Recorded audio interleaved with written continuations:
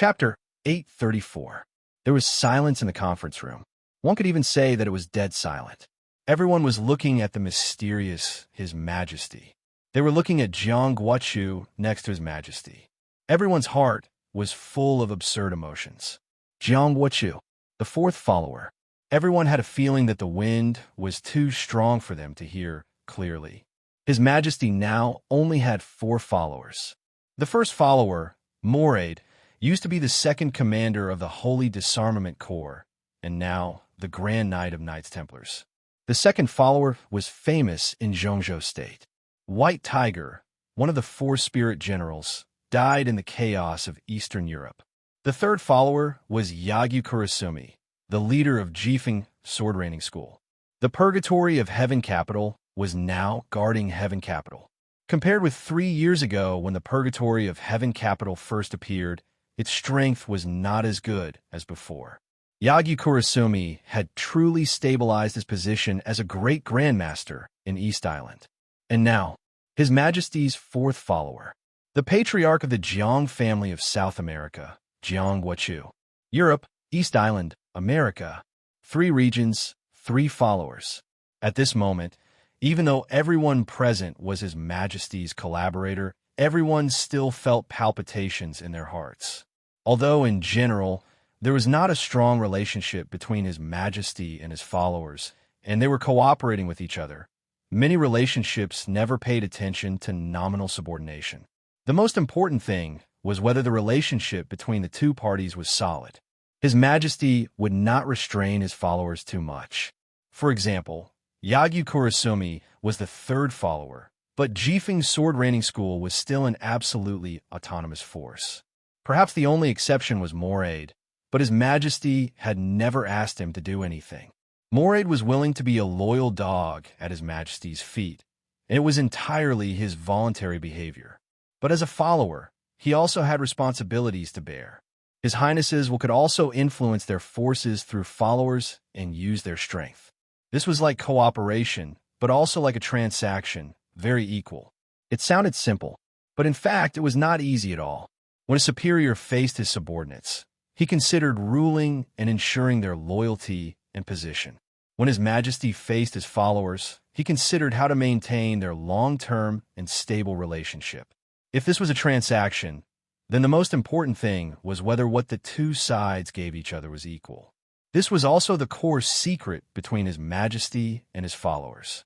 No one knew what His Majesty would give him after he became His Majesty's disciple. Nor did anyone know that His Majesty had given Mordash. What was that? But as long as the disciples believed that what His Majesty had given them was worth the price, such transactions and cooperation would never go wrong. And this kind of relationship would also be more easily accepted by various countries. The royal family of East Island had never expressed any opinion on the master of Jifeng Sword Raining School becoming His Majesty's follower. Now, Jiang Guochu had also become His Majesty's disciple. What His Majesty gave Jiang Guochu was no longer important. Since he was willing to be a follower, it proved that he could not refuse what His Majesty was giving him. Being unable to refuse also meant that this kind of cooperation was unbreakable, at least in the short term. It was no longer a matter of His Majesty having one more follower. With the addition of Jiang Guochu, His Majesty, Knights Templars, and Jifeng Sword Raining School had one more reliable ally. And the Jiang family of South America also had the help of His Majesty, Knights Templars, and Jifeng Sword Raining School. His Majesty had another ally by his side. This was a good thing for everyone in the alliance. Tianhai Wuji lowered his head and took a sip of tea, his eyes twinkling. He was not His Majesty's follower. Now seeing this scene, he had begun to subconsciously consider the next situation of Wuji Palace. Wang Qinglei looked at His Majesty, then at Jiang Guochu, and finally kept silent. He was a counselor of Zhongzhou State, and he would even strive for the presidency of Zhongzhou State in the future. It was impossible for him to become His Majesty's follower. Wang Xiaoyao also had his own pride, and it was also impossible for him to appear as a follower. Now seeing Jiang Guochu actually standing behind His Majesty, the 2 of them had mixed feelings. They looked at each other and didn't speak. The feeling of helplessly watching a strong competitor rise was not a good one. But fortunately, for now, Jiang Guochu becoming the fourth follower was more beneficial to the war of the Wang family of Beihai. What did he give you? Wang Xiaoyao glanced at Jiang Guochu and suddenly asked. Jiang Guochu sat next to His Majesty. Hearing this, he raised his eyes and glanced at Wang Xiaoyao, then said blandly, "The future." There were many possibilities in the future, so the answer was extremely vague. Wang Xiaoyao shrugged and took a deep look at him, speechless. Jiang Guochu's expression was calm and peaceful. What His Majesty gave him was indeed the future. His future and the future of the Jiang family of South America. Within 5 years, His Majesty promised to make him really close to the threshold of the peak of the invincible realm. And it could be foreseen that this alliance would not disappear at the moment. Jifeng Sword Raining School, the Jiang family of South America, Knights Templars, this was just the beginning. It already looked extremely beautiful. There would be more people, more forces joining this alliance. There was no rule here. There were only interests and mutual cooperation. Interests were the eternal theme. Perhaps one day in the future, this alliance would disband because of internal strife. But with His Majesty, these days would not come. As for the further future, at that time, no matter what the alliance did, the Jiang family of South America would get enough interests and would not lose anything. The name of a follower sounded unpleasant, but compared to interests, these were not worth mentioning. Congratulations, Your Majesty. A hoarse voice with a thick Nordic accent rang out. The already gloomy atmosphere in the conference room seemed to darken even more. The hoarse voice echoed slightly and silently. A foot stepped on the ground in front of everyone, followed by a man in black standing in front of the desk. Wang Xiaoyao suddenly felt that the man's dress was a little familiar. The black cloak covered the whole body. He could not see the face, figure, or even whether the person was a man or a woman. He looked down at himself. He found that the two of them dressed almost the same. The corners of his mouth twitched, and he narrowed his eyes. "Ju, King Xiaoyao, nice to meet you." "Hello." In the black cloak, the hoarse voice laughed in a low voice. "If there are any hidden experts in the Wang family of Beihai, you can tell me. I can kill them in advance. You can kill as many people as you want in Mount Dibbing, including Wang Shengxiao. How do you want him to die?" Wang Xiaoyao gently raised the corners of his mouth. He glanced around with a faint smile. "That's a little interesting. Among all of you, Ju's combat capability may not be the strongest, but when it comes to killing people, no one can compare with him, including me." His Majesty whispered. No one denied that. He was the only invincible realm killer who was still in the peak state. He was cruel, cold, ruthless, and cunning. He had evolved the peak assassination skills to the extreme. Standing here, he represented the highest level of all the killers in the dark world in this era. His Majesty, Moraid, Wang Xiaoyao, Yagyu Kurumi, Tianhai Wuji, Ju, and Jiang Guochu. 7 invincible realm experts. This was the strongest lineup they had when waging war against Beihai. It was also the greatest confidence for them in Zhongzhou State. In the case that more than half of the invincible realm experts in the dark world had withered, the 7 of them represented the supreme of the dark world. "Let's get started." His Majesty reached out and knocked on the conference table, then said in a soft voice. Chapter 835. There was no courtesy or concealment in the meeting in the name of trial. Before the war broke out, this was the last coordination between the top leaders of several superpowers. They had all proved their sincerity before. Now, they were discussing the ultimate power to join the war. The first batch of lurkers from Knights Templars is already in place. 4 Grand Knights have secretly arranged it. Within 3 days, the second batch of elites will sneak into the city of Floating Island. There are 3 experts at the peak of the Thunder-Shocking Realm, 9 in the Thunder-Shocking Realm, 70 in the Fire-Flaming Realm, and more than 100 in the Ice-Condensing Realm. We have contacted the intelligence personnel of Zhongzhou State and exchanged some information to a certain extent. After the war breaks out, within 3 hours, Floating Island will fall into a state of chaos. In the most urgent time, we can at least hold off the 20,000 garrison troops of Floating Island City for more than 5 hours. Moraid's voice was calm and confident, which was proportional to the power he showed. Floating Island in North Sea was the territory of the Tang family. The 7 sword-holding families were all wealthy families with deep roots. There might be strong and weak ones, but none of them were easy to deal with. With the garrison troops of the Beihai Corps stationed in each city, it was no exaggeration to say that no matter which city they attacked, it would be a real hard battle. The so-called state of chaos referred to the paralysis of some core urban functions of Floating Island in the shortest time, such as traffic, communication signals, and command systems, causing chaos from top to bottom in the whole city. The elites of Knights Templars had prepared everything in Floating Island City.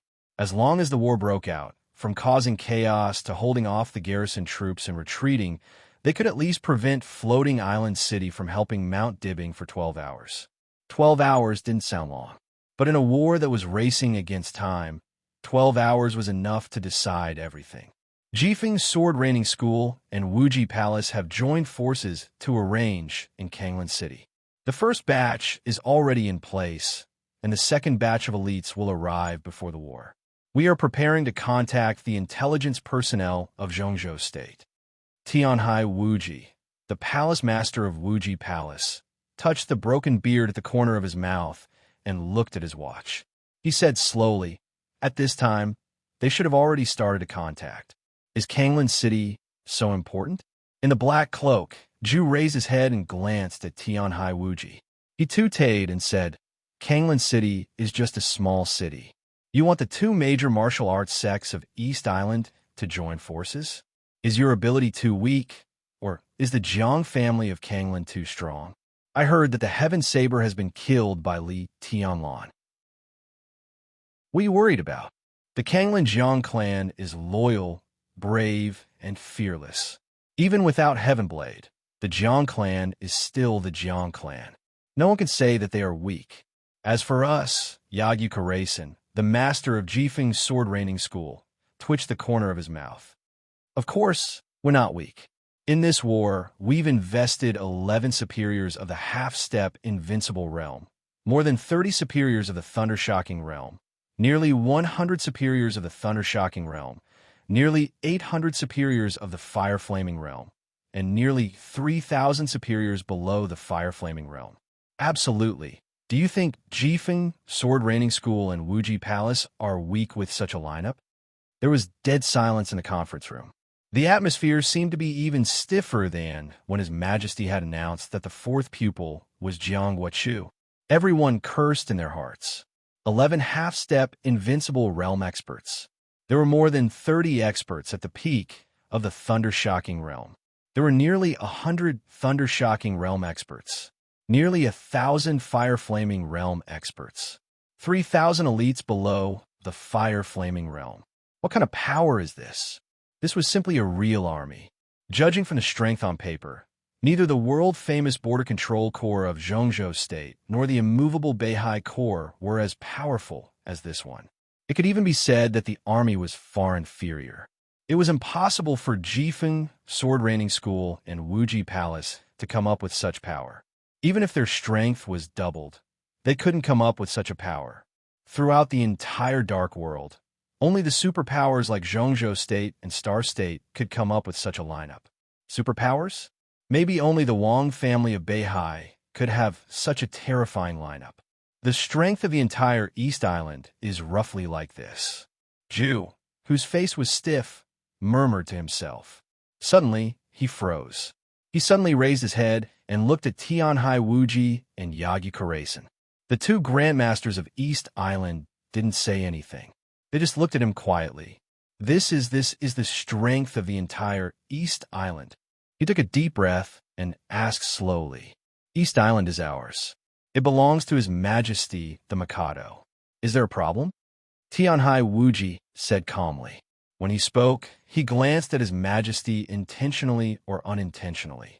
His Majesty sat in a cloud of starlight and didn't seem to respond. Everyone could feel his gentleness and smile. He didn't speak. He had nothing to say. More than 4 years ago, Zhongzhou State conspired against East Island with all its power. More than 4 years later, East Island conspired against Beihai with all its power. Tianhai Wuji pursed his lips, and his eyes looked a little savage. It was indeed the power of a whole country. East Island had already suffered a great loss in the final battle of Heaven Capital. As the purgatory of Heaven Capital moved further and further away from them, East Island became weaker and weaker. His Majesty's will was passed to His Majesty the Mikado through Jifeng's sword. Without any hesitation, the Mikado directly made this seemingly crazy decision. This lineup was almost more than 80% of the existing strength of East Island. And the battlefront they were responsible for was naturally more than one city. It was Kanglan, Tongtian, and Xiushui. 3 cities and 80,000 square kilometers of land. That was the territory that the Wang family of Beihai took away from East Island hundreds of years ago. With this island, which had always been called North Island and East Island, the territory of Beihai doubled, and now there was a beautiful land of 160,000 square kilometers. Everyone in East Island could never forget the humiliation that the last Mikado suffered in Beihai when he visited the Wang family of Beihai and tried to take back this territory. And now, the opportunity was here. People in East Island didn't need to smile apologetically anymore, and they didn't need to bow down anymore. If you don't give it to me, I will take it. I don't care if there are corpses everywhere and blood flows like rivers. And this action also had a code name in East Island, which was return. Let the land that belonged to East Island return. From the very beginning, East Island regarded this action as a war. A real, highest-level war. Kanglan, Tongtian, and Xiushui, half of Beihai province will become our war zone. The combat teams and fleets of Jifeng Sword Raining School and Wuji Palace will be on standby at any time. We won't detonate the so-called chaos. Or rather, we won't just do that. The 3 so-called sword-holding families, the Zhang family of Kanglan, the Chun clan of Tongtian, and Huangfu of Xiushui, will completely disappear and be destroyed in this war. We can promise you that no matter how long the war lasts, no one from the 3 cities south of Kanglan River will go to support Mount Dibbing. Yagyu Kurumi's voice was clear and firm. His expression was serious and solemn. Wu Ju curled his lips and fell completely silent. The combat teams and fleets of Jifeng Sword Raining School and Wuji Palace? Bulsh *T. Jifeng Sword Raining School and Wuji Palace didn't have any combat teams and fleets. Combat teams were the standard configuration of the various superpowers. They were also the core combatants of the various superpowers and the strongest aerial forces. Combat teams generally consisted of the world's first-rate fighters, some even super first-rate fighters, such as helicopters, transport planes, and reconnaissance planes, to form a large-scale combat team. Whether it was Jifeng Sword Raining School or Wuji Palace, they weren't superpowers. They couldn't afford it at all. They could afford it if they gritted their teeth, but they couldn't afford daily maintenance, combat personnel, fleet command, private air routes, and training. The fleet was even more exaggerated. It was a navy on the right track. Among the superpowers in the Dark World, only the Wang family of Beihai had its own fleet. Nominally, it still belonged to the Beihai, Core, and Zhongzhou State. The so-called fleet and combat teams were obviously the power of East Island. In this action, East Island was totally going to seize this opportunity to stake everything on one throw. We are foreign aid, and most of us are active in Queen City. All of you here are friends of the Jiang family of South America, and the Jiang family of South America will not be stingy with its feathers. Our 3 superiors of the half-step invincible realm are already in Queen City, and the second batch of elites will soon enter Beihai. There are nearly 800 people in total, and they are all elites. We can also make Queen City unable to support Mount Dibbing in a short time. Jiang Guochu smiled and said in a gentle voice, I have few people, not as many as you. His Majesty can arrange it. Wu Ju shrugged. The so-called rising invincible realm expert was also a killer.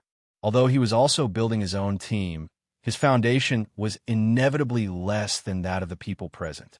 His Majesty nodded and looked at Wang Qinglei. Don't worry about Lioli City. Even if the strength is insufficient, His Majesty Wang Xiaoyao can directly control the patriarch of the Yi family as soon as it happens. As for Shenzhou City, Zhongzhou State will do its best to clear the obstacles for you. Wang Qinglei's voice was calm. His Majesty nodded and looked very satisfied. There were only 3 groups of people attacking Beihai. The first group went into Beihai to lurk. The second group was the support force of the first group of elites, and it would also be the main force to detonate the chaos. And the third group, His Majesty, Moraid, Jiang Guochu, Wang Xiaoyao, Yagyu Kumi, Tianhai Wuji, and Wuju were all in the third group. They would take a small number of elites and rush directly to Mount Dibbing. This was the strongest force, and Mount Dibbing would also be the final battlefield. It was expected that in 8 hours, the entire Beihai will be turned upside down. Your Highness, do you have anything else to add? His Majesty glanced at Wang Xiaoyao and suddenly asked with a smile. No, Wang Xiaoyao said blandly. This is already very good. He stared at the table in front of him, a little absent-minded. He thought of the raging force that was about to rush into Beihai. He suddenly thought of his big brother, who would stand in front of him no matter what danger there was when he was a child. Sword Emperor, thinking of that figure. Beihai, thinking of that land. Ha! Wang Xiaoyao took a deep breath, and his eyes suddenly became extremely cruel and cold. Chapter 836. His Majesty looked at Wang Xiaoyao seriously and didn't speak for a while. In the clouds and starlight, he sat there, and his aura was calm and deep. Wang Xiaoyao seemed to know what he wanted to say. He sorted out his thoughts and said blandly, When the time comes, my people will automatically cooperate with you. There's no need to say more. Compared with you, I don't have many people, but whether it's ability, loyalty, or position, they can play a great role. You need me to sneak in, and you also need me to retreat. His Majesty nodded and said softly, It's best if your Highness is willing to do your best. I have no way out. Wang Xiaoyao was expressionless. This could be said to be the biggest crisis of the Wang family of Beihai in the past 100 years, and he also became the biggest traitor in the Wang family of Beihai for hundreds of years. It was no exaggeration to say that the Wang family of Beihai also had chaos and purges in history. But as the lineal brother of the patriarch, Wang Xiaoyao was the first traitor in the history of the entire Wang family of Beihai. If he and Wang Qinglei succeeded in their plan, it would start a new era of the Wang family of Beihai. But if the plan failed, Wang Xiaoyao would definitely not have a good end, not to mention what would happen to Wang Qinglei. It was a small matter that he was smashed to pieces. In the next decades, or hundreds of years, he would even be spurned by the descendants of the Wang family of Beihai for many years. He really had no way out, so he had to go all out. His Majesty moved his body and seemed to be relieved. He smiled, looked at Wang Qinglei, and asked, Speaker, do you have anything to add? Wang Qinglei was his partner, and many things that should be said had actually been said before the meeting. But now Wang Qinglei was sitting here, representing not only his partner, but also the attitude and will of the whole Zhongzhou state towards this war. East Island could attack Beihai with all its strength. The Vatican and the Jiang family of South America could also send out all their elites. Even if Zhongzhou state didn't send out a single soldier, Wang Qinglei was also qualified to sit here. Because Beihai still belonged to Zhongzhou state after all, what they needed most was the acquiescence of Zhongzhou state. What was more, what Zhongzhou state gave them was not only acquiescence, but also considerable help. So even His Majesty respected Wang Qinglei very much. Before I came here, I had a detailed and in-depth communication with the Prime Minister.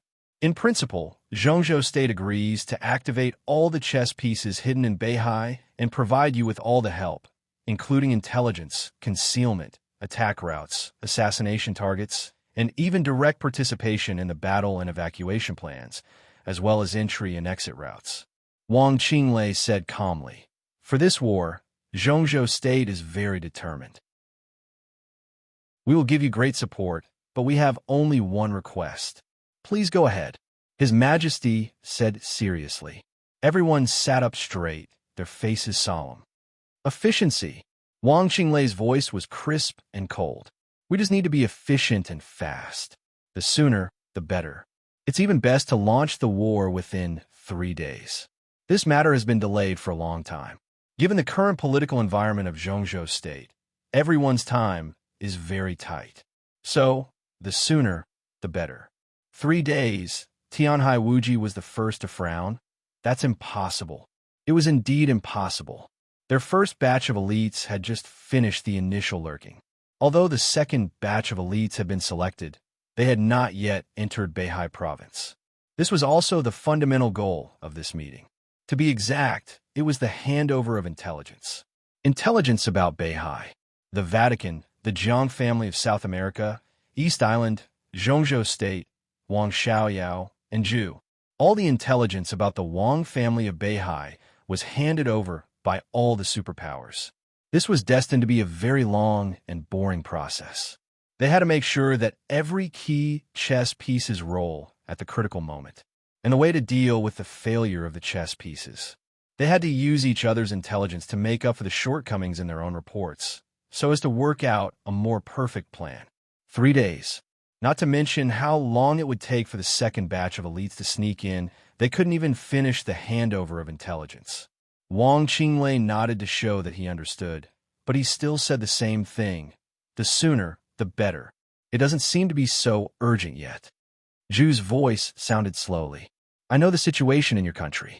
Your president and prime minister still have at least a year. Oh, maybe less than a year. It's winter now, and their terms will end in late autumn tomorrow.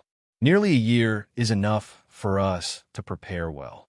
I think 3 months later, it's probably the spring festival or the first lunar month of Zhongzhou State. We can all be well prepared. At that time, we can give Beihai a big New Year gift, isn't it? It's very ceremonial. Wang Qinglei praised with a poker face, but it's extremely stupid. Zhu's face darkened, and he didn't speak. I said to start in advance, not only because of the 2 leaders' terms of office, but also for your consideration.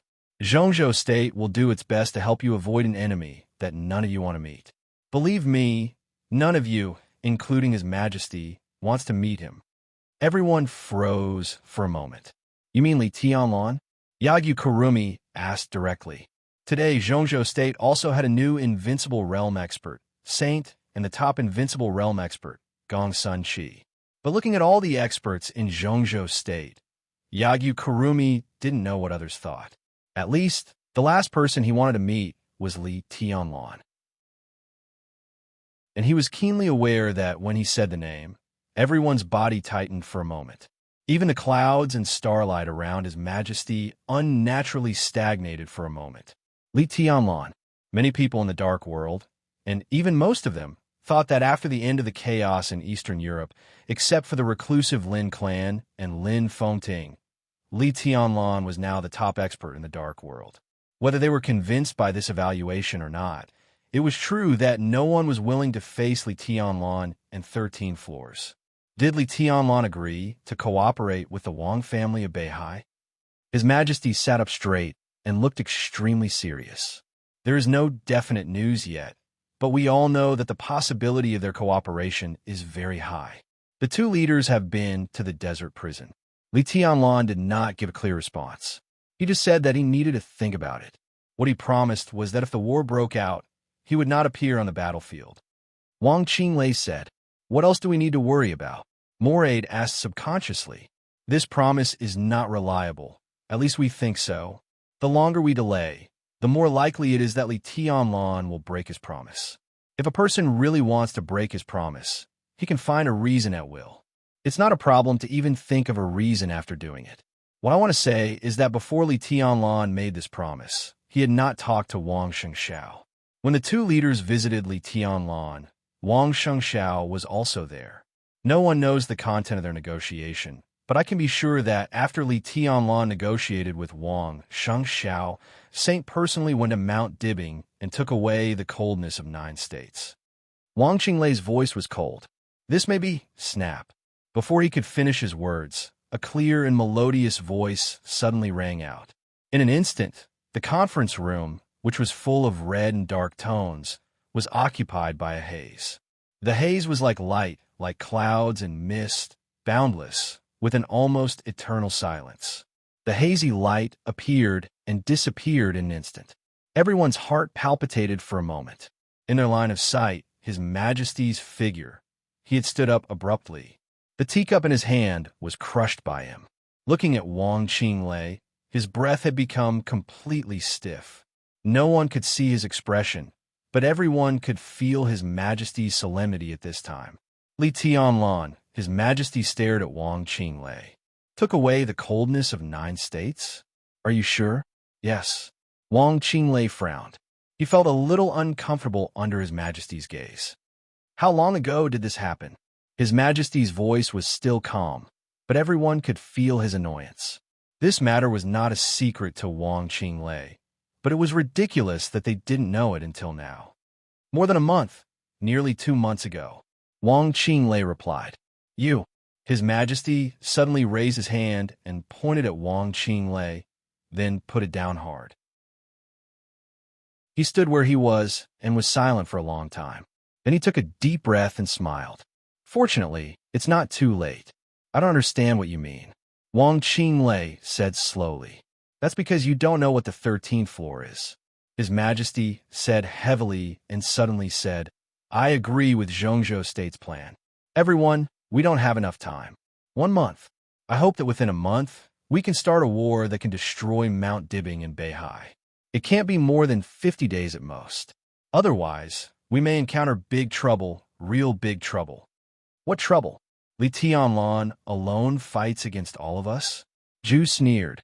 It's not Li Tianlan. His Majesty said slowly. It's Li Tianlan and the 13th floor. So, we must speed up all actions at all costs. Before His Majesty's voice faded away, his cell phone suddenly rang. Wang Qinglei subconsciously looked at the number, and his face changed slightly. He subconsciously picked it up and whispered, Prime Minister. Everyone was stunned at the same time. They looked at Wang Qinglei and didn't speak. What? No one could hear clearly what the Prime Minister of Zhongzhou State said on the phone. But suddenly, Wang Qinglei's face changed dramatically, and he stood up all at once. His body trembled slightly, and his face was a little pale. His Majesty looked at this scene, and his heart suddenly sank. Wang Qinglei held the table with one hand and tried his best to hold the phone with the other. Chen Fanqing was still talking on the phone. Wang Qinglei's body gradually became stable. However, his face was still somewhat pale, and there was undisguised fear on his face. Okay, I understand. Wang Qinglei said slowly and silently put down the phone. What's the matter? His Majesty asked, pretending to be calm. Wang Qinglei glanced at everyone and didn't know what to say for a moment. He just asked everyone to speed up their actions, but in the blink of an eye, he suddenly heard the bad news from Zhongzhou State. Even with his will, he found it difficult to speak at this moment. Everyone. Wang Qinglei hesitated and said slowly, There are some problems in Beihai, and we are in trouble. But I don't think this is a reason for us to postpone the action. What trouble? Be more specific. His Majesty's tone was a little impatient. In one night, Zhongzhou State lost 4 major generals lurking in Beihai. Our people suffered heavy losses, and the elites of the superpowers were also greatly affected. Wang Qinglei smiled bitterly and said, I think you will soon see the battle damage. Chapter 837. Wang Qinglei spoke very quickly, which was completely beyond everyone's expectations. Before he could finish his sentence, the phone started ringing one after another.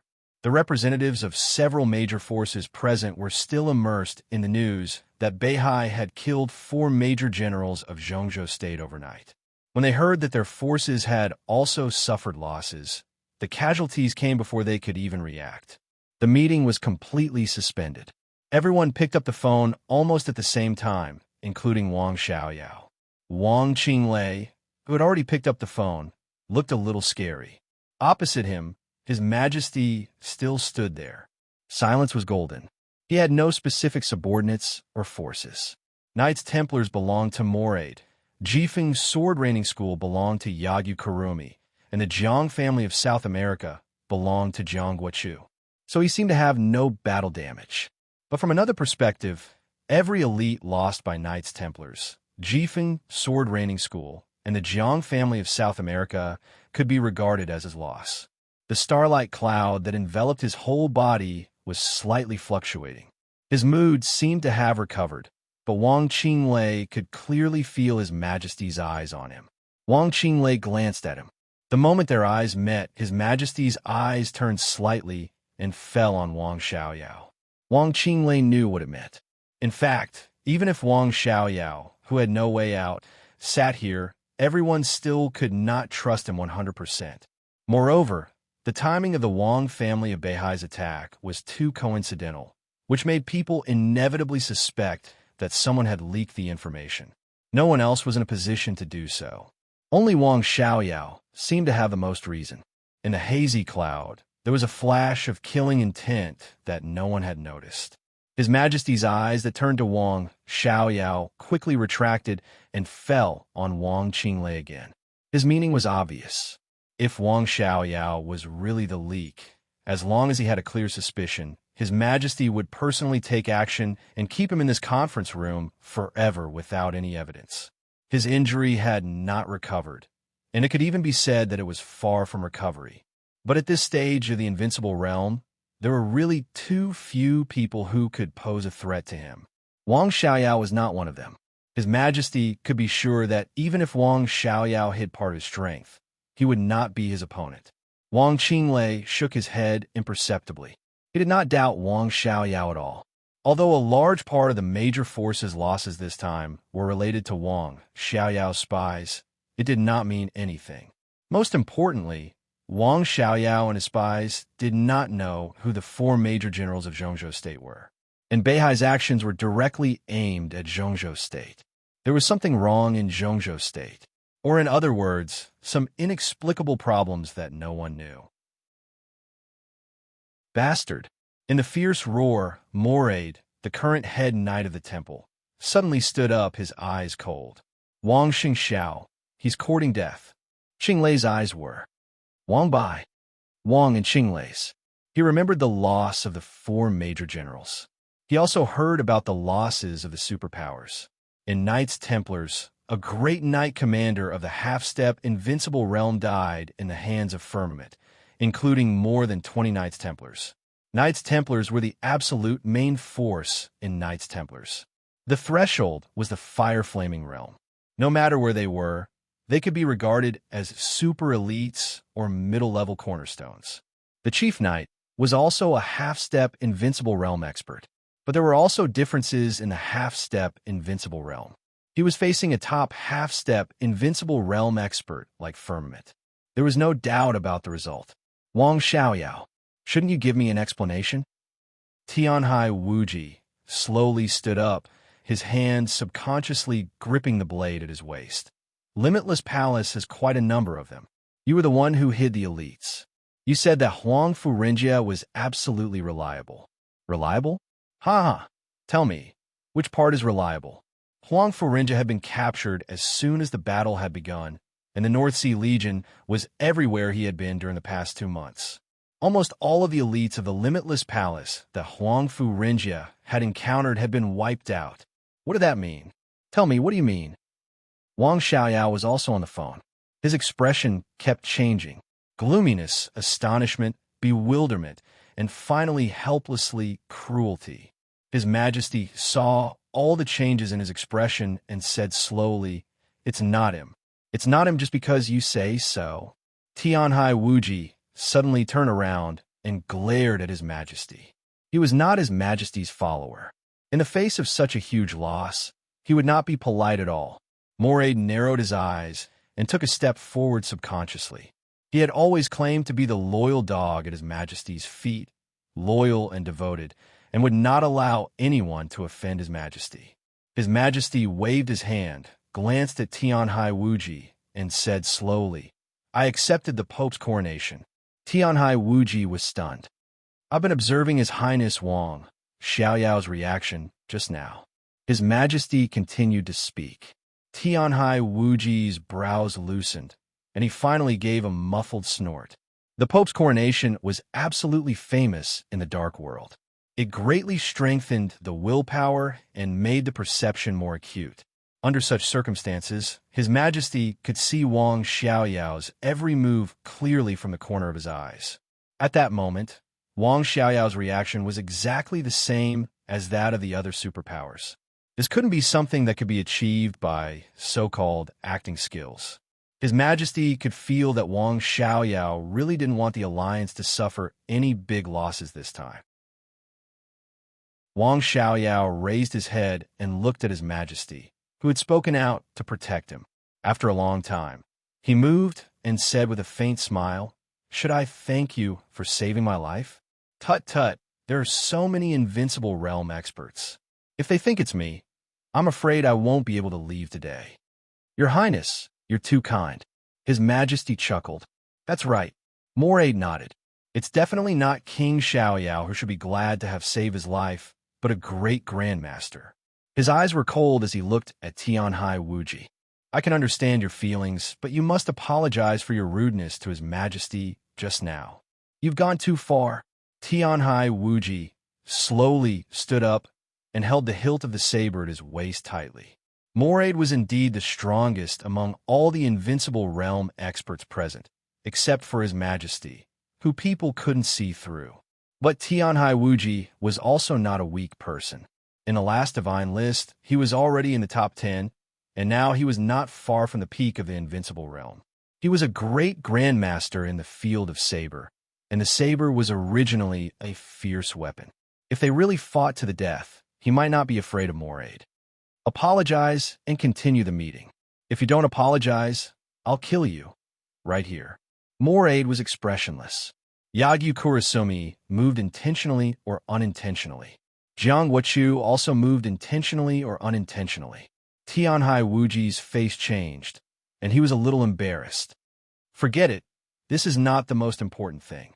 His Majesty waved his hand, sat down again, knocked on the table, and said slowly, "It's impossible for His Highness Wang Xiaoyao to leak information.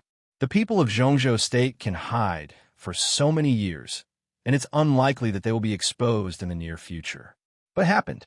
Everyone, don't you think this feeling is very strange? Or rather, this feeling is very familiar? This feeling was indeed very strange, but there are not many people who felt familiar with it.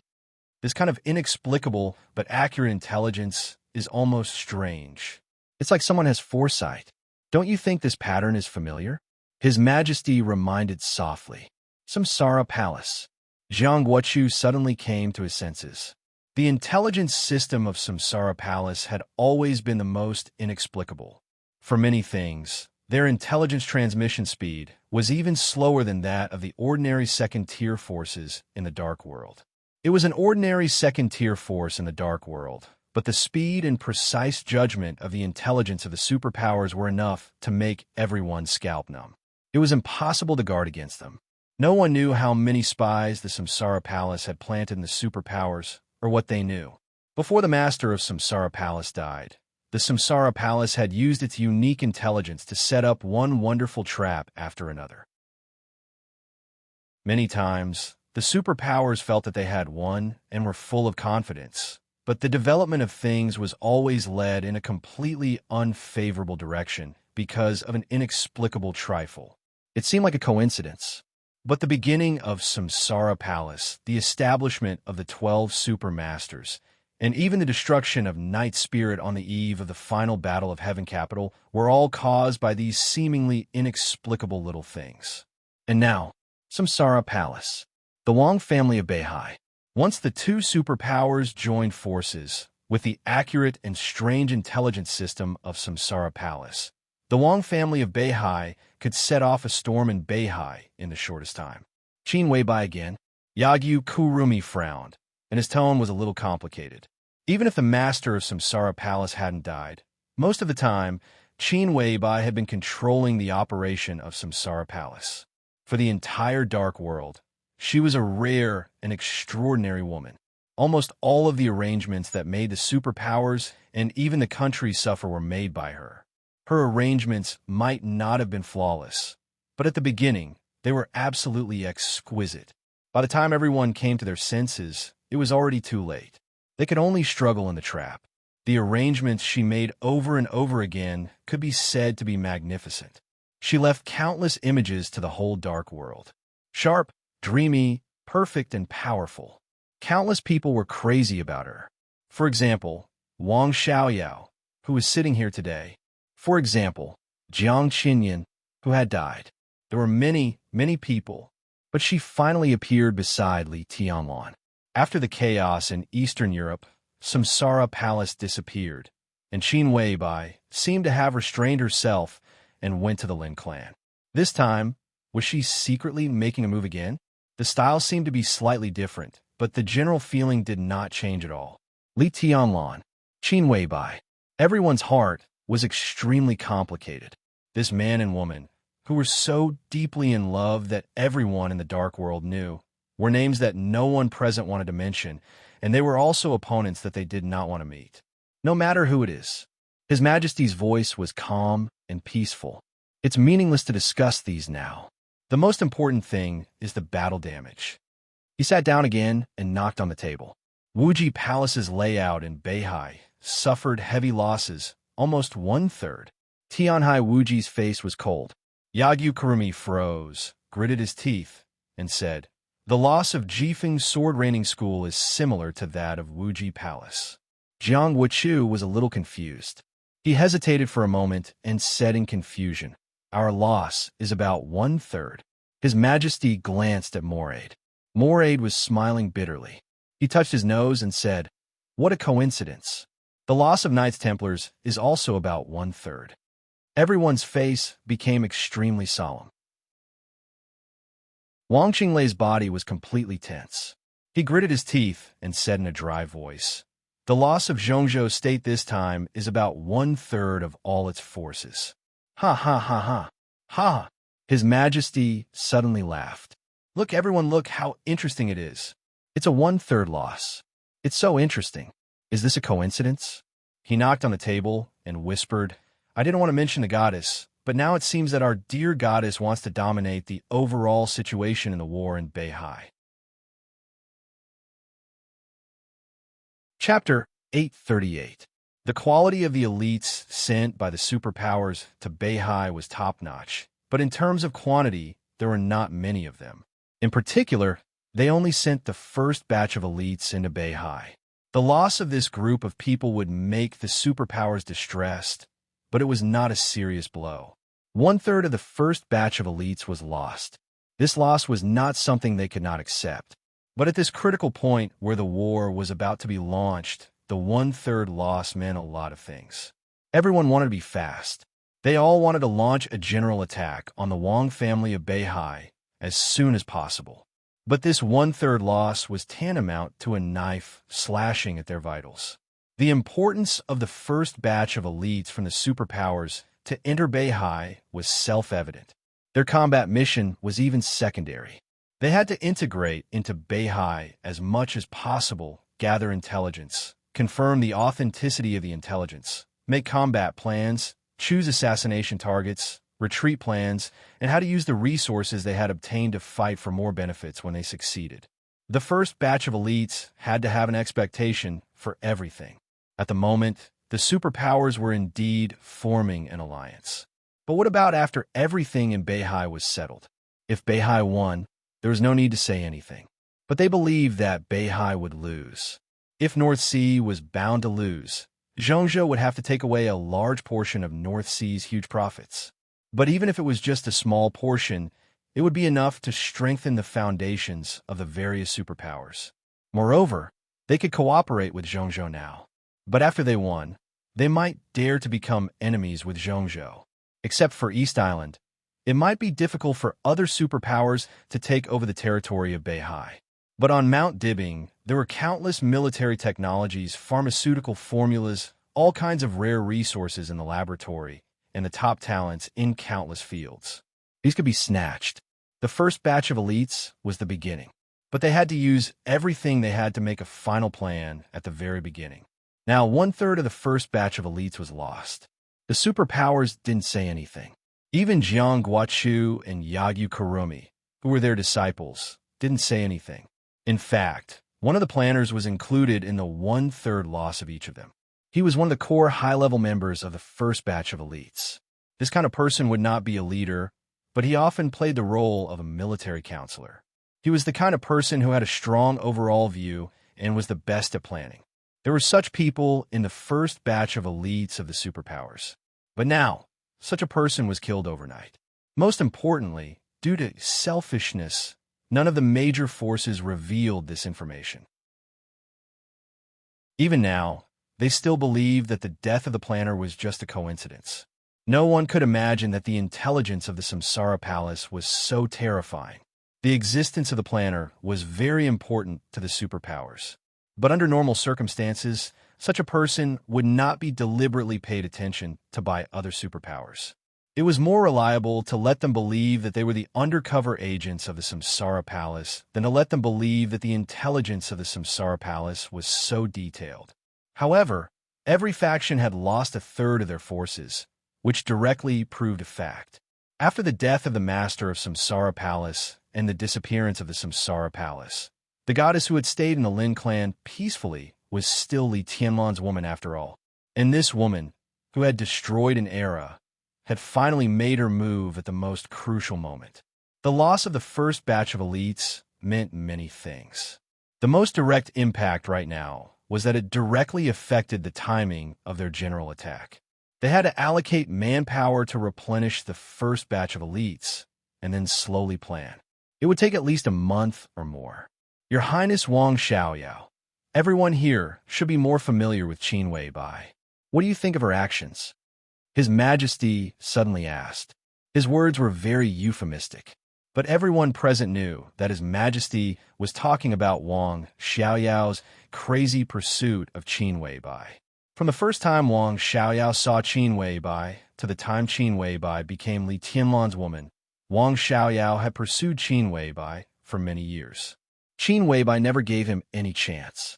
But as the King Xiaoyao of the Wang family of Beihai, with this identity, and Qin Weibai was in Zhongzhou state at that time, Wang Xiaoyao had more contact with her and knew more about her. Wang Xiaoyao had a faint smile on his face. After entering this conference room, he seemed to have this expression all the time. He had a faint smile, eccentric, and looked surly and cold. Dominate the overall situation? Well, if you also think that she wants to dominate the overall situation, I also think so as not to cause unnecessary misunderstanding. Wang Xiaoyao said lightly. What do you mean, Your Highness? Zhu asked, narrowing his eyes. Wang Xiaoyao ignored him. Everyone seemed to be deep in thought and did not pay attention to him. His Majesty did not speak, either. The reason why Zhu could sit here was because he was the only invincible realm killer in the Dark World, and because of his strong combat capability. But after all, he was just a new invincible realm killer. Before entering the invincible realm, thunder-shocking realm expert, even a top assassin of half-step invincible realm, could not be qualified to sit here. Similarly, he was unlikely to be too deeply involved in some major events. But others were different. The two major sects in East Island, Knights Templars, the Jiang family of South America. These forces were all participants in countless chaotic situations in the past. They had dealt with Qin Weibai more than once, and they had fought against each other more than once. His Majesty said that Qin Weibai wanted to dominate the overall situation and was ridiculed by Wang Xiaoyao. Even His Majesty could not refute anything. Dominating the overall situation was just a statement that was good for their unity. But in fact, when did Qin Weibai ever dominate the overall situation? What she was best at was setting up a situation with all kinds of chaotic desires, pulling everyone into the quagmire, and guiding the direction of the situation in the early stage of the chaos, intentionally or unintentionally. Such a person was generally not popular in the Dark World. But Qin Weibai was still a goddess. The only goddess. This actually showed that many people did not hate her too much. Hatred might be there, but they did not hate her. It wasn't just because of her outstanding beauty that could cause the downfall of a city. It was also because even if she could control the overall situation, she never tried to lead anything from beginning to end. The whole Samsara Palace was like this. Samsara Palace did not seem to have any ambition to dominate the dark world. In every major event, in every chaotic situation, from the beginning to the end, Samsara Palace had always maintained the most clear goal. When Samsara Palace guided the initial situation to the situation they expected, the whole Samsara Palace would go all out at the first time. After accomplishing the initial goal, they would withdraw from the chaos without hesitation. Even if there were great benefits, they would not fight for it. Yes, because of benefits, greater benefits. Samsara Palace dragged countless superpowers and invincible realm experts into the chaos and regarded them as pawns that could be used. The superpowers did not mind this. In the dark world, everyone had the awareness of being a pawn. When Samsara Palace dragged them into the water, it also tossed the whole dark world into chaos. This could also let the superpowers see the benefits that were so great that they were willing to not withdraw. Then they began to make plans. They schemed against all kinds of opponents and made bigger plans. Then the plot became bigger and bigger. The frictions continued to escalate, and the losses became greater and greater. In the end, they even forgot what their original goal was. Samsara Palace was different. They only had one goal, and there was no so-called greater benefits. The dark world was turbulent, blood flowed like rivers, and corpses were everywhere. Samsara Palace did not care and did not look at it. What they cared about was the goal that they had set before the chaos. They did not forget their original goal. In this regard, Samsara Palace did not only well, but it was even rational to the extent of restraint. Moreover, in the countless chaos created by Samsara Palace, although it would drag other superpowers into the water, in the chaos, as long as they did not provoke Samsara Palace and their goals, they generally would not take the initiative to provoke others. All the losses of the superpowers were caused by the killing of each other, because they had the necessary benefits. Was Samsara Palace the culprit? For the superpowers that had long adapted to the law of the jungle, the culprit was not anyone, but failure. Only failure. Winner takes all. Failure was the culprit. As long as they won, they could get greater benefits. If they failed, who else could they blame but themselves? More importantly, Samsara Palace seemed to be extremely crazy, but in every chaos, they did things in a very measured way and left some room for others. At least, every time the chaos caused by Samsara Palace, the final winner would not be Samsara Palace. Samsara Palace had made a lot of chaos, neither big nor small, and there were 3 big moves. More than 4 years ago, Master of Samsara Palace destroyed Night Spirit in Europe and got the murderous weapon Blue Sky Underworld. She did not move for other interests and directly retreated. In that battle, Dark Knights had the last laugh, completely stabilized their position as the leader of Northern Europe, and even vaguely suppressed the Vatican in Northern Europe. It was a win-win situation. Night Spirit was destroyed. Master of Samsara Palace challenged Gu Xingyun and created the final battle of Heaven Capital. The rise of the Purgatory of Heaven Capital was a win-win situation for Samsara Palace and the Purgatory of Heaven Capital. Li Tianlan came back from the dead and completed his martial arts. Zhongzhou State also put down its guard because of the weakness of East Island. In the final battle of Heaven Capital, Samsara Palace was not the only one who gained something. The chaos in Eastern Europe seemed to be the most tragic. Most of the power of Samsara Palace was used on the Wang family of Beihai. Let Beihai fall into hell forever. The whole of Mormons became an empty city in the absolute domain. Countless elites were buried in foreign lands. The sword that crossed Mormons was so decisive. But even so, in the chaos in Eastern Europe, Samsara Palace made Li Tianlan the biggest beneficiary and still did not block all the ways for the Wang family of Beihai to take over Snow Country. It was just that Snow Country benefited Wang Xiaoyao in the end. This was Samsara Palace. Samsara Palace was so dedicated to its goal that it did almost everything. Such a force, and such a goddess, might make other forces feel as if they were facing a formidable enemy. But there were not many feelings of disgust, because this was the dark world. His Majesty said that the goddess wanted to dominate the overall situation, which meant that she wanted all forces to stand on the opposite side of Qin Weibai. But after understanding Qin Weibai's behavior pattern, everyone was thinking about whether they could become the second winner in this battle. Because of the goddess's style of doing things, there was always room for leeway, or she was too focused to care about other things. But no matter what, there was always room for leeway. His Majesty squinted at the major forces with their own thoughts, shook his head subconsciously, and suddenly changed the topic. Why did Beihai suddenly attack Zhongzhou State? This is tantamount to a declaration of war, the kind that will not stop until one side is dead. Wang Xingxiao will not be so brainless or irrational. The leaders of the major forces who were thinking were stunned and looked at Wang Qinglei at the same time. His Majesty's question was also the key. If Zhongzhou State did nothing, how could Mount Dibing, which had been enduring, go crazy? Wang Qinglei's face was gloomy, but in the face of these collaborators, he had to give an explanation.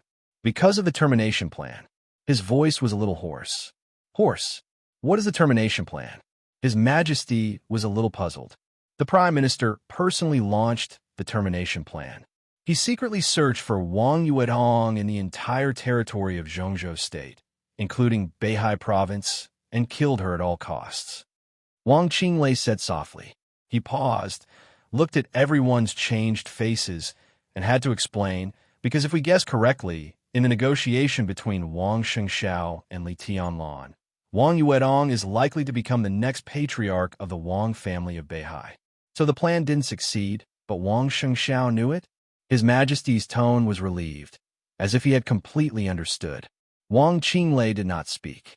The result was already obvious. Stupid teammates, Jiang Guochu said with a smile. His voice was soft. It's so stupid. Tianhai Wuji snorted heavily. It has looked like this. Wang Qinglei nodded. But have you thought about it?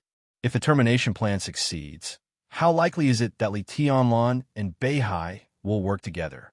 Even if Wang Yuetong is dead, the possibility of their cooperation still exists, but it will be much smaller. But it doesn't matter.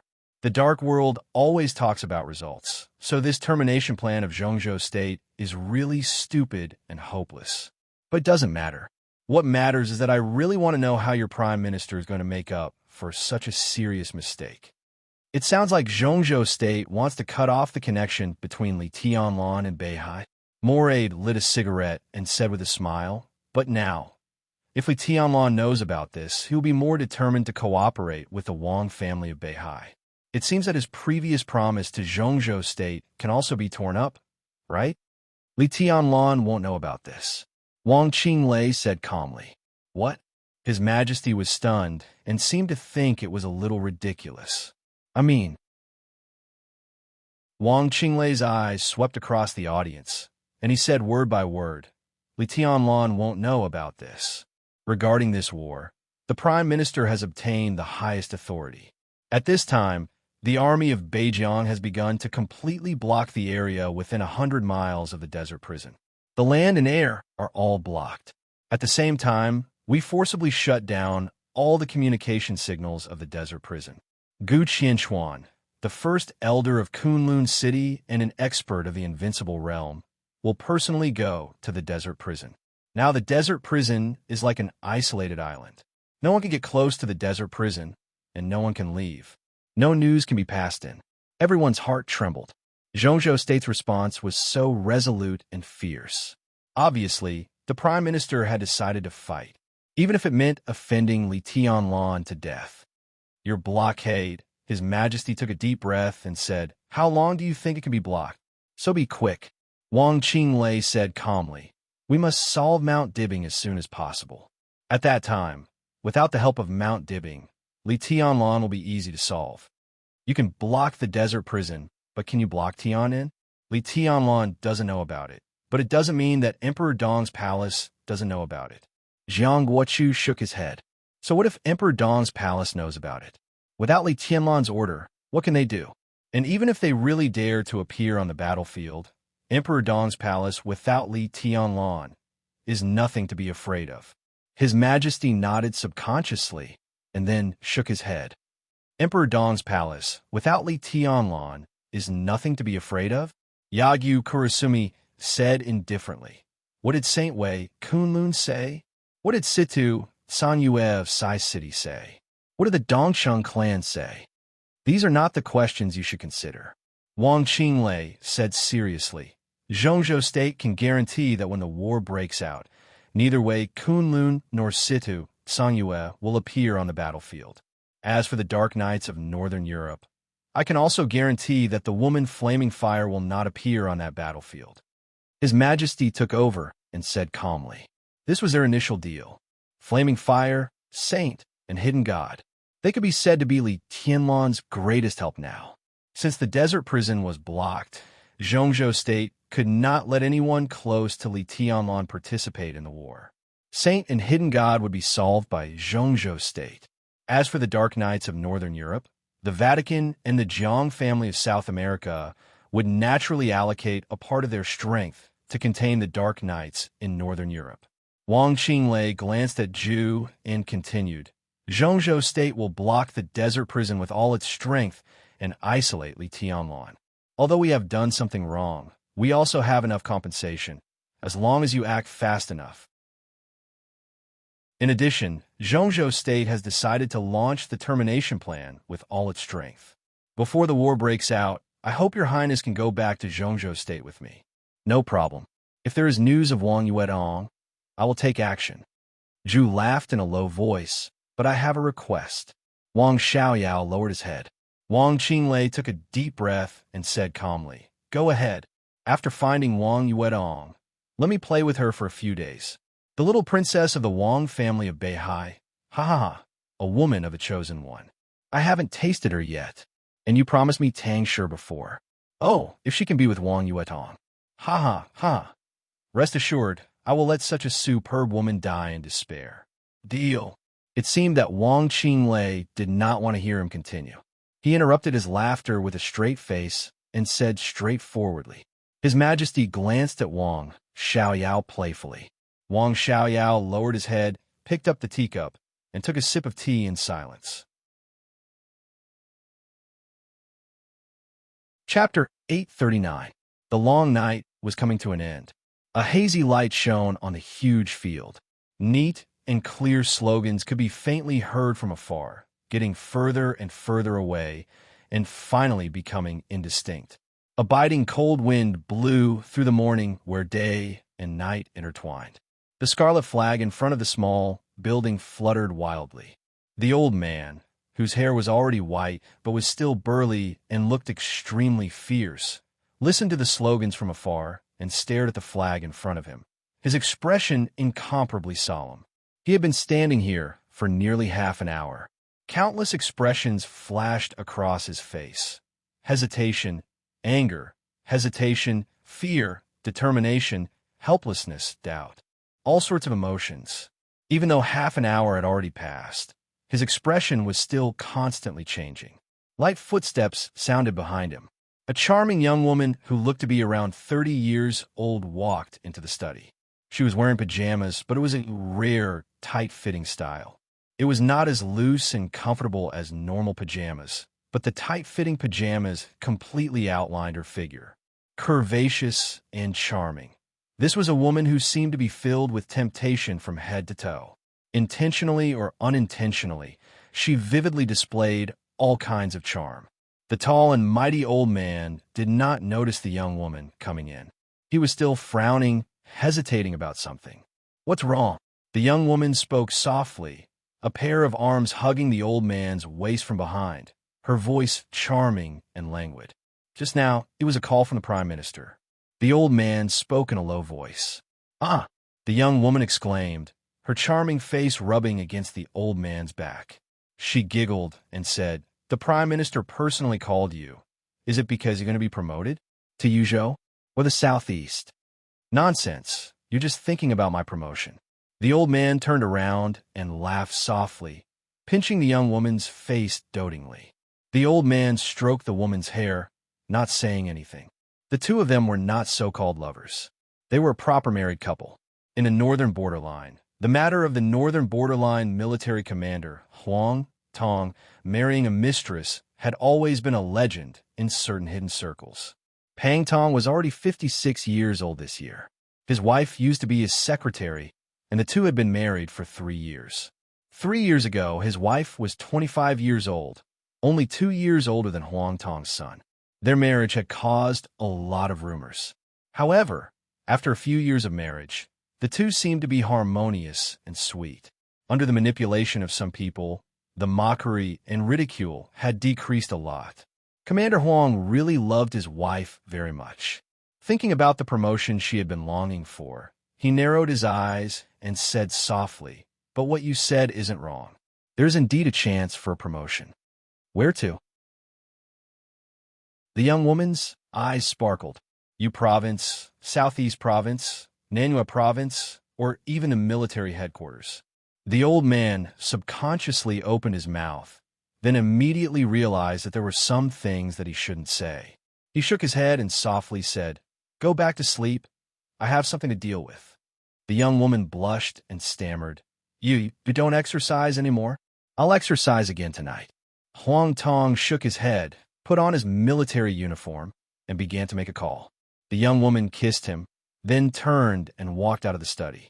When she was about to leave the study, Huang Tong's dignified voice sounded from behind. "Ouyang, come to my office right now." The young woman's footsteps paused slightly, then she quickened her pace. From an angle that her husband couldn't see, her eyes were a little flickering. "Ouyang." There might be more than one person with the surname Ouyang in the entire Beijing military region, but there was only one person who was qualified for Huang Tong to call in person. The commander of the 43rd Army of Zhongzhou State stationed in Beijing, Major General Ouyang Pengfei. He was the well-deserved #1 expert in Beijing of Zhongzhou State, and also a super soldier personally trained by Zhongzhou State. The young woman looked back at Huang Tong, smiled sweetly, and gently closed the door. Huang Tong wore a military uniform and sat in a chair. Through the window, he looked at the blurry scarlet flag outside, and his face became more and more solemn. Ouyang Pengfei flew fast. His main duty was to lead the 43rd Army of Zhongzhou State, but he still held the position of deputy commander of the Beijing military region. His residence was not far from Huang Tong's, so they could be said to be neighbors. When he hurried into the study, Huang Tong had completely calmed down. He walked out from behind the desk, sat on the sofa, waved his hand casually, and said tiredly, "Sit down." Ouyang Pengfei sat opposite Huang Tong and was a little confused. "Commander?" "Yes." Huang Tong nodded lightly. The relationship between the two was extremely close, and they were both capable generals of the Prince Group. There was no need for too much courtesy between them. "The Prime Minister just talked to me on the phone. He asked you to come here to give you a message." "Go ahead." Ouyang Pengfei's expression suddenly became serious. A few hours ago, Wang Shengxiao, the patriarch of the Wang family of Beihai, launched a cleanup operation in Beihai.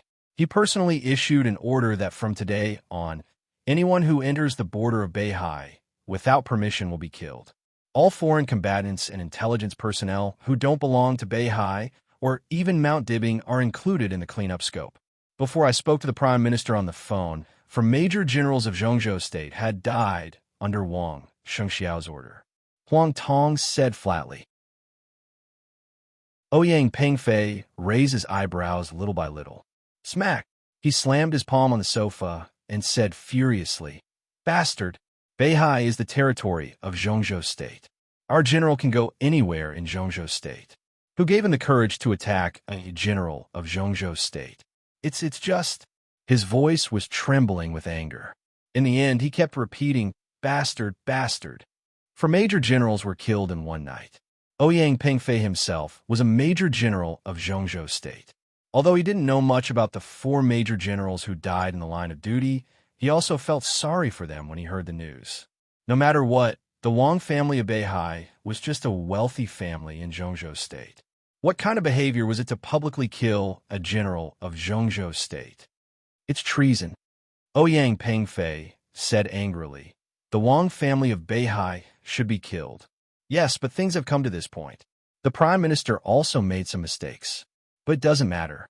What matters is that everything the Prime Minister has done is for the future of Zhongzhou State. Huang Tong said. Ouyang Pengfei nodded and said in a deep voice, I understand. Huang Tong glanced at him and hesitated again. Ouyang Pengfei was keenly aware of Huang Tong's hesitation. He smiled and seemed to understand something. Commander, if there's any military order, just say it. I'll obey any order. Do you need me to go to Beihai to fight? I have no problem. He was a top superior of the half-step invincible realm cultivated by Zhongzhou State. His real strength might not reach the level of the invincible realm, but it wasn't weak either. If they wanted to target Beihai, an expert like him would definitely be called up. Ouyang Pengfei's eyes were calm and fearless. Aren't you afraid of death? Huang Tong also laughed. Of course I am, but it's not a reason for me to retreat. Ouyang Pengfei said with a smile. I volunteer to fight. I hope Commander will allow me to go to Beihai to fight. No. Huang Tong shook his head. Your mission is not in Beihai, but here. Here. Ouyang Pengfei frowned. Beihai is crucial, but so is Li Tianlan. Huang Tong said. Ouyang Pengfei's face gradually changed, and he looked a little stiff. The possibility of Li Tianlan cooperating with Beihai is very high, which is what Zhongzhou State doesn't want to see. If we can destroy the cooperation between them, it's the best, but if we can't, Huang Tong took a deep look at Ouyang Pengfei. Anyway, Li Tianlan can't appear on the battlefield now, and he can't even leave the prison. Ouyang Pengfei's smile disappeared, and it was almost invisible. His eyes were a little evasive. So, the Prime Minister's order for you is to lead all the members of the 43rd Division to block everything around the desert prison at all costs. No one is allowed to enter or leave. The Beijiang military region will transfer elites to fully cooperate with your blockade operation. Huang Tong looked at Ouyang Pengfei's eyes and said word by word. Ouyang Pengfei couldn't laugh at all. Block the desert prison. Block Li Tianlan. This task was like a huge stone. His heart continued to sink, so much so that he almost couldn't breathe. This is against Emperor Dong's palace and the one in the prison. Ouyang Pengfei's face was a little pale. Huang Tong didn't speak. His face was also a little pale. They were not afraid to offend the Wang family of Beihai at this time, but they really didn't want to offend Li Tianlan. Against the Wang family of Beihai, that was the action of Zhongzhou State. Countless forces were involved. They were mixed in, inconspicuous. Moreover, the Wang family of Beihai was more disciplined, so they would be relatively safe. But against Li Tianlan, they were in Beijiang. No, there would be a second force. Carrying out Chun Fangqing's order meant that they were the only force against Li Tianlan. Li Tianlan was not the Wang family of Beihai. He gave Zhongzhou State the impression that he was extremely crazy. Whether it was fighting against external forces or internal forces, he was extremely crazy and ruthless. The two tragedies of the Tang family and the Qi family in Yuzhou had fully explained what would happen if they angered Li Tianlan. At this time, in the face of this order, both Ouyang Pengfei and Huang Tong were a little scared. They really didn't dare to do it, but they had to do it. Huang Tong was very clear that Chun Fangqing had taken the lead in all the actions against the Wang family of Beihai, and in the shortest time, he got the support of most of the forces of the Prince Group. The Prince Group didn't have a good impression of the Southeast Group and the Wang family of Beihai. If there was a chance, they would not be polite. This was like a big gamble. The Prince Group thought they had enough chips and confidence to sit on the gambling table. Chun Fangqing might be thinking about the future of Zhongzhou State, but many people were also thinking about the future of the Prince Group. It was foreseeable that once the Wang family of Beihai was really defeated, even if the Southeast Group didn't fall apart, its vitality would be greatly damaged, and it would become the weakest group today. This meant unimaginable benefits and right to speak. At that time, Chun Fangqing and the Prince Group, as the leaders of everything, would be rich and crazy. This kind of harvest was enough to make them the first group in Zhongzhou State, or even the only group. At present, targeting Beihai and blocking Li Tianlan was the will of the entire Prince Group. Huang Tong and Ouyang Pengfei couldn't refuse at all. Even if they didn't want to do it, they had to obey the order. They were all senior officers of Zhongzhou State. Disobedience was equivalent to desertion. The result would not be better than offending Li Tianlan. Ping Fei, I know you're in a difficult position. To be honest, I'm the same. Huang Tong said softly, but we have no choice. Ouyang Ping Fei smiled bitterly and didn't know what to say. Execute it. Huang Tong handed him a cigarette, sighed, and said softly, as long as the blockade is successful, my position will be yours in the future. And I'm sure that this position will not be your end. The Prince Group also knew that blocking Li Tianlan would put Huang Tong and Ouyang Ping Fei in a difficult position, so they promised huge benefits. As long as the blockade was successful, in a short time, the two would definitely be promoted. And this was not the end, just the beginning. Of course, the position of commander is good, but you have to be alive to sit in this position. Ouyang Ping Fei said bitterly. What you said makes sense, but don't forget, this is the will of the whole group. You can give up this position, but you don't have the courage to block Li Tianlan. Do you have the courage to fight against the whole group? Ouyang Ping Fei was silent for a long time, and then said softly, How long do I need to block the prison? The fastest is 1 month. The slowest is 3 months. Huang Tong took a drag on the cigarette. There should be a clear result in this period of time. Ouyang Ping Fei scratched his hair irritably. What about the military area? Commander, how many people can you give me? This time, Huang Tong didn't hesitate at all and said directly, You can take as many people as you need. All members of the 43rd Army will take action. In addition, you can name everything in the Beijiang military region, and I will cooperate. I only have one request. Completely block the desert prison. No one is allowed to enter or leave. Ping Fei, remember, this is a war. We can only win, not lose. Ouyang Ping Fei was silent for a long time, and then asked, What if someone breaks in? People from the Wang family of Beihai, or people from Emperor Dong's palace? Huang Tong looked at him expressionlessly and repeated again, Remember, this is a war.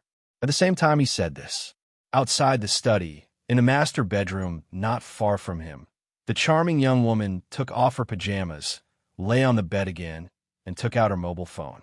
She hid under the quilt, composed a text message with a calm expression, and then completely deleted her edited text message. There was a desert in Beijiang. There were also snow mountains. The flying snow fell in Kunlun City.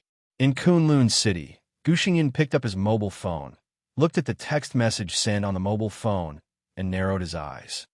Huang Tong made an appointment with Ouyang Ping Fei.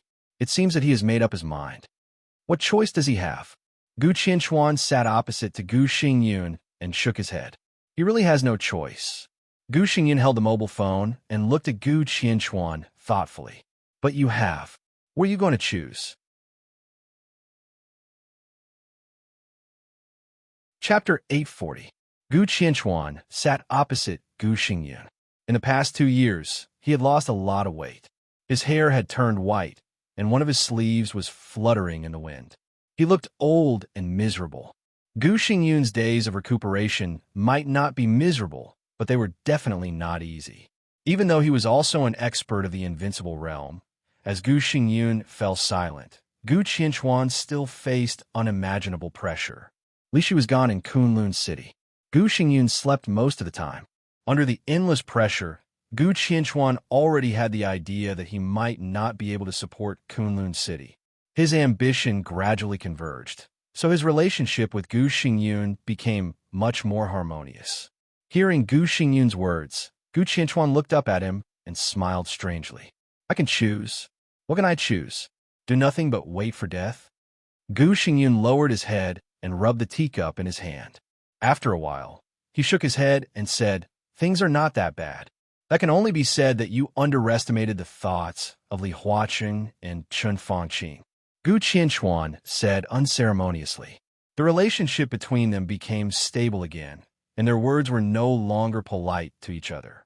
He grabbed a cigarette with his only arm, flicked his fingers, lit the cigarette, and said, How is your injury? It's not difficult to recover, but it will take time. Gu Xingyun said quietly. How long? To what extent can it be recovered? Gu Qianchuan stared at Gu Xingyun's eyes seriously.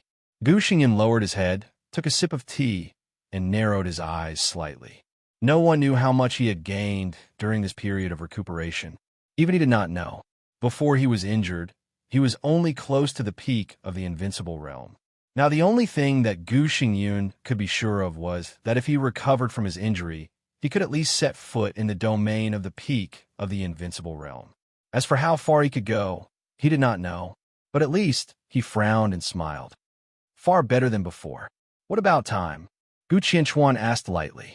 Gu Xingyun subconsciously touched the position of his heart, and a gloomy look flashed in his eyes. He was lucky not to die when he was not at the peak of the invincible realm and suffered the full blow of the murderous weapon setting sun at a close distance. Even after nearly 2 years, his injury still needed time to recover slowly. He thought of Situ Sangyue. At that time in Lin, and the woman almost completely aimed the setting sun at his chest and fired. Sooner or later, he would make her pay a painful price. It's not important. Gu Xingyun said lightly, I do need some time, but so does Li Tianlan. He can't be faster than me. Even Li Tianlan a year ago. With the 13th floor, he wouldn't be much weaker than you at your peak. Gu Qianchuan shook his head and mocked. If not, how could Li Huaqing and Qin Fangqing have the idea of letting him replace Kunlun City? The muscles on Gu Xingyun's face twitched fiercely, but he didn't speak. Let Emperor Dong's palace replace Kunlun City, and let Li Tianlan become the new god of war of Zhongzhou State. This was the real idea of Li Huaqing and Qin Fangqing. If Li Tianlan refused to cooperate with the Wang family of Beihai, this idea might have become a reality that was being implemented now. This idea was hidden, but the Special Warfare Group was one of the 6 groups anyway. As the leaders of the Special Warfare Group, how could Gu Qianchuan and Gu Xingyun not hear any news? Up to now, Kunlun City's complaints about the president and the prime minister aside, at least they and Li Tianlan had really formed a relationship that could not coexist. Kunlun City could not allow a person who could replace itself at any time to appear. With the development of Li Tianlan's Emperor Dong's palace, it was impossible to let go of Kunlun City, a huge obstacle. Coupled with the grudges of the past, both sides had become enemies that would not rest until one of them was dead. So when Qin Fangqing wanted to block the desert prison, the first place he thought of was Kunlun City. At his current age, this is his limit. Gu Xingyun's voice was cold. In a short time, he can't even break through the real invincible realm, let alone the peak of the invincible realm. His physical quality in his early 20s can't bear the power of the peak of the invincible realm. At his age, it's a little difficult for him to practice the thunder-shocking scripture. Li Tianlan himself must be very clear about this. His physical quality is far from the peak state. It's a pipe dream for him to enter the invincible realm in 3 to 5 years. His words were very confident. This was not only the confidence that Li Tianlan could not enter the invincible realm in 3 to 5 years. Similarly, he was sure that his injury could be completely recovered in 3 to 5 years. So you have a choice. There's no need to fight with your life now. You're not waiting for death. You're now the acting governor of Kunlun City, so you can completely refuse Qin Fangqing's request. If you really want to deal with the situation, just send a few people to the desert to guard. Gu Xingyun said slowly. Seeing Wang Shengxiao's strength at the risk of fighting and Li Tianlan's domineering way of killing people at will, Gu Xingyun's thinking was slowly changing with the increasingly arrogant style of the younger generation. When he recovered from his injury, he would be at the peak of the invincible realm, just as Li Tianlan once boasted. On that day, Kunlun City was the overall situation of Zhongzhou State. At that time, he would be the first to find Li Tianlan and kill Li Tianlan at all costs and in spite of all obstacles. At worst, he would go to the desert prison for a few years. When he came out, Kunlun City would still be Kunlun City. Gu Qianchuan's face was cold. There was a flash of hesitation in his eyes. Then he shook his head and said in a low voice, I'm not as generous as you. I've been like this since I was a child. I only know that we're helping the parliament now. It's the general trend. We have the advantage. If we don't seize this opportunity, we're rejecting the parliament. If you can't suppress Li Tianlan in the future, the parliament won't help us. Gu Xingyan looked at Gu Qianquan silently. There was an emotion of understanding in his eyes. So, you've made up your mind? Is the news of Silver Phoenix reliable? Gu Qianquan asked. Of course. Gu Qianquan nodded. She's an elite of Phoenix Pavilion. It won't be a problem for her to control Huang Tong. To be honest, with Silver Phoenix's condition, if Huang Tong hadn't been in Beijiang, he wouldn't have gotten Silver Phoenix at all. But now it's different. If the action of blocking the desert is successful, Huang Tong will at least be a member of parliament in the future. In this way, we won't treat Silver Phoenix badly. In that case, I'll guard the desert with the 13th Army. Gu Qianquan touched his empty sleeves and thought of the young man who cut off his arm. A haze flashed through his eyes. He didn't want to let go of this opportunity. It was a win-win situation for the parliament and Kunlun City to block Li Tianlan with the power of Zhongzhou State. Moreover, he was not at ease with Gu Xingyan. No one could be sure that Gu Xingyan could really suppress Li Tianlan in the future. It would be best if he could kill Li Tianlan with the help of this incident. It was not impossible, because this was a war. Take a few more people there. Gu Xingyan glanced at him and said quietly, if you meet Li Tianlan, be careful. Be careful means retreat if you can. Now you should not be his opponent. Gu Qianquan sneered. That was me 2 years ago. You can make progress. Even if I lose an arm, I can't stay in the same place all the time.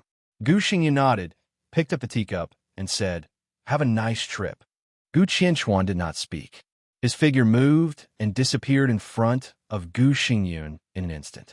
Gu Xingyan sat alone in his yard, holding a teacup and watching the wind and snow dancing in the sky. The darkness gradually began to dissipate. Gu Xingyan finished the tea in the cup and put it down. A slight and light footstep appeared in his perception and gradually approached his yard. Gu Xingyan was stunned. A warm smile vaguely appeared at the corner of his mouth, and he sat back again. No one knocked on the door. The gate of the yard was gently pushed open from the outside. A girl in a long skirt came in. There seemed to be a fog in the yard. It was as light as sand. It was a kind of hazy and ethereal aura. Ethereal, smart, dreamy, and cold. The whole yard seemed to be in a trance with the appearance of the girl. Some people's bodies seemed to truly have immortal energy. At a glance, it was as if they didn't belong to the mortal world, not eating the food of the mortal world.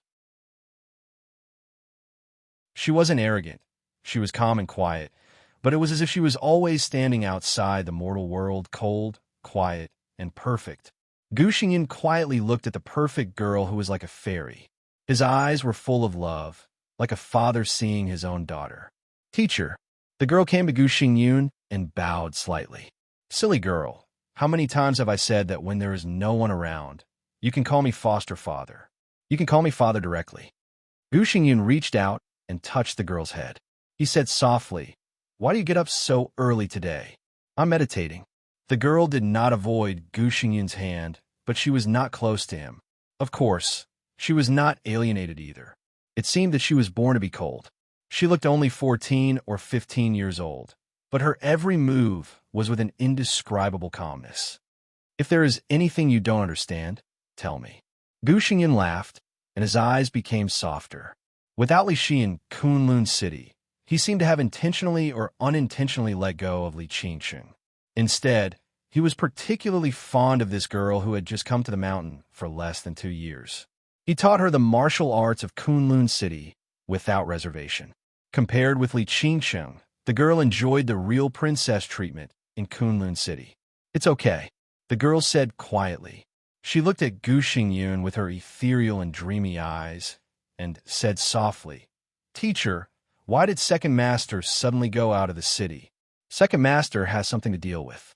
I'm injured, so I can only trouble him. The girl said yes. Looking at the falling snow in front of her, she was lost in thought. Her eyes were clear, but there was a yearning in the depths of her eyes. Gu Xingyan's heart moved slightly, and he smiled softly. Xianyan, do you also want to go out of the city and have a look? The darkness was about to dissipate. In the morning light with falling snow, the girl named Gu Xianyan lowered her head and said softly, "I don't know. After you go out of the city, where do you want to go and what do you want to do?" Gu Xingyun continued to ask. Gu Xianyan still shook her head and said softly, "I don't know."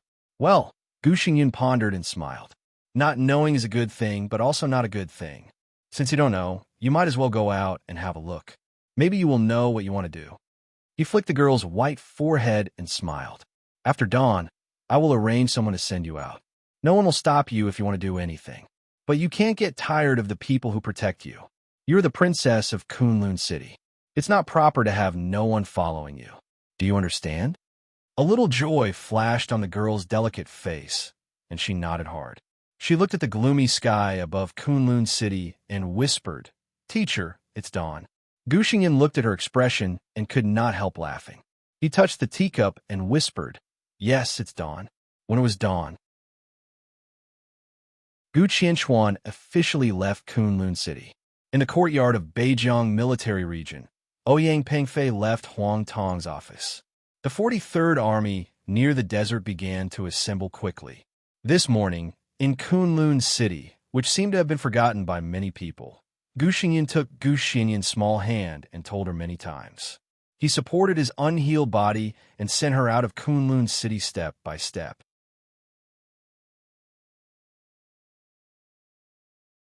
Chapter 841. The morning sun rose in the desert. The night passed completely. The 43rd Corps of Zhongzhou State directly took a shortcut into the desert when the sky just lit up. The 43rd Corps was not as famous as the Border Control Corps, but no matter how strong the Border Control Corps was, it was impossible to suppress the edge of all the other armies in Zhongzhou State. Zhongzhou State had millions of soldiers. Even if the 600,000 soldiers were not included in the Corps, it was still not difficult to find some battle-worthy troops. The 43rd Corps was a rapid response force stationed in Beijiang all year round. Many times, the problems it dealt with were equally sensitive. Even in the entire Zhongzhou State, the 43rd Corps could be said to be one of the elite armies with the most combat effectiveness. Whether in terms of personnel quality or military equipment, it could be regarded as a real ace. The most important thing was that the 43rd Corps was probably the most experienced army in the entire Zhongzhou State when it came to fighting in the desert environment. The 43rd Corps was the primary candidate to block the desert prison. The helicopter hovered over the desert. A large number of armored vehicles and main battle tanks advanced in a straight line in the desert. The military transport vehicles that had been specially modified to adapt to the desert environment moved majestically. The sun shone on the vast expanse of yellow sand. The army of nearly 20,000 people advanced continuously, bringing with them an indomitable aura of iron and blood. Ouyang Pengfei looked down at this scene and suddenly felt that it was a little tragic. Huang Tong had decided to completely execute the Prime Minister's order and block the desert prison at all costs. So his 43rd Corps was just a vanguard. Within 8 hours, at least 2 heavy armored corps suitable for desert combat would form a second blockade along the road of the 43rd Corps. This time, Huang Tong almost mobilized more than half of the strength of the Beijiang military region. In order to block the area within 100 miles around the prison, the Beijiang military region dispatched at least 100,000 people. The mobilization of 100,000 people, just thinking about the huge logistics transportation, was enough to let people know Huang Tong's determination. At the same time, it could also be seen that they were serious and afraid of this battle. There was nothing to fear in the desert prison, but no one dared to ignore Li Tianlan. Similarly, no one could ignore the giant group around Li Tianlan. If this was a war, the blood would be shed in the desert. But at this moment, the top management of Zhongzhou State, the Academy, the Southeast, the Crown Prince, and the 4 groups of wealthy families were also fighting. Li Tianlan was already in the teeth of the storm. Ouyang Pengfei, on the other hand, was pushed to this position. He was the vanguard in this war. If he won, he would naturally work hard and make great contributions. But what if he failed? He would probably be smashed to pieces. It couldn't quell the anger of Li Tianlan and the giant group. Ouyang Pengfei shuddered. In fact, he had never met Li Tianlan, at least not face-to-face. However, he had a good personal relationship with Qi Mulan. Every time he thought of Li Tianlan, he would think of the miserable end of the Qi family.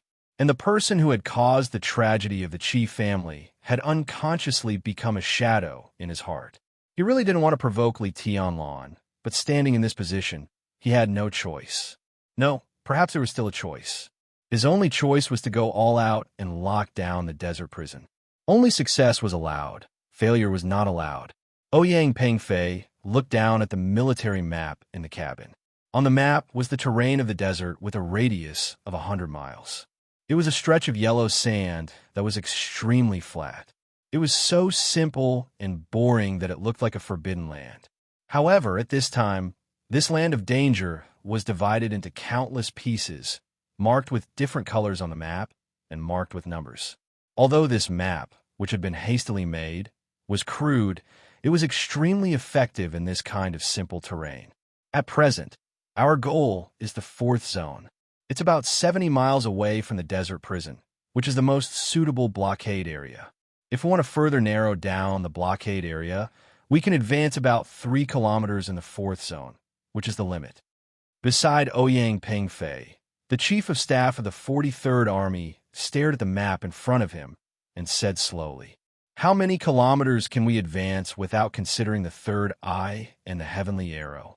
Ouyang Pengfei looked at the map in front of him and said calmly, "General, we have no choice but to consider the third eye and the heavenly arrow. Even if Li Tianlan dares to attack us, he may not dare to use the sky arrow base. But the Eye of the Sky is a fully automatic military base with a killing range of 60 miles. Once the Eye of the Sky is fully opened, no one who enters this area can survive. Don't doubt Li Tianlan's courage. Although I haven't met him, many people say that he is a madman. Once we enter the killing range of the Eye of the Sky, it's impossible for him to not attack. In a fully automatic military base, he can easily explain that there's a code error or some other reason. No matter how ridiculous it is, as long as he says it, people will be willing to believe it." The chief of staff shook his head and said, "I know what you mean, but Zhongzhou State has frozen most of the commands of the Third Eye in advance. Li Tianlan can't use the Third Eye system." Ouyang Pengfei said, "If it can be frozen, it can be turned on."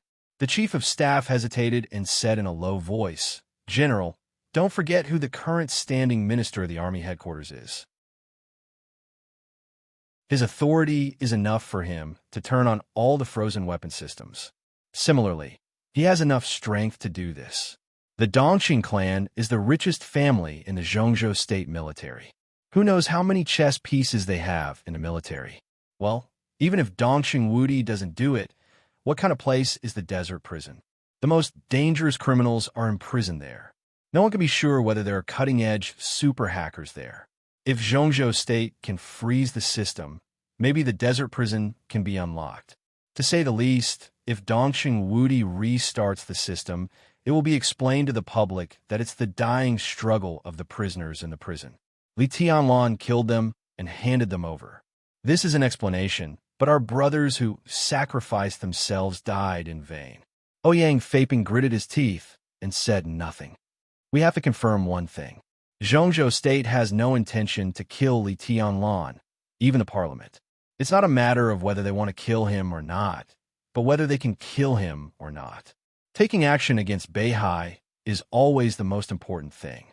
But neither the president nor the prime minister can be crazy enough to start a war with the Southeast group and the Prince group at the same time. So the blockade this time is just to limit Li Tianlan. At least I haven't received an order to limit the supplies of the desert prison so far."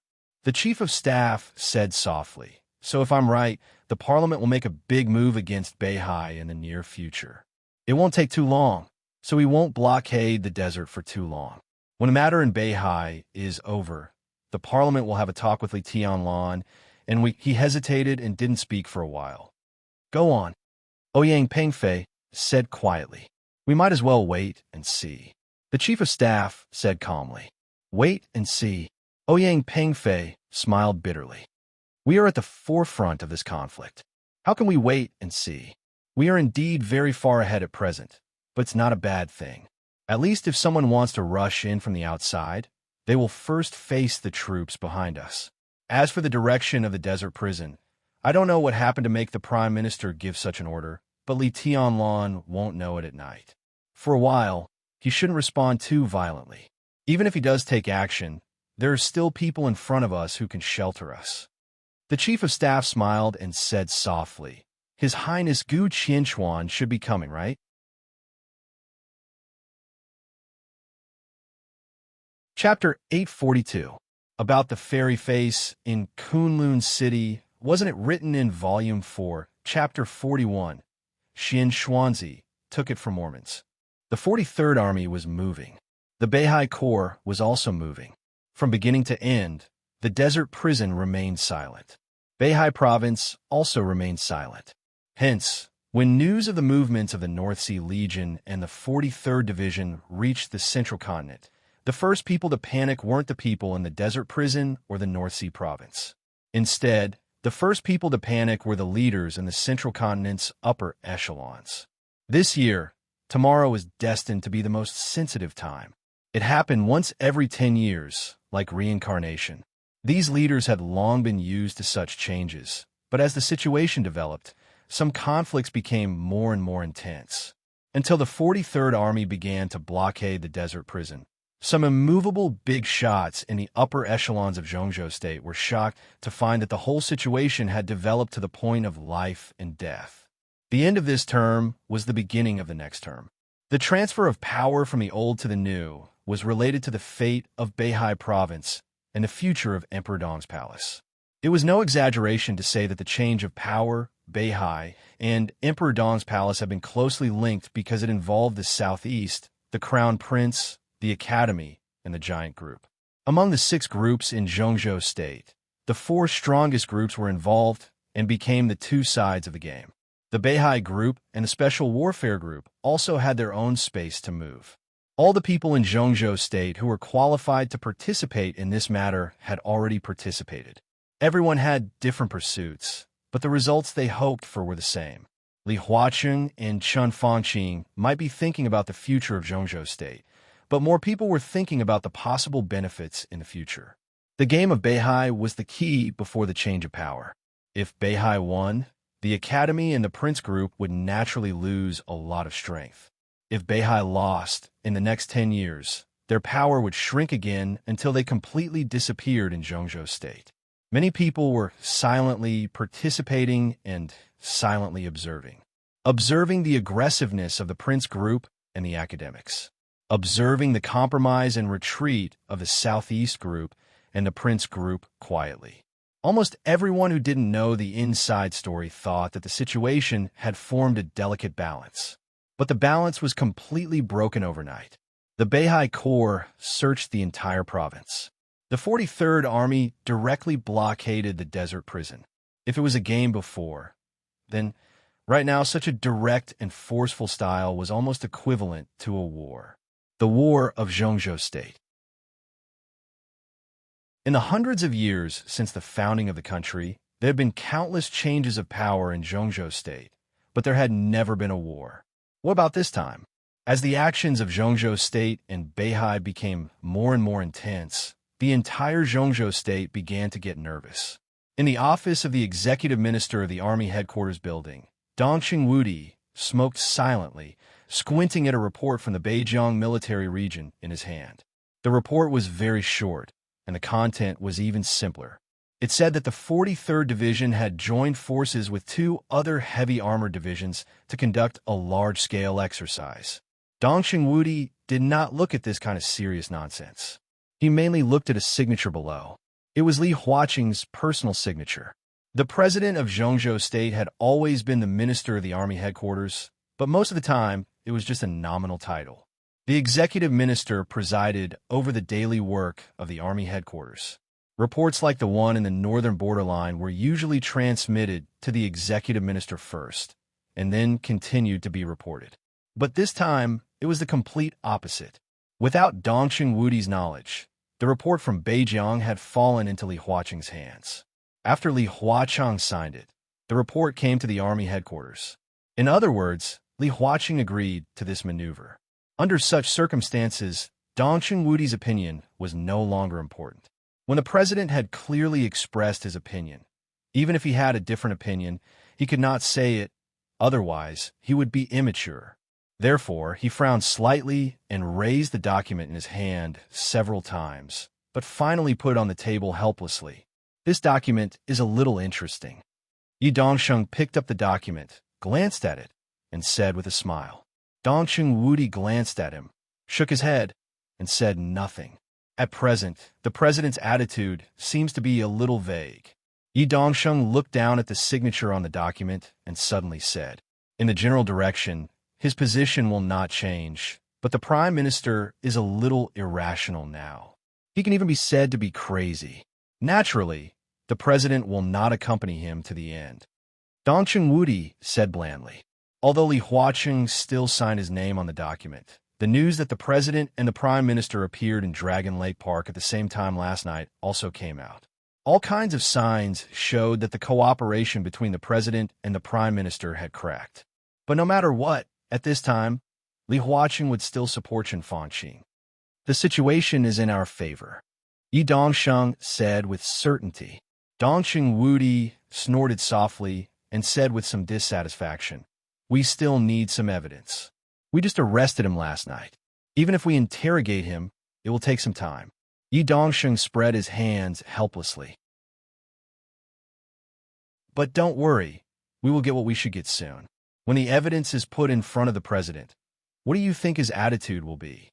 Li Huaqing knew that Chen Fanqing had started the termination plan. The Wang family of Beihai also knew. But now there was no evidence that could directly prove that the termination plan was Chen Fanqing's doing. Sometimes evidence was important, and sometimes it was not at all. When the strength of the two sides was almost equal, as long as they found the evidence that Chen Fanqing started the termination plan, with the power of the Wang family of Beihai and Dong Chengwudi, it was enough to give Chen Fanqing a heavy blow, and even push Li Huaqing away from Chen Fanqing completely. Now the elites of Zhongzhou State under the control of Mount Dibing were the key to providing evidence. Tianlin, Dong Chengwudi was silent for a moment and said softly, he has been in the desert prison for too long. Even if you have the so-called evidence, the president's attitude on the blockade of the prison will not change. He and Chen Fanqing are estranged just because Chen Fanqing's means are too fierce, which is not in line with his principles of life. He doesn't want to take risks with Chen Fanqing. This doesn't mean that the president doesn't want to take over Beihai. The evidence you have may bring a lot of pressure to Chen Fanqing, but the president and the prime minister will not let go of the blockade of the prison. They both want to take over Beihai and don't want to see Tianlong cooperate with Beihai. So in any case, they will not let anyone send the news to the prison. It doesn't matter. Yi Dongsheng smiled. Comparatively speaking, what matters is His Highness's current identity. His Highness went to the desert prison mainly because of Qim Yulin's case. As long as Qim Yulin is proven guilty of treason, His Highness is innocent. So what? Dong Chengwudi said with some mockery. If he is proven innocent, will Tianlong be released directly at this time? If that's the case, what's the point of blockading the desert prison? I mean, as long as His Highness is proven innocent, His Highness can do a lot of things. We will break through the blockade as soon as possible and reveal the termination plan to His Highness. The whole Beihai province is looking forward to the day when His Highness breaks through the blockade.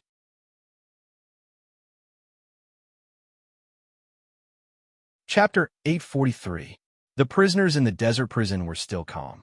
Without any information channels, they had no way of knowing what was happening in the outside world.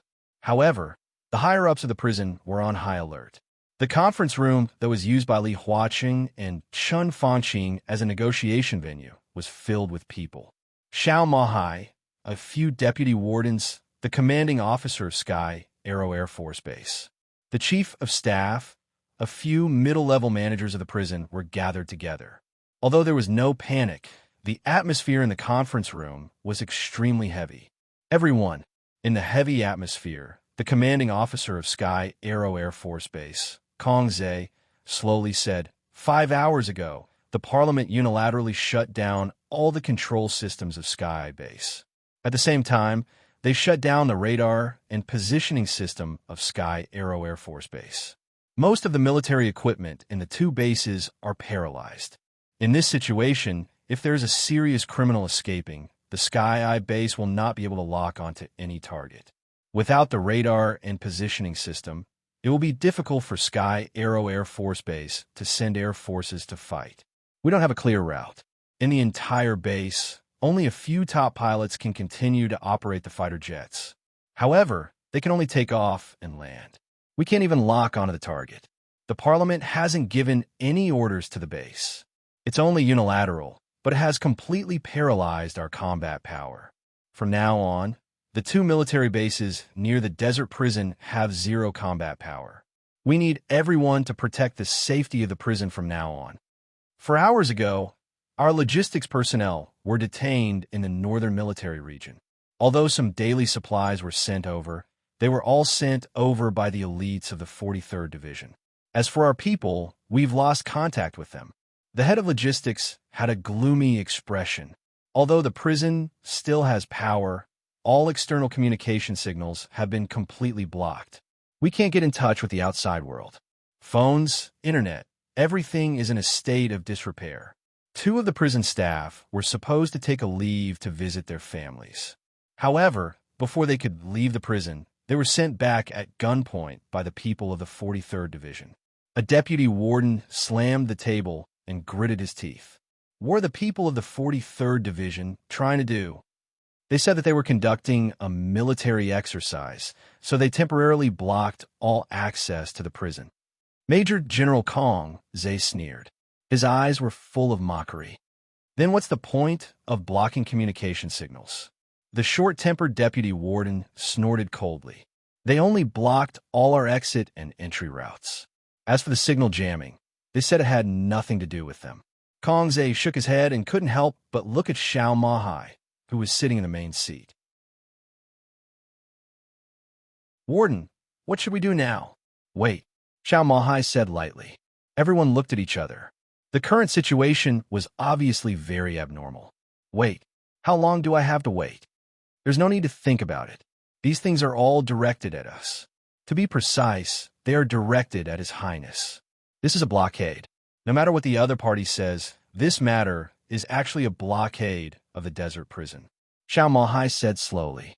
When Li Tianlan was not around, he was no longer the civil servant. He looked calm and composed. He glanced at the middle-level officer in charge of logistics, narrowed his eyes, and said softly, "Are the test results out?"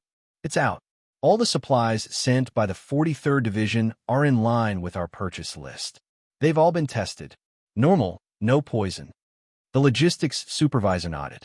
Xiao Mahai nodded. "What about the ingredients for His Highness?" "All tested. Normal, no poison." The eyes of the logistics supervisor were calm and relaxed. Xiao Mahai took a deep look at him and suddenly said with a self-deprecating smile, "At present, it seems that the Parliament obviously doesn't intend to poison or starve us. Our supplies are not cut off, no poison, but we can't have any form of contact with the outside world. That is to say, the Parliament just wants us to stay here quietly." No one spoke. Everyone was looking at Xiao Mahai. There are 2 possibilities. First, the Parliament doesn't want His Highness to leave the prison, or doesn't want His Highness to leave the prison now. But this blockade won't last long. The cost of using tens of thousands of troops to blockade a place is too high. Using this means shows the Parliament's determination and attitude that they don't want a long-term blockade. Second, the Parliament doesn't want His Highness to know something happened in the outside world. I don't know what it is, but it should be very important to His Highness. Similarly, tens of thousands of troops can't blockade here for a long time. So this matter is only important to His Highness now. Or they think that after a period of time, even if His Highness knows about it, it won't affect them. We don't have to think too highly of ourselves. If His Highness isn't here, the Parliament won't target the desert prison with such great fanfare. Everyone's face was still solemn. Xiao Mahai was the warden here. It was such a tough job. Before Xiao Mahai came here, he was the commander of a group army in Zhongzhou State. After he came here, those who were sent here were naturally his trusted subordinates. For example, Air Force Base Commander Kong Zhe used to be the chief of staff of Xiao Mahai's group army. Other deputy wardens and middle-level cadres were also Xiao Mahai's trusted subordinates. Xiao Mahai had long been labeled as a member of the giant group. It could be said that he was the person closest to Li Tianlan. Now, such a thing suddenly happened in the outside world. This showed that the situation outside had reached the most sensitive time. No one knew what was being blocked this time. But if the blockade was successful, Li Tianlan was destined to stay in the desert prison for the rest of his life, and they would not have a good end either. If the blockade failed, Xiao Mahai would have a meteoric rise, and all of them would also have a very good future. Everyone was nervous and a little excited. "Commander, give the order." Kong Zhe suddenly stood up, looked at Xiao Mahai, and said in a deep voice. At this moment, he subconsciously used the title he used in the group army. Xiao Mahai took a deep look at him and laughed. "I don't know what they are blocking, or they don't want His Highness to leave. But I'm sure that if this is a war and the 43rd Army is the enemy, the more they don't want us to do something, the more we have to try to do it. If they want to block His Highness, we will make a way for him. We will open a path for His Highness. If they want to suppress the news, we must know what they are suppressing." Xiao Mahai stood up and said calmly, "I'm going to try the strength of the blockade of the 43rd Army." Everyone stood up all of a sudden. Was Xiao Mahai going to break out of the blockade alone and see outside? "Commander." A deputy warden was silent for a while and said carefully, "Although we can't see His Highness now, should we tell Madam about this?" Xiao Mahai looked down at his watch and shook his head. "Madam is still resting." No, the door of the conference room. It was suddenly pushed open. Xiao Qing, who was like a beautiful scenery in the prison, trotted in and shouted, "Dad, Madam wants you to go to her now." Xiao Mahai's body stopped, and then he turned and walked out of the conference room without hesitation. Everyone in the conference room looked at each other and finally sat down. Xiao Mahai came to Li Tianlan and Qin Weibai's dormitory as fast as he could. After getting up, Qin Weibai, who was neatly dressed, had already had breakfast. She was sitting in a chair and flipping through a thick notebook in her hand. "Madam." Xiao Mahai's voice was respectful, and he wanted to say something but stopped on second thought. "What happened?"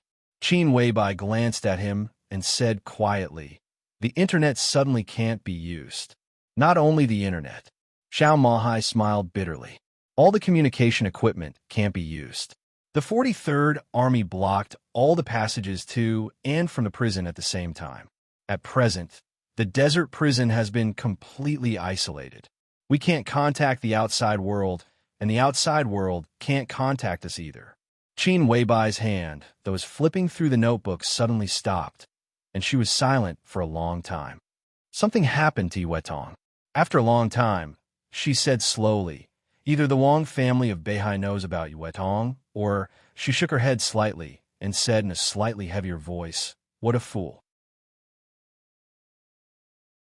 Xiao Mahai thought that Qin Weibai was scolding him, so he bent down subconsciously and whispered, "Yes, yes, madam. What are you going to do?" Qin Weibai glanced at him. "I'm not talking about you. I'm talking about the person who plans to deal with Yuetong." "What a fool." Xiao Mahai thought of the negotiation between Li Tianlan and Wang Shengxiao some time ago, and vaguely seemed to understand something. If the blockade of the desert prison was to prevent His Highness from cooperating with the Wang family of Beihai, then who personally ordered the blockade of the prison? The president or the prime minister? Xiao Mahai was a little nervous, but then he became determined. "What are you thinking about?" Qin Weibai asked calmly. "Madam, their blockade is too hasty. We don't know what's going on outside, and we don't know the specific reason why they suddenly blockade the prison. This is too passive. I think we should take advantage of the time when their blockade is not strict to break out. At least we can get some information." Xiao Mahai whispered, "I want to go and have a look." Qin Weibai raised her head, looked at Xiao Mahai seriously, and asked, "Do you know the consequences of doing this?" Xiao Mahai was stunned and said blankly, "I haven't thought about it. Once you fail to break out, You will be 100% accused of treason, and then you may not come back. Qin Weibai said lightly. Xiao Mahai was silent for a long time, and then said sullenly, "At least it's better than doing nothing." Qin Weibai lowered her head, looked at the notebook in her hand, and said softly, "It's okay." Xiao Mahai narrowed his eyes and did not speak. Qin Weibai did not speak either. Her eyes were fixed on the page of the notebook, on the last paragraph of the page. In October of the same year, Jiang Qiansong and his brothers died in South Africa, and the legend of Qin disappeared. In February of the next year, the East Emperor's guards came out and killed 3 invincible realm experts, shocking the world. The guard stood in front of the East Emperor Palace for 2 years, accompanied them day and night, and finally died in Beihai. The first and only guard of the East Emperor Palace. His code name is Ruthless.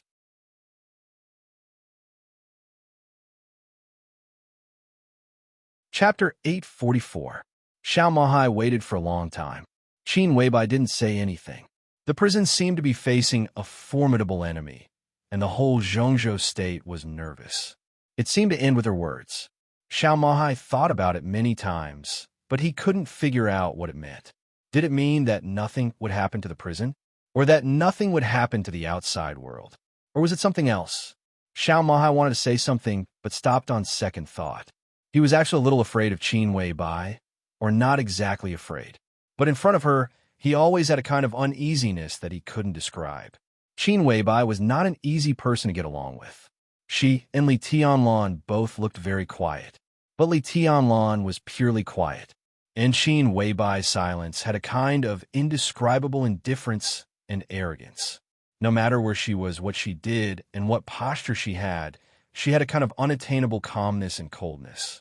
This kind of sharpness that was enough to make most people shrink back might only be restrained when she was around Li Tianlan. When Xiao Mahai was alone with her, his posture was even more respectful than when he was with Li Tianlan. Do what you have to do. Qin Weibai turned a page of the notebook. She didn't look up, but said quietly, "Okay." Xiao Mahai nodded and turned to leave. He didn't react until he was out of the door. What he had to do? Serving Li Tianlan was his biggest responsibility. But he hadn't seen Li Tianlan for nearly 2 months. Li Tianlan was now raising his sword. The area where he raised his sword had been completely regarded as a forbidden area of the prison. Qin Weibai personally sent his 3 meals every day. What else should he do? Xiao Mahai shook his head fiercely. His mind was a little confused. He walked back to the conference room in a daze, sat in his seat, and didn't speak for a while. Everyone in the conference room was looking at him with concern. No one here knew Qin Weibai, but almost everyone had heard of the legend of this goddess. Compared to them, and even compared to Li Tianlan, she was the one who truly stood at the top. Whether it was before or now, everyone wanted to hear the goddess's opinion on the current situation. Corps Commander Kongze waited for a while and finally couldn't help but call out. Xiao Mahai's voice was a little erratic. What did Madam say? Kongze was a little nervous. Madam, Xiao Mahai hesitated for a moment and smiled bitterly. Madam said it's fine. She asked me to do what I should do. Kongze was stunned and asked subconsciously, "Then what do you want to do?"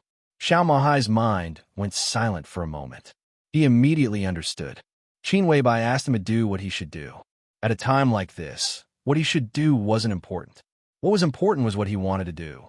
Before he went to see Qin Weibai, he decided to break through the blockade outside the prison by himself. That was what he should be doing right now. Xiao Mahai suddenly stood up. Kongze was startled. She looked at him cautiously. What's the situation outside? Xiao Mahai asked in a deep voice. An hour ago, in addition to the 43rd Army, the Beijiang military region also used 2 heavy armored regiments. At present, more than half of the military strength has appeared near the prison, and the number has exceeded 40,000. In addition, Gu Qianchuan, the acting governor of Kunlun City, appeared in the station of the 43rd Army. It seems that the Beijiang military region intends to completely block us at all costs. According to their actions, it is estimated that in another 8 hours, the desert prison will become a real isolated island. At that time, even a fly can't fly out. Kongze took a deep breath and said in a gloomy tone, all the communication within the prison had failed. The message could only be transmitted by the most primitive means. The station area of the 43rd Army was 60 miles away from the prison, which was the front line. The people they sent out must be close to the front line, then run back to report the news, and then run back again, back and forth. The news, he said, was the latest situation that came an hour ago. Gu Qianchuan, 40,000 people, 8 hours. Xiao Mahai narrowed his eyes tightly and muttered to himself. Corps Commander, I'll kill our way out with you. The deputy warden, who was in charge of interrogations, stood up and said resolutely, you're right. He had always been hot-tempered. Seeing that Xiao Mahai wanted to break out, he didn't bother to consider any consequences and directly showed his attitude. Nonsense. Kongze glared at him. At this time, there is no possibility of success to break out. Tens of thousands of people gathered in such a small place in the desert. There are countless detection instruments, a large number of advanced military equipment, and experts of the invincible realm. It's impossible to break out. We have to do it even if it's impossible, Xiao Mahai said. Kongze froze for a moment. This time, the blockade is aimed at Your Highness and Emperor Dong's palace. It's not appropriate for Your Highness to show up for the time being. But it doesn't mean that Emperor Dong's palace doesn't need to show its attitude in the face of the army of Zhongzhou State. This kind of attitude can only be expressed by me, Xiao Mahai said calmly. I'm the director of Emperor Dong's palace. The army has sealed us. If I don't show up, should I let Madam take the risk? His Highness and his wife built the current Emperor Dong's palace together. We have all kinds of reputations in the outside world, but we never shrink back. We are cowards who bully the weak and fear the strong. We don't have such a reputation now, and we can't have it in the future. But Kongze was a little annoyed. But it's Zhongzhou State that seals us. Zhongzhou State, Emperor Dong's palace, Li Tianlan. No one would think that the three were not one. Toughness, madness, and overbearingness were all external. But Zhongzhou State was still one of them. Yes, it's Zhongzhou State that seals us, Xiao Mahai said meaningfully.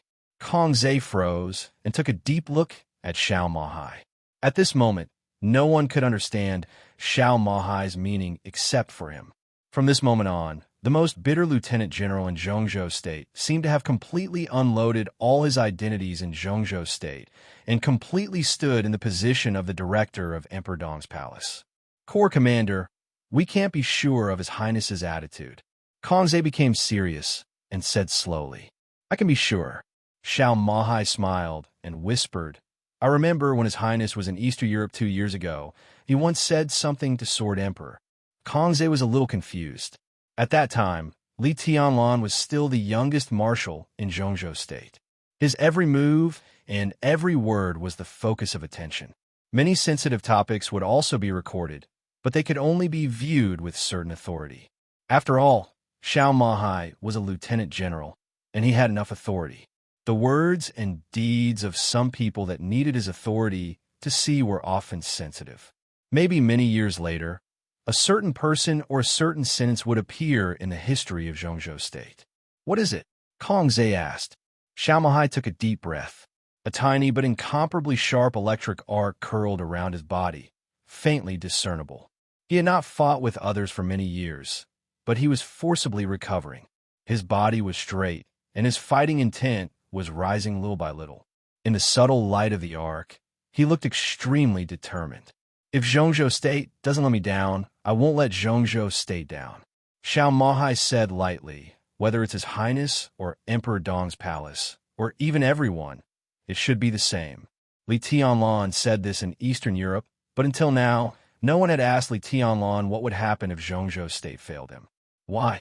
What was sacred, lofty, worthy of love, and worthy of everything in everyone's eyes would not be let down. So this question was meaningless. When that day came, there were only choices. Just like Xiao Mahai's choice now. It represented the choice of Emperor Dong's palace. Outside the prison, the morning sun rose high in the sky. Under the scorching sun, thousands of miles of yellow sand could be seen. An incomparably dazzling lightning rushed out of the gate of the desert prison and rushed to the front line 60 miles away. It moved forward with indomitable will.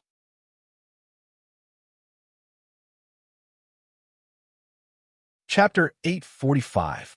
Qin Weibai stood in front of the window, quietly watching the bolt of lightning that rushed out of the prison gate disappear from sight. Then countless people in the prison were busy.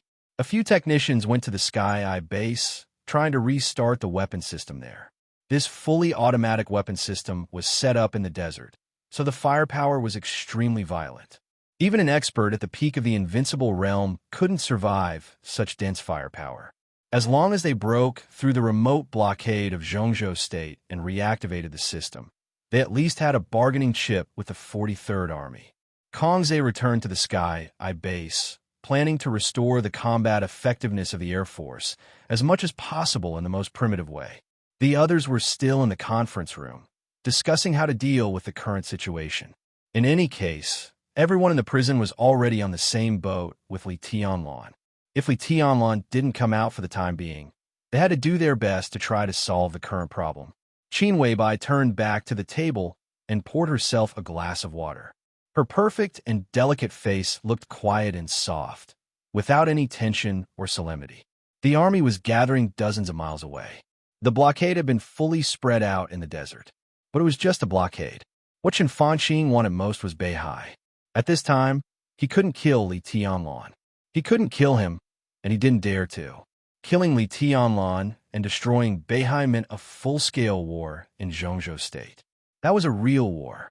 If Li Tianlan died in Chen Fanqing's hands, Dongqing Wudi would definitely have the courage, reason, and strength to launch a real war. Naturally, the Southeast Group would not sit still. At that time, the whole Zhongzhou State would be in war, with corpses everywhere and blood flowing like rivers. Zhongzhou State's international status would plummet. Even if Chen Fanqing was really crazy, he wouldn't take such a risk. So even if he knew that the giant group was cooperating with the Southeast Group, their main target was still the Southeast Group, so that Dongqing Wudi wouldn't be completely stimulated. Chen Fanqing didn't dare to hurt Li Tianlan.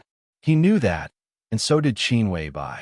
So now he could only completely block the desert prison and then concentrate on Beihai. In this way, the possibility of Chen Fanqing blocking the prison was easy to speculate. Either Chen Fanqing made up his mind to wipe out Beihai once and for all, or something happened in the outside world that would make Li Tianlan cooperate with Beihai. The former was unlikely because there was not enough time. The latter could only be because of Wang Yuetong. Chen Fanqing tried his best to prevent the news about Wang Yuetong from being passed to Beihai prison. That was why tens of thousands of soldiers had marched over, cut off communications, and cut off the base's weapon systems. However, Qin Weibai still felt that Chen Fanqing was very stupid. From her position, she would not look up to the leader of a country. Chen Fanqing's actions this time were really stupid. Or rather, it could be said that his mentality was unbalanced and he didn't consider it thoroughly. He might not know many things, but at the very least, he should know that she was the clan leader of the Lin clan now, and they were locked in prison together.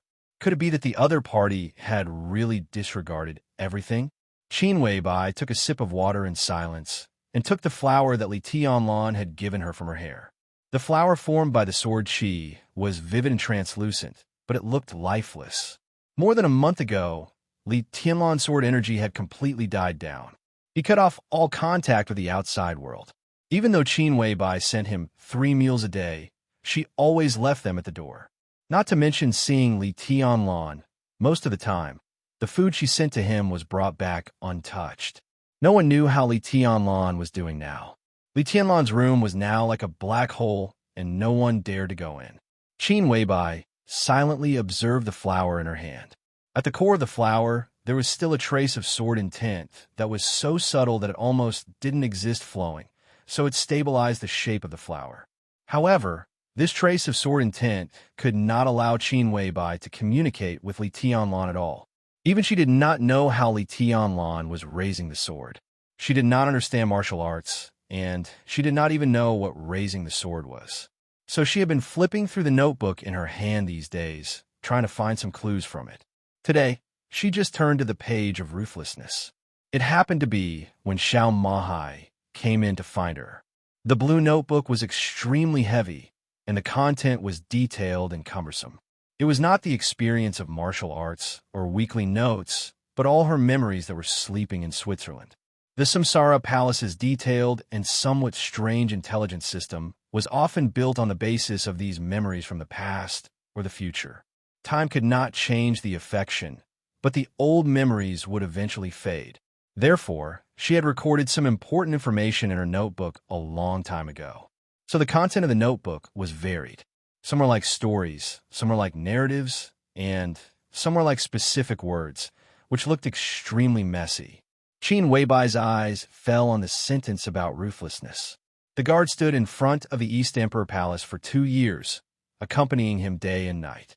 For 2 years, he accompanied him day and night, standing in front of the palace. Qin Weibai looked at it for a long time. She thought about it, found a pen in the room, hesitated for a while, and finally finished the story. No one's memory was omniscient and omnipotent. She still had things she did not know. For example, Qin Weibai only knew things after she became the patriarch of the Lin clan. The East Emperor in the notebook was invincible and unparalleled in the world.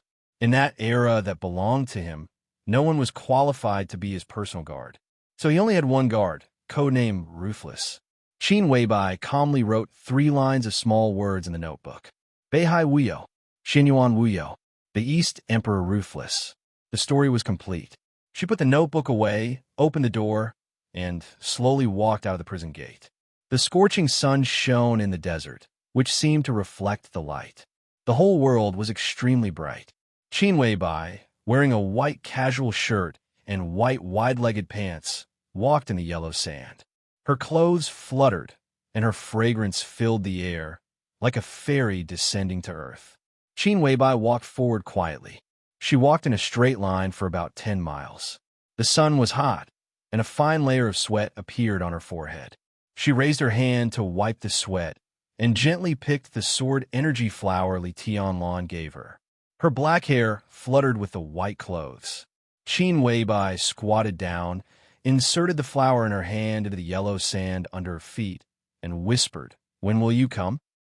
When noon was approaching, the helicopter from Yuzhou flew over Xianyuan City and finally landed slowly in front of the City Hall building of Xianyuan City. This was the youngest city in Tiannan, but it had a completely different atmosphere from the other cities. There were flower beds, fountains, clean and tidy stone roads, and green grass. People were coming and going in front of the City Hall, but there was a faint sense of order. Overall, there was not the slightest bit of noise. Instead, it was somewhat quiet. Ning Xianqing's back was to the white building of the City Hall. Watching the helicopter land, he walked a few steps quickly and smiled softly. "Welcome to Xianyuan City, Marshal Yi."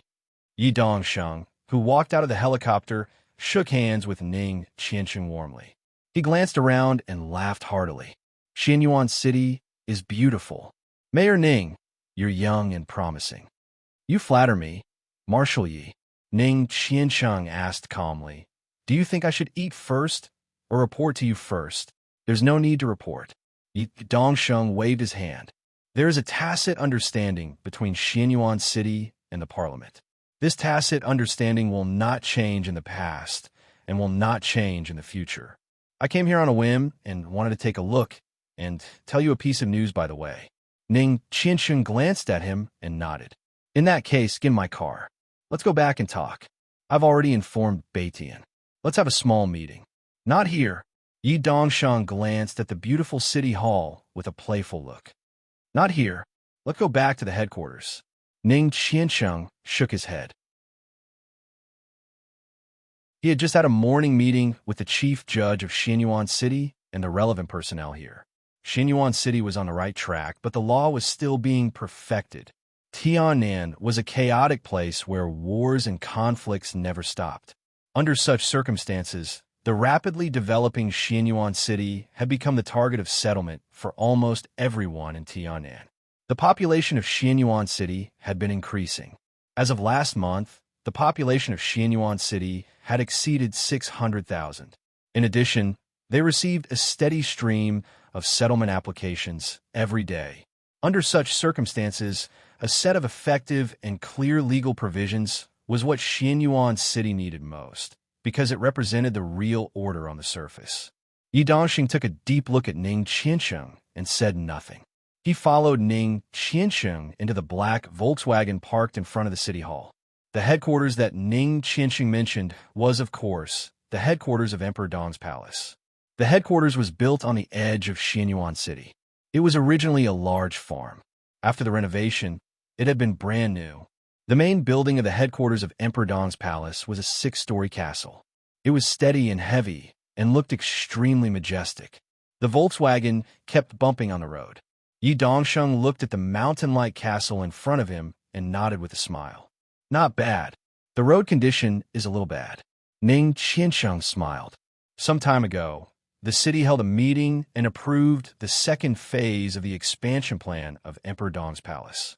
The area of Emperor Dong's palace will be expanded from the original 300 acres to 750 acres.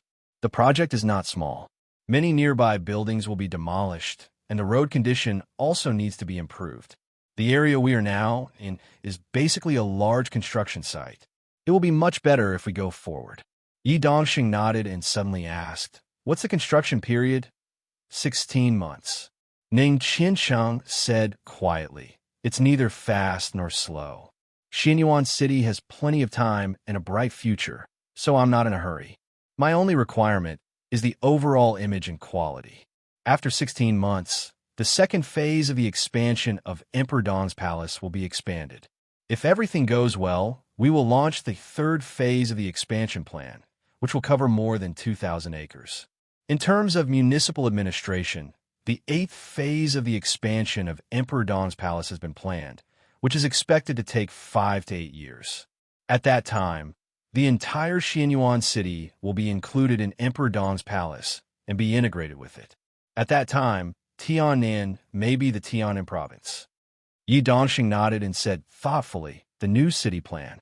Ning Qianxing nodded. "If you need help, just let me know." Yi Dongsheng smiled. "Not for the time being." Ning Qianxing was also smiling. In fact, people in Zhongzhou State contact me every day wanting to develop projects in Xianyuan City. In this regard, I have set up a city construction department. We welcome foreign investment, but only if it is in line with the urban construction and future plan of Xianyuan City, the scale of Emperor Dong's palace, environmental protection, transportation, industrial chain, etc. Xianyuan City has just started, so everything is just a rough idea. We can't focus on the present, but on the long term. We have to consider what will happen decades, or even centuries later. Emperor Dong's palace won't fall. What we do today should be a fortune in the future instead of a burden for future generations. Specifically speaking, whether it's Emperor Dong's palace or me, what we want is very simple, and that's order. Ning Qianxing's voice was steady and clear, but there was a kind of indescribable spirit between the lines. Yi Dongsheng looked at him quietly, feeling a little emotional. Li Tianlan chose Ning Qiansheng to be the mayor of Xianyuan City, which was the best choice. This year, Ning Qiansheng was 28 years old, and it had been 5 years since he met Li Tianlan. At the age of 27, Li Beitian was now an expert at the peak of the thunder-shocking realm. With the Nirvana sword, he really reached the peak of combat effectiveness. His martial arts progress was rapid, and now he was one of the top experts in Emperor Dong's palace. Yi Huayu, who had been following Li Beitian closely, also entered the thunder-shocking realm a few months ago. And Yu Qingyan, who was the closest to Ning Qiansheng and had promised to marry him when Li Tianlan came out, was only one step away from the thunder-shocking realm. Ning Qiansheng was still at the peak of the fire-flaming realm.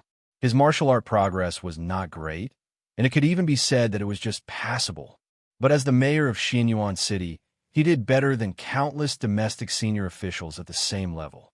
This year, Ning Qiansheng, who was 28 years old, was 10 years younger than Zhou Yuanshan, who was 38 years old. There was only one level difference between them. Maybe many years later, he would become the core spokesperson of Li Tianlan in Zhengzhou State, supporting a new group to move forward in Zhengzhou State and on the international stage. Just like him and Wang Tianzong. Or more than that, Ning Qiansheng calmly introduced the plan of Emperor Dong's palace in Xianyuan City to Yi Dongsheng. The car passed the bumpy construction site, and everything in front of them suddenly opened up. The castle was getting closer and closer, looking more and more majestic. The black Volkswagen stopped on the lawn in front of Emperor Dong's palace. A man who looked about 30 years old opened the door for Yi Dongsheng and said with a smile, "General Yi, welcome to Emperor Dong's palace." Yi Dongsheng glanced at him. As one of the members of Zhengzhou State who paid the most attention to the development of Emperor Dong's palace, a series of information about him immediately appeared in his mind. Fairy tale, is everyone here? Ning Qiansheng asked casually. Yes, Beitian just talked to Minister Dongsheng on the phone. Everyone who can come is here. The man smiled, and his voice was calm. Fairy tale was not his code name, but his real name. He could be said to be the youngest high-level official in Emperor Dong's palace. The so-called young referred to the time when he became a high-level official. Fairy tale himself was also one of the graduates of the two academies in the previous batch. He graduated from the Deep Sea Academy and ranked very high in the Deep Sea Academy. During the final maneuver of the two academies, his team was broken up by Jiang Shangyu's 3,000 World. In the end, he could only participate in the individual maneuver. After the final maneuver, he, who had a lot of invitations in hand, finally applied to join Emperor Dong's palace and came to Tiannan with the first batch of elites of the two academies. He officially entered the thunder-shocking realm half a year ago. After many inspections of him and his family, Emperor Dong's palace decided to upgrade his authority. Fairy Tale was the youngest high-level official, but among the high-level officials of Emperor Dong's palace, he was relatively old. Moreover, he was very steady and capable. At present, he looked like a chief steward in Emperor Dong's palace, responsible for the daily operation of Emperor Dong's palace. Strictly speaking, he took over the position of Wang Yuetong. However, Li Tianlan had not returned to Emperor Dong's palace, so now the power distribution inside Emperor Dong's palace was vague. Fairy Tale did not have a clear position.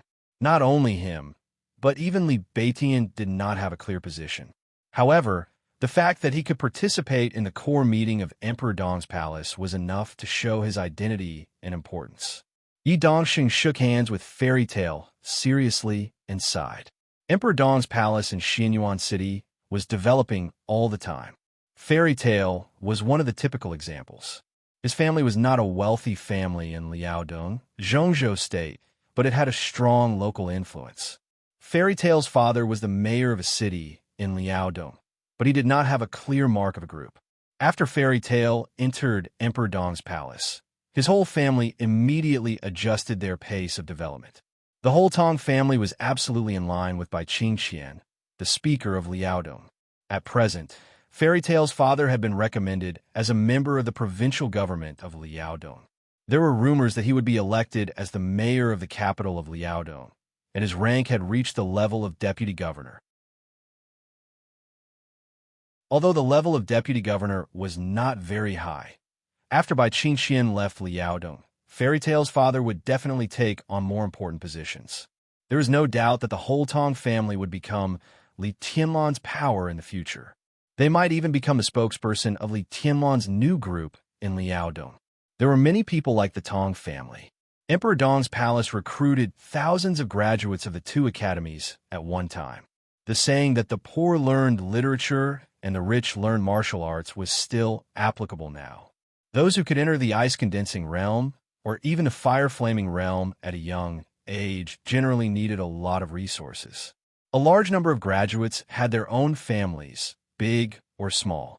Their individual influence was minimal, but together they were a huge force. The new city plan, the expansion of Emperor Dong's palace, Li Tianlan's prestige, and order in Tiannan became clearer and clearer. Step by step, countless families, big and small, were completely integrated. Countless families approached Emperor Dong's palace with the help of their families who worked there. These small and medium-sized forces, which were originally looked down upon by other big forces, were like fish in water under the influence of Emperor Dong's palace. Emperor Dong's palace was also expanding its influence in various regions of Zhongzhou state with the help of these small and medium-sized families. This win-win situation could not be destroyed. The small and medium-sized families needed to unite around Emperor Dong's palace. Emperor Dong's palace also needed this kind of unity to further strengthen itself. Emperor Dong's palace spread its tentacles to countless places in Zhongzhou state with the help of these small and medium-sized families. These tentacles might be very weak, but the huge shadow of the giant group had covered them. Countless follow-up personnel were constantly adjusted and resources were redistributed. This was a situation that a rising superpower would inevitably encounter in the process of its rise. Fairy tales were a typical example. A young force like Emperor Dong's palace was filled with young people everywhere. No one could say for sure if the unknown young man and the unknown family behind him would eventually reach the real peak and become the main component of a superforce. Most importantly, this year's graduates of the two academies would graduate again. Emperor Dong's palace and Xianyuan City, which were just starting to be vigorous, were the forces that many students wanted to join. In this sensitive period, if everything went well, Li Tianlan's position in Zhongzhou state would become more important. If there were no accidents, most of this year's graduates and valuable elites would be recruited by Emperor Dong's palace. This kind of explosive development was enough to make everyone tremble in fear. Yi Dongsheng walked into the castle thoughtfully. The inside of the castle was huge and magnificent. The castle had 6 floors and thousands of rooms. The main body of Emperor Dong's palace was running effectively inside.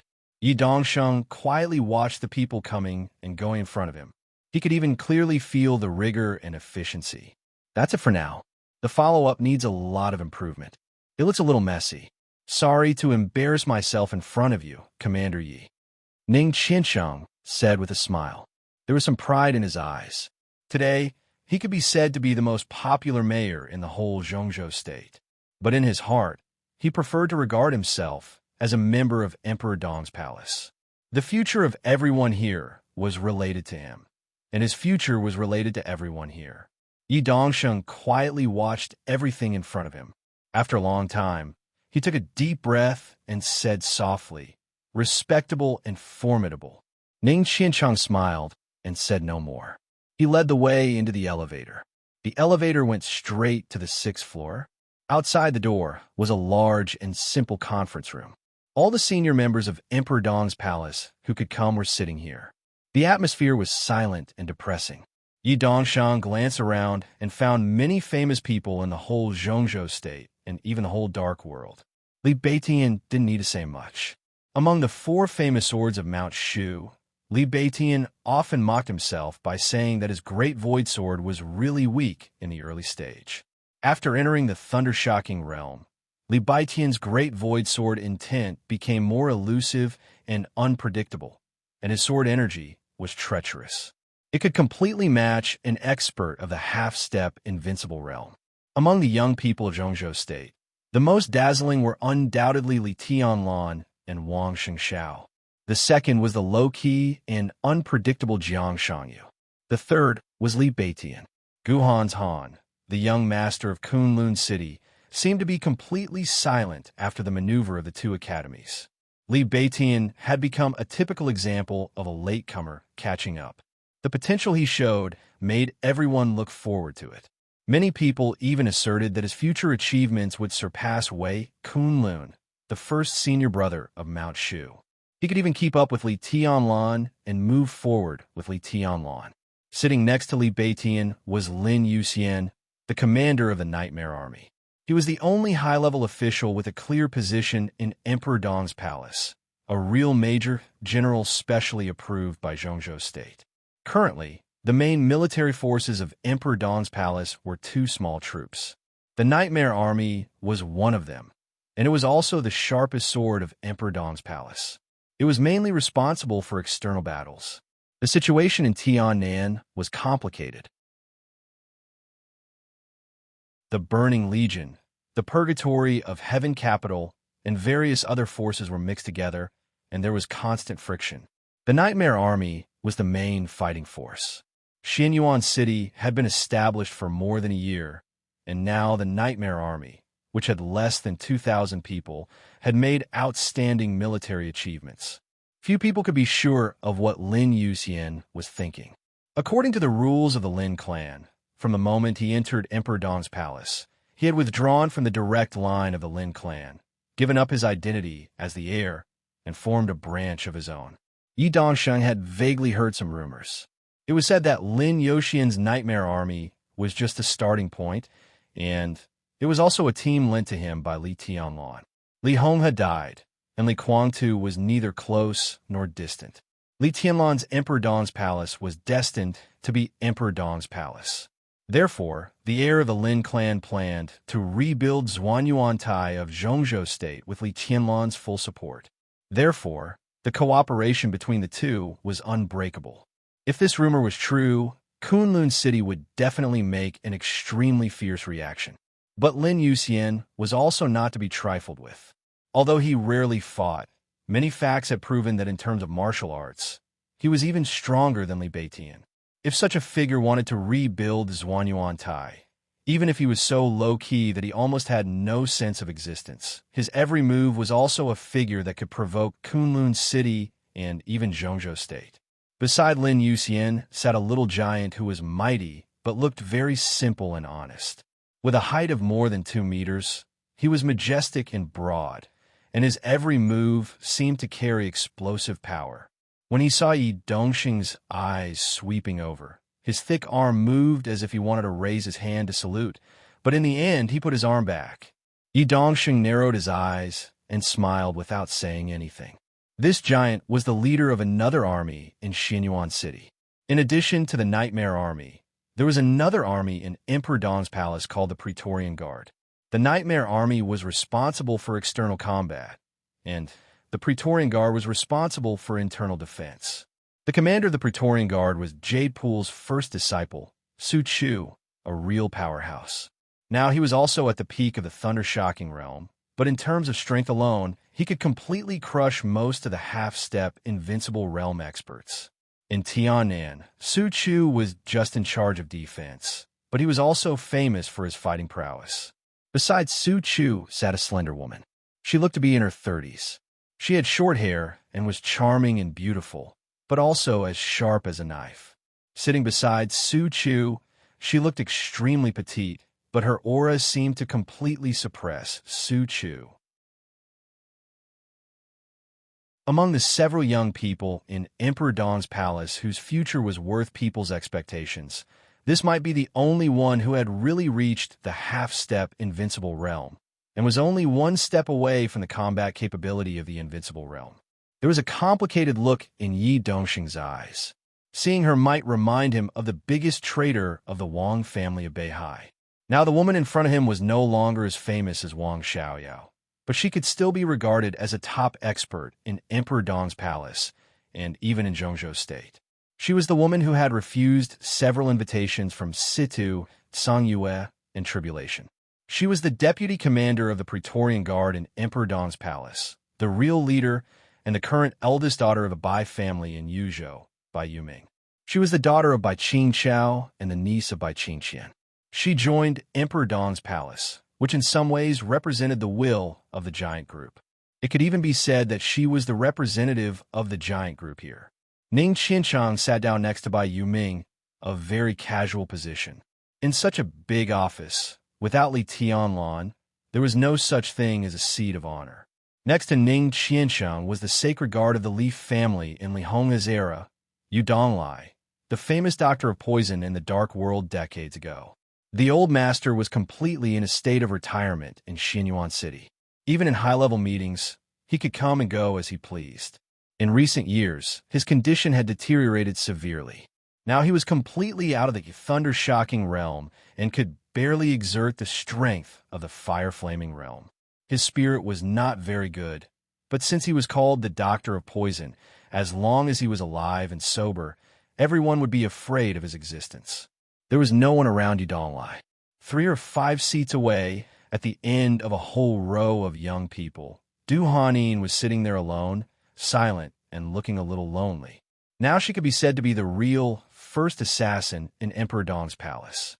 In terms of lethality, she might not be as good as Bai Yuming, but in terms of speed, her destroyed and mutated wind vane gave her an unparalleled advantage. She was a member of Emperor Dong's palace, and also a member of Sai City, or it could be said that she was the representative of Sai City in Emperor Dong's palace. Yi Dongxing had learned about Du Hanin's past. During the difficult time when her wind vane was completely destroyed by someone with hatred, in order to survive in the Sky Academy and keep a glimmer of hope of revenge, this young lady, who used to be a prominent family, sacrificed too many unimaginable things for ordinary people. For example, body. It only took 10 credits to have a night of pleasure with this woman, who came from a prominent family and had the wind vane, and who was extremely outstanding in terms of figure, appearance, and temperament. At that time, Du Hanin was very popular in the entire Sky Academy. No one knew what she had experienced during that time until she paid a huge price to stay in the academy and met Li Tianlan. Her wind vane was mutating into dual wind vanes. As a student of tribulation, Du Hanin was now second only to Cool Breeze and Drifting Cloud in Sai City. She was the elusive first assassin in Emperor Dong's palace. A real assassin seemed to be always alone. She had no friends and was not close to anyone. She always sat alone in a corner, silent and meditating. Yi Dongxing glanced at Du Hanin thoughtfully. No one knew what he thought of. His eyes flickered, and finally he shook his head. The young high-level officials sat in a row. Sitting opposite several young people at the long conference table were Eagle King, Tianin, and other old people of the Li family. Some of them came from the purgatory of Heaven Capital. It was a betrayal, but a return. This group of old people only recognized Li Honghe. After Li Honghe died, they only recognized Li Tianlan. It could be said that they were absolutely loyal. Compared with the young people, they were more experienced and steadier, and could cope with all kinds of situations more calmly. The replacement of the old and the new formed the high-level structure of Emperor Dong's palace today. Yi Dongxing saw everything clearly. Although he already had the information of these people in his mind, after seeing them with his own eyes, he could not help but feel a little scared. Lin Yuxian, Li Beitian, Su Chu, Bai Yuming, Ning Qiansheng, Du Hanin. What a luxurious lineup. Among these people, except for Ning Qiansheng, everyone had the hope of breaking through to the invincible realm. Lin Yuxian and Li Beitian would have no problem breaking through to the invincible realm. The only thing they needed was time.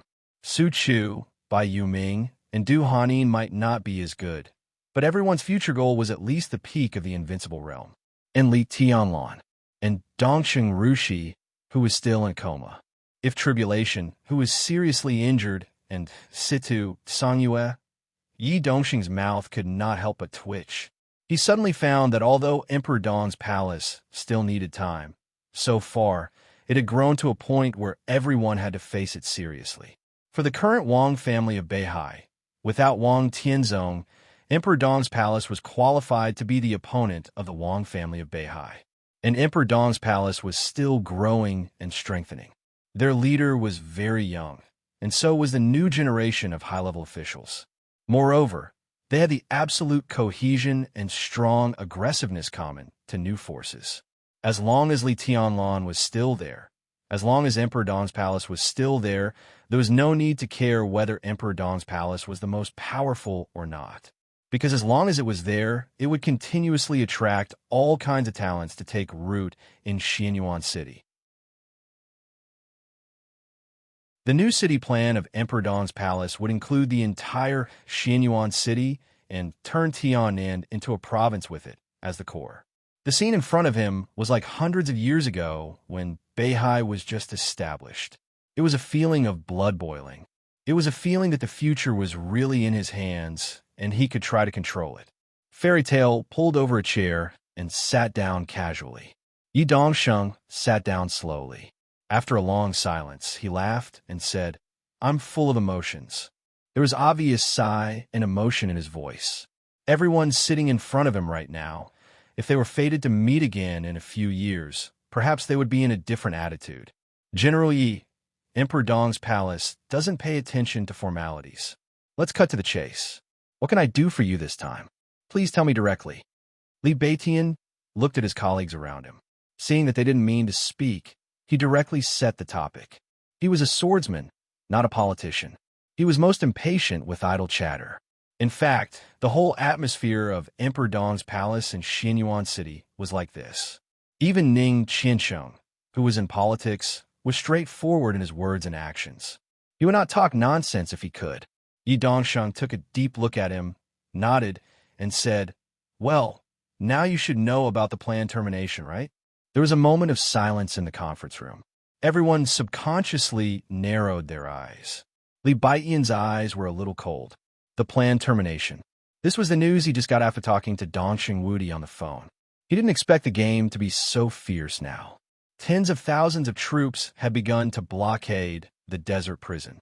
This was completely escalating the game into a war. Chen Fanqing was really desperate. Li Beitian didn't know if this was stupid, but he was sure that what Chen Fanqing was doing now was absolutely unwise. If Chen Fanqing were to lose, one could imagine what would happen to him.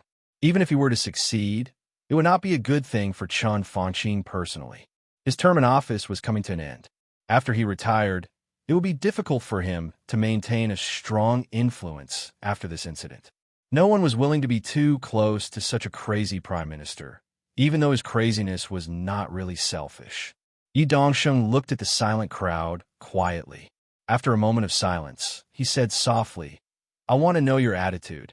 At this time, he didn't have much practical purpose in coming to Tian'an. His main purpose was to demonstrate, not to Xianyuan City, but to the parliament.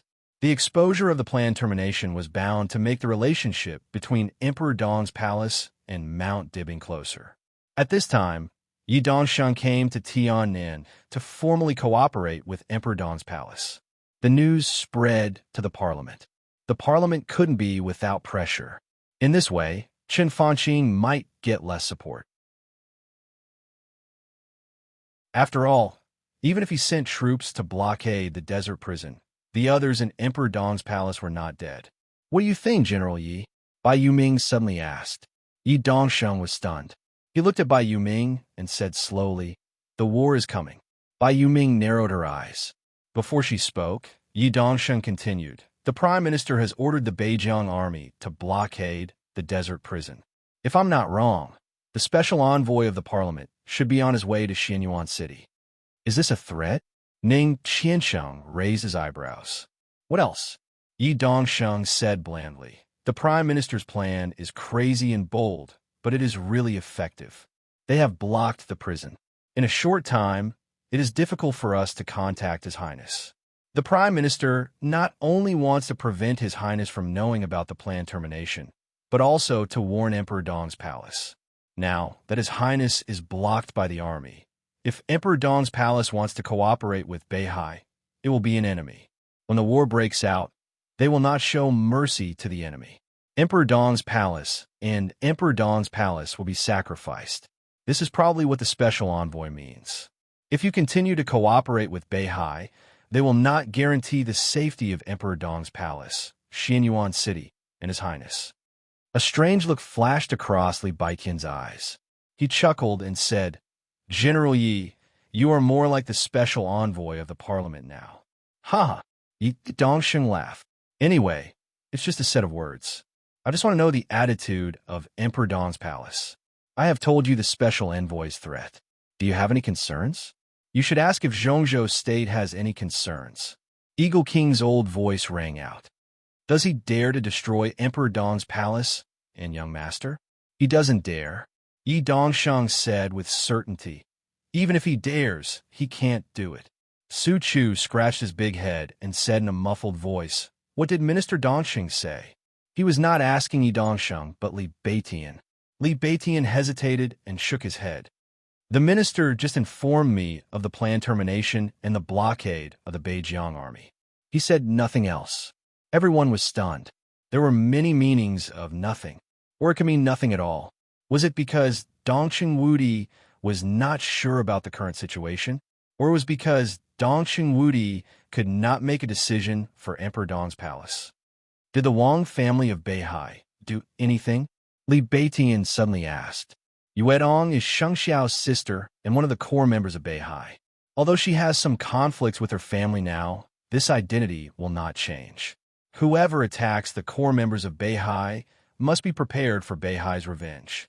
This is Beihai's bottom line. No one can touch it. Beihai will not compromise, and it is impossible to compromise.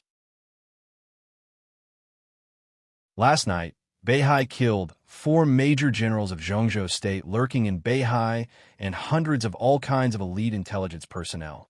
Yi Dongsheng said blandly. At the same time, Beihai will send a team of experts to break through the defense line of the Beijiang army and try to get in touch with His Highness Li Tianlan. This plan may be fast or slow. Before that, we hope to know the attitude of Emperor Dong's palace. When Emperor Dong's palace loses contact with His Highness Li Tianlan, facing the planned termination, will you compromise or fight back? Everyone quickly glanced at each other. In fact, there was no need for hesitation or discussion. Before Yi Dongsheng arrived, they had made a clear decision. Let me correct your words, General Yi. Ning Qiansheng said slowly. Yue Dong is indeed the palace master of the Wang family of Beihai, but she has left Beihai. Now she is the hostess of Emperor Dong's palace. It's just a temporary misunderstanding with Tianlan.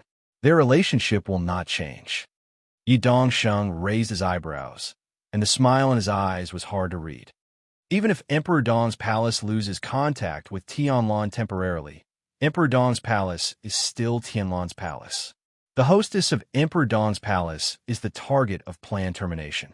If we don't fight back but retreat, what's the point of Emperor Dong's palace? Ning Qiansheng continued. So, Yi Dongsheng smiled and was satisfied. Mayor Ning, what do you mean? I'll go to Beihai right away. Ning Qiansheng did not speak. Du Hanin's cold voice sounded directly.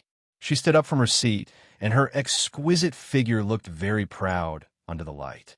The first batch of elites of Emperor Dong's palace will arrive in Beihai this evening. We need a camp. Yi Dongsheng was stunned for a while, then nodded and said with a smile, no problem. His body relaxed, and he looked very relaxed. General Yi, you just said you wanted to say 2 things? Ning Qiansheng glanced at Du Hanin, then turned to look at Yi Dongsheng. Yi Dongsheng nodded. Second, His Highness was imprisoned in the desert prison because of Qi Mulin. Whether Qi Mulin committed treason has not been confirmed for a long time. The task force is already investigating. We will use all means to provide evidence of Qi Mulin's treason. In this way, His Highness will be innocent, and the Prime Minister's imprisonment of His Highness will be even more unreasonable. Beitian frowned. Yi Dongsheng said this sentence very calmly. However, he smelled a hint of true danger from it. I've already said it. We're going to fight back. Yi Dongsheng said lightly. Li Beitian was slightly shocked and said softly, You have a big plan. We are just cooperating with each other for mutual benefit. If this plan succeeds, you will also gain a lot. Yi Dongsheng said, What's your attitude in the desert? I'll go there. Tianyin, who had been sitting next to Eagle King, said slowly. He returned to Emperor Dong's palace from the purgatory of Heaven Capital as soon as Xianyuan City was established. Purgatory of Heaven Capital, Emperor Dong's palace. It was no longer the Li family, but the young master of the Li family, who deserved his loyalty, was still there. I can go there. Tianyin said slowly. If I can succeed, it will be the best. If I fail, after all, I came from the purgatory of Heaven Capital. You can also put the blame on the purgatory of Heaven Capital. Zhongzhou State won't believe it, but at least there will be a buffer. Chun Fangqing sealed the prison, which is equivalent to imprisoning Tianlan. When he did this, he didn't take Emperor Dong's palace seriously at all. Now we don't need any leeway. Lin Yuxian, who had been silent, suddenly said with a blank expression, General Lin, what do you mean? Yi Dongsheng's eyes flashed with a tentative look. Lin Yuxian smiled lightly and said quietly, I'll go. Everyone was stunned for a moment.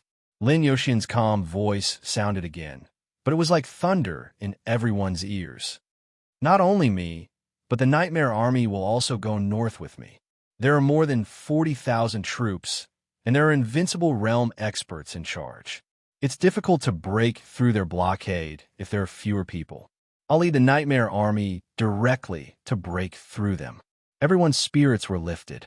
It was not shock. It was excitement. Lin Yuxian had always been low-key and gentle in Emperor Dong's palace. No one expected him to be so tough. Break through them. This sentence was really refreshing. Nightmare Army, Yi Dongsheng muttered, and Xianyuan's sword. Lin Fingting's voice was soft and indifferent. When he mentioned Xianyuan's sword, he sounded like he was talking about an ordinary army instead of the ultimate army of the Lin clan. Don't forget, in addition to Chun Fangqing sealing Tianlan, the patriarch of the Lin clan is still with Tianlan. I'm a branch of the Lin clan. When I learned that the patriarch was trapped, I went to pick him up. Isn't it reasonable? Lin Yuxian said softly. I just don't know if the prime minister is ready to be the enemy of the Lin clan. He gently knocked on the conference table and looked at Chun Fangqing. Arrange for the Nightmare Army and Xianyuan's sword to enter the country. Is there a problem? When? Yi Dongsheng asked directly. Lin Yuxian yawned and said lightly, Let's do it tonight. Yi Dongsheng nodded. Before he said anything, a secretary suddenly walked to Fairy Tale, and whispered something in his ear. Fairy Tale frowned slightly, and his expression looked a little strange. What's the matter? Lin Yuxian asked. Huh, Fairy Tale smiled. General Yi is a prophet. The special envoy of Zhongzhou State has arrived. Where is he? Lin Yuxian was stunned. Outside the door. Fairy Tale shrugged. Shall we let him in? Outside the door, Li Beitian subconsciously raised his voice and then sneered.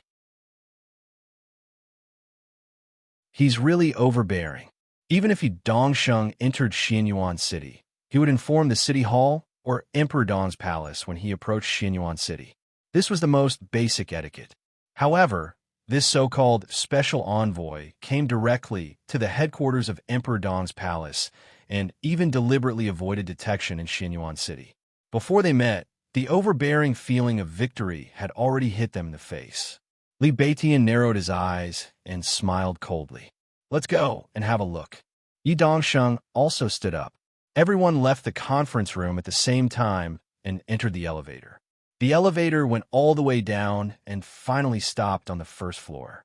The elevator door slowly opened. An extremely arrogant voice directly passed through the huge hall and faintly came over. Go away. Who do you think you are? What do you think this place is?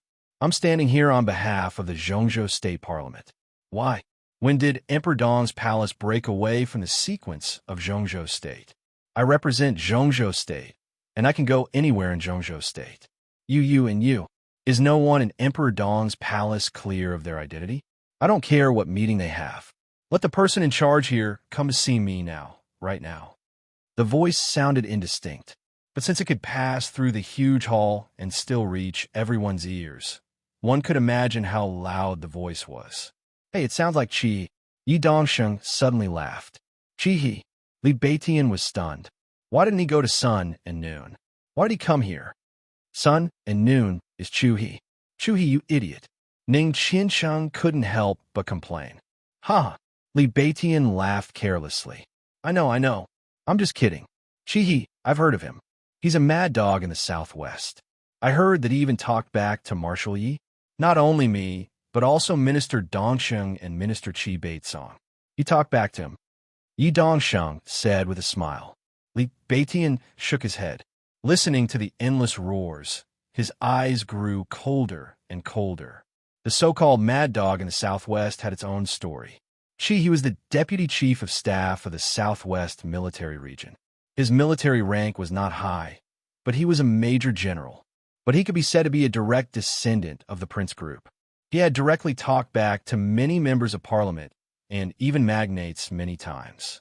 If anyone offended the interests of the Prince Group in the military, they would usually send Qi to bite him. Qi had his own wisdom and was not afraid of trouble at all. But every time he spoke for the interests of the Prince Group, so the Prince Group would definitely protect him. With his character, it was impossible for him to be promoted, but he could keep this position for a lifetime. Now the prince group sent Chihi here. Judging from his arrogance, it was likely that they sent him to bite someone again. Tut, a mad dog in the southwest. Li Beitian chuckled.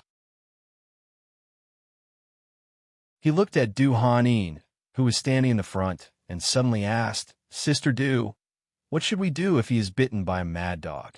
Of course, hit him back. Du Hanin said without hesitation. Hit him back. Well, hit him back. Oh, hit him back. Li Beitian muttered to himself as he walked forward. Is it too easy for him? Tut, too easy for him.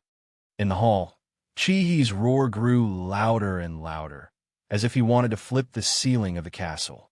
In the dense sound of footsteps, Li Beitian and the others came directly to Chihi. Chihi was stunned. His eyes rolled and flickered. Finally, he stopped roaring. He must have remembered his duty here. Are you looking for the person in charge of Emperor Dong's palace? Li Beitian tilted his head. Chi narrowed his eyes and asked rudely, Are you the person? No, I'm not. Li Beitian laughed. The real person in charge is in the desert. As for here, each of us can be regarded as the person in charge. What do you want to say? Don't be so cheeky. Chi's face darkened and said coldly, I know who your person in charge is. This time I'm here to talk to you about this matter. Li Tianlan is involved in treason and is now under investigation. As his force, Emperor Dong's palace is also a big suspect. The investigation team will come soon. During this time, I advise you to behave and don't act rashly. Otherwise what? Li Beitian gave him a playful smile. Young man, I think you still don't know the seriousness of the matter. He sneered. Do you know why I'm here? I know. Li Beitian nodded. Aren't you here to threaten us? Naive? Threaten? The parliament never makes unnecessary threats. You. Li Beitian suddenly waved his hand and interrupted Chi. We don't make unnecessary threats. So, do you mean the parliament wants a war? Chi suddenly felt something was wrong. He was a mad dog, but not a stupid dog. Since he could be so arrogant, he naturally had his own plans and was confident that he could calm down the atmosphere. However, he had just met Li Beitian, so he had to show his toughness so that they could have a chance to talk later. Moreover, since Li Beitian had changed the topic to this extent, how could he retreat? You don't know what's good for you. He sneered. Zhongzhou State is giving you a choice. Don't be so shameless. If you want a war, the parliament can certainly give you a war. He stared at Li Beitian. He was thinking about how to say it to ease the atmosphere. It should be enough for him to be so tough. Even if he didn't know the immensity of heaven and earth, he should know the determination and strength of Zhongzhou State. While he was thinking, Li Beitian's voice rang in his ears. Oh, then a war it is, he said casually. Du Hanin seemed to feel a little bored. She walked to the door with her long legs. What? He couldn't believe it. He seemed to think he had heard it. Then a war it is, right? What did it mean? What the hell did it mean? Are you talking about a... He roared again with a red face. But Li Beitian didn't let him finish. He waved his hand and said casually, Kill him. Swish. Chihi's roar was still echoing. Du Hanin, who passed by him, waved her hand. A sharp and thin wind blade was pulled out of the small space in an instant. The invisible wind blade suddenly cut through Chihi's body. Blood suddenly burst out. Chihi's whole body was cut into two pieces. His eyes were wide open, and his expression was filled with fear. Then his eyes quickly dimmed. Du Hanin, covered in blood, walked to the door and said, Take him away.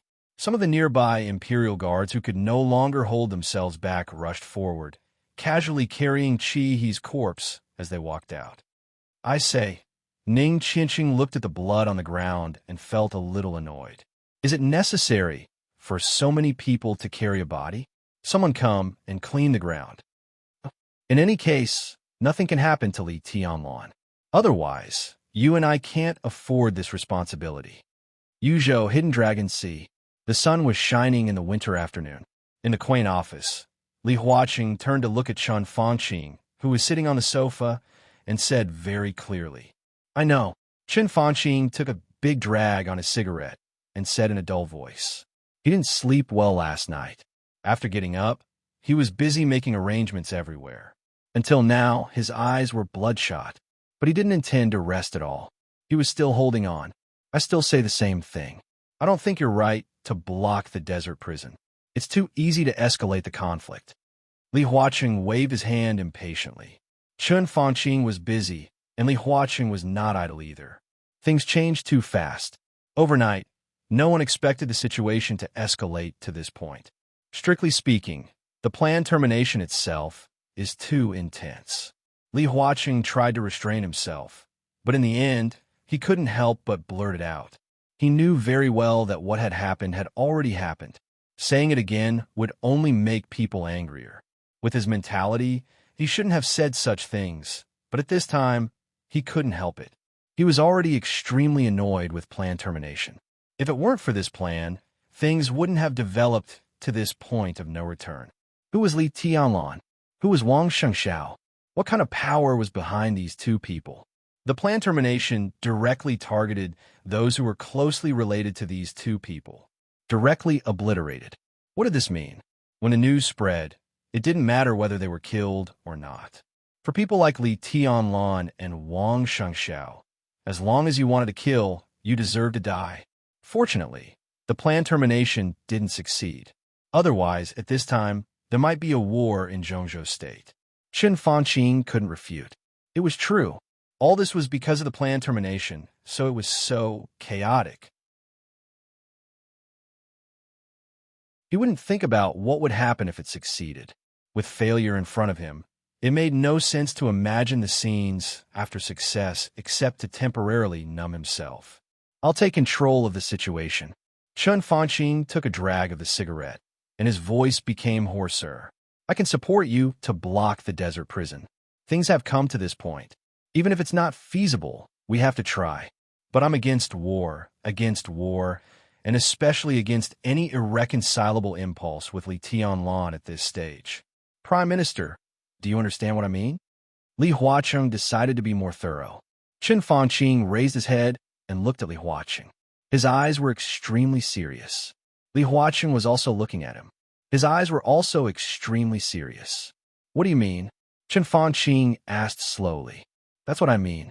What do you want to do? You'd better hurry. I don't think you can trap Li Tianlan for a long time. I believe you don't think so, either. 3 days, 5 days, half a month? 1 month is already the limit. I hope that everything can come to a conclusion during this period of time. Otherwise, he circled around the desk a few times and said blandly, You're on your own. Li Tianlan doesn't have the guts. Qin Fanqing suddenly stood up. It seemed that because he was old and didn't have a good rest last night, he used so much strength that it caused a temporary lack of oxygen to the brain. After his whole body shook violently, he sat down again. Li Huaqing's eyelids twitched, but he didn't speak. I heard that he has been practicing martial arts recently. He hasn't shown up in the prison for a long time. Even if he gets out, so what? I have tens of thousands of troops to block the prison. No one can get close to the desert prison. Li Tianlan won't know what's going on outside. Does he dare to attack tens of thousands of troops when he's not sure about the outside information? Does he dare to break out of the blockade? This behavior is tantamount to treason. How can he be so crazy if he doesn't know the termination plan? As long as we don't let the outside news spread, Li Tianlan won't dare to break out in a short time. Within 2 months, I solved Beihai. Why should I be afraid of Li Tianlan? Anyway, Wang Yuedong is not dead. If Beihai is not dead, why should I kill Wang Yuedong? At worst, I'll find Wang Yuedong and ask Li Tianlan for punishment. Qin Fanqing really thought so. He didn't expect to trap Li Tianlan for too long. All his hopes were focused on eliminating the threat of Beihai as soon as possible. As long as Beihai was no longer a threat, Li Tianlan could always find a way to appease it. The most important thing was that Wang Yuedong was not dead. His killing intent might provoke Li Tianlan's hostility, but as long as Wang Yuedong was not really dead, things could still reach a relatively fragile balance. In this way, he would get rid of a tumor for Zhongzhou State, which was a great contribution. What you said is very reasonable. My bottom line is that we can't go to war. Prime Minister, I'm very disappointed with plan termination. He has ruined many of our plans. I can't change that, but I can tell you my bottom line. You'd better grasp the extent of the blockade in Beijing. When Li Tianlan steps out of the desert prison, or when someone breaks through the blockade of the desert, we'll cooperate with each other. Otherwise, our cooperation will end here. He spoke slowly and heavily. This paragraph directly explained everything thoroughly. Chen Fanqing suddenly raised his head. There is anger, viciousness, and madness in his eyes. All previous efforts in vain, failure on the verge of success. I can't joke about the future of Zhongzhou State or the academics. Li Huaqing suddenly threw a stack of documents on his desk. I have to maintain a stable situation. All games must be played on the bottom line of stability. I have never thought of war. Yes, we can win, but so what if we win? Once this balance is broken, it will bring disaster to Zhongzhou State. All of it, damn it, disaster. Your plan termination exists to break this balance. It's so stupid. If it weren't for the fact that we can't change the situation, our cooperation would have ended by now. He took a deep breath and lit a cigarette. His hand that was holding the cigarette was trembling slightly. Chen Fanqing looked at Li Huaqing in a daze and did not speak for a long time. He had worked with Li Huaqing for more than 10 years, from the vice president and the deputy prime minister to the president and the prime minister. In all these years, he had never seen Li Huaqing so angry, nor had he ever heard him swear. Today was the first time. You'd better solve Beihai quickly. This is the only way for us to continue our cooperation. Otherwise, when Li Tianlan comes out, you can only pray for yourself. Li Huaqing walked to the desk and sat in the chair. He lay on his back with one hand covering his eyes and the other holding a cigarette. In the smoke, he was silent for a long time before he said faintly, "I'm tired."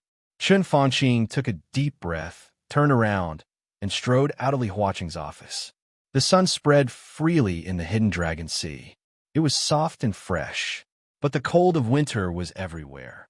Chen Fanqing tightened his clothes and looked serious. He only felt that the winter temperature seemed to be cold to the bone. The phone rang. Chen Fanqing walked to the edge of the hidden Dragon Sea, stood under a tree, and answered the phone. "Prime Minister, I have arrived at the blockade front." On the phone, Gu Qianquan, the acting governor of Kunlun City, said in a steady voice, "Very good. Is there anything going on inside and outside the blockade line?" Chen Fanqing asked. "Not yet." Gu Qianquan smiled and said calmly, "The prison probably doesn't know the specific situation. They should be discussing countermeasures. It seems that Li Tianlan's closed-door training is correct. The prison is very quiet at present. As for outside the prison, neither Beihai nor Emperor Dong's palace can come here in such a short time. It seems that today's blockade should be relatively successful." Chen Fanqing said, and did not speak again. Gu Qianquan did not speak again. They were silent. Across the phone line, the atmosphere seemed to suddenly become a little awkward. Chen Fanqing naturally knew why. The Prince Group and the newly emerged Special Warfare Group had always been the best buddies. Even from another perspective, when the Li family collapsed and the Southeast Group suffered a great loss, Gu Xingyun took over, and the Special Warfare Group was completely a large group promoted by the Prince Group. However, over the years, the two sides naturally had differences. Gu Xingyun's position was getting more and more stable. Of course, he had his own interests and was unwilling to be a follower of the Prince Group. The relationship between the two sides was gradually drifting apart. But anyway, the cooperation between the two sides was generally pleasant. Some local conflicts did not affect the overall situation at all. When Chen Fanqing faced Gu Xingyun and Gu Qianquan, he could be natural. But after he and Li Huaqing went to the desert, the relationship between the two sides seemed to have completely changed. There was no impenetrable wall. They wanted to use the entire Kunlun city to exchange for Li Tianlan's loyalty. This kind of news could not be concealed. Chen Fanqing could understand their resentment, but he could not explain this kind of thing at all. Instead, the more he explained, the worse it would be. Now it seemed that he could only use this action to make up for the relationship with Kunlun City. After it was hopeless to win over Li Tianlan, Kunlun City suddenly became important in Chun Fanqing's eyes. Their rise was very short, their foundation was a little weak, their strength was a little weak, and their martial arts inheritance was not the best. But anyway, the two invincible realm experts in Kunlun City were real. The Special Warfare Group could be 1 to 6 group, and even vaguely ranked ahead of the North Group. Naturally, it had enough strength to be worth winning over. Qinchuan, you have to work hard during this time. Remember, in any case, the desert must be completely blocked. The people inside can't come out, and the people outside can't go in. It must be completely blocked. Qin Fanqing said in a deep voice. Gu Qianchuan said faintly, it shouldn't be a big problem, but you should pay more attention to some people in the country. Who? Qin Fanqing frowned. Hidden God, Saint. Gu Qianchuan said faintly. Hidden God Situ, Siyue of Zhongzhou State, Saint Wei Kunlun of Mount Shu. Both of them would stand by Li Tianlan without any consideration. Li Tianlan was the palace master of Emperor Dong's palace and the young governor of Sai City, while Wei Kunlun was the deputy palace master of Emperor Dong's palace. These two invincible realm experts were now injured, but they could still exert a certain combat effectiveness, especially Situ Sangyue, who was on the divine list. Even if Gu Qianchuan had made great progress in recent years, he felt that he was unlikely to be Situ Sanyue's opponent without using his trump card. I'll talk to them. Chun Fanqing rubbed his scalp and said slowly, both Situ Sanyue and Wei Kunlun have things they can't let go of. Zhongzhou State should be able to restrain their actions. Prime Minister, what I want is not should. Gu Qianchuan smiled faintly. Chun Fanqing snorted and suddenly said, your realm should have stabilized now. Qianchuan, I need to know your specific strength. Gu Qianchuan was silent for a long time. Before the chaos in Eastern Europe, among the population of 1.6 billion in Zhongzhou State, there were 5 invincible realm experts. They were Wang Tianzong, Tribulation, Gu Xingyun, Situ Sangyue, and Gu Qianchuan.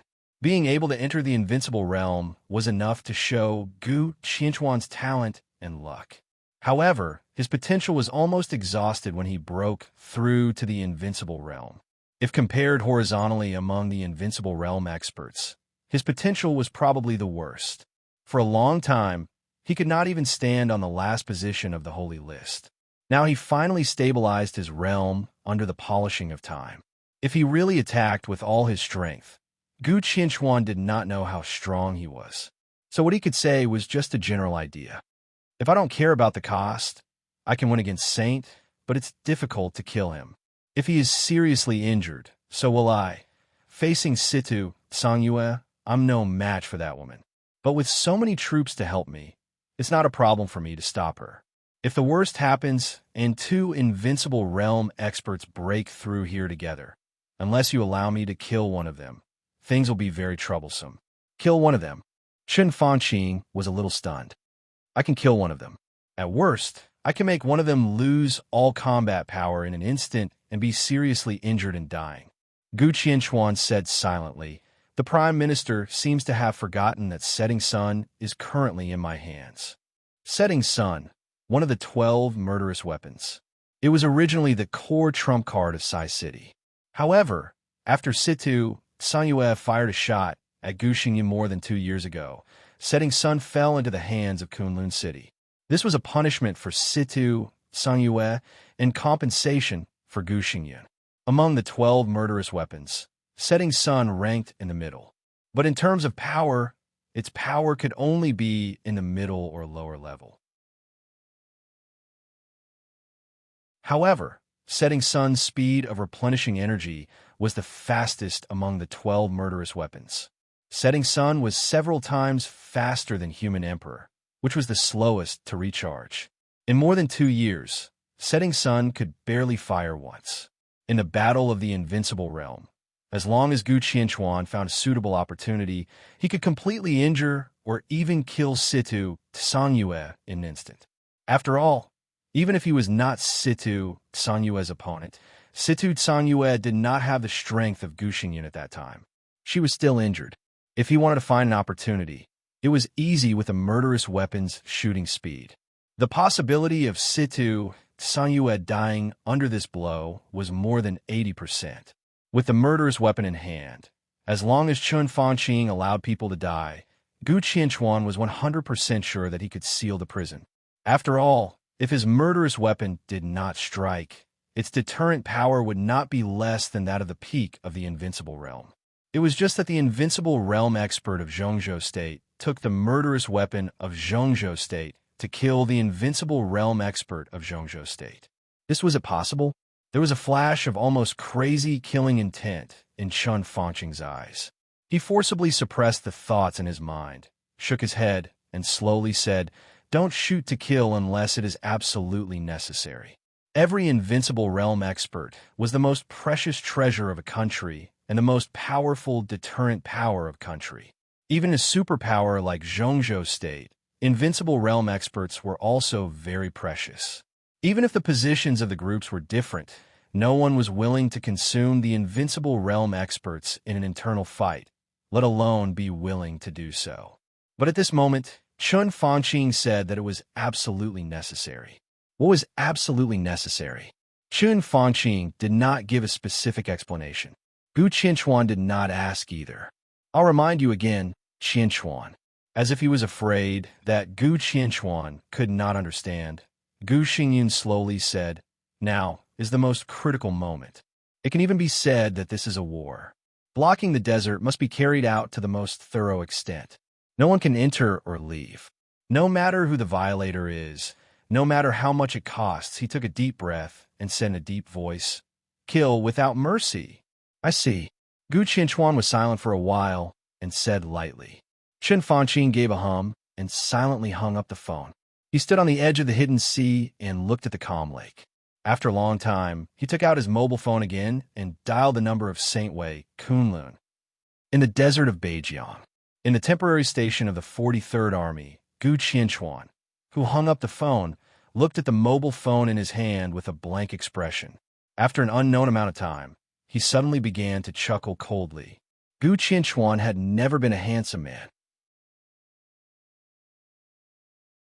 According to the aesthetic standards of normal people, his appearance was even below the ordinary standards. In the past 2 years, as the acting city master of Kunlun City, his body looked thinner. He was like a skeleton wrapped in skin, standing in the desert. As he sneered, his whole face became distorted. His sunken eye sockets, high protruding cheekbones, and mean lips were twisted. He had an indescribable cruelty and evil. First Elder, a tall and thin man, who looked more like a skeleton than Gu Qianchuan, slowly came over. At the beginning, when Gu Qianchuan was the acting city master, he disliked the title of First Elder very much. He dreamed of the position of city master and thought for many years before he sat in that position. What he liked most was to be called city master or even the acting city master. However, in the past 2 years, the dark world was surging. Under the great pressure, Gu Qianchuan had long lost the joy of being city master. He did not care about the title. He was even afraid to hear the title of city master now. Every time he heard these 2 words, he could clearly feel a great pressure. Yes. Gu Qianchuan nodded casually. Looking at the man in front of him, he narrowed his eyes slightly and smiled. "Do you know why I brought you here?"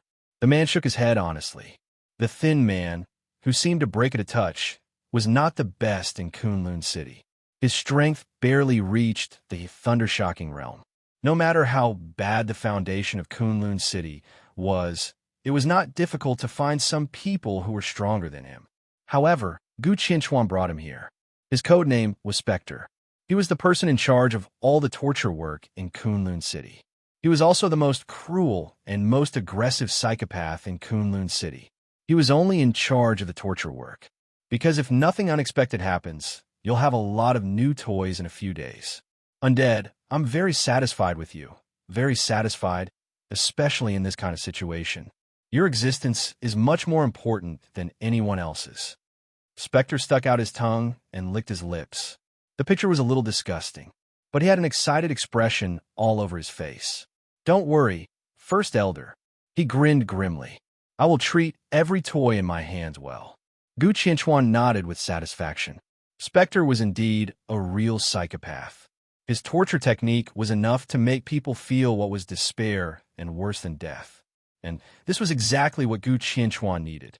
Let's wait and see who will rush out first. Will it be inside or outside?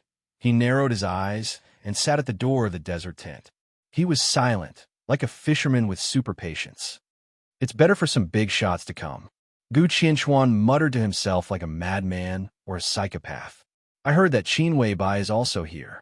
If she comes, well, there's no one here. It should be my toy, not yours. It should be a toy that needs to be carefully protected. If it is someone else, maybe Xiao Mahai is good. There is no one in the desert prison.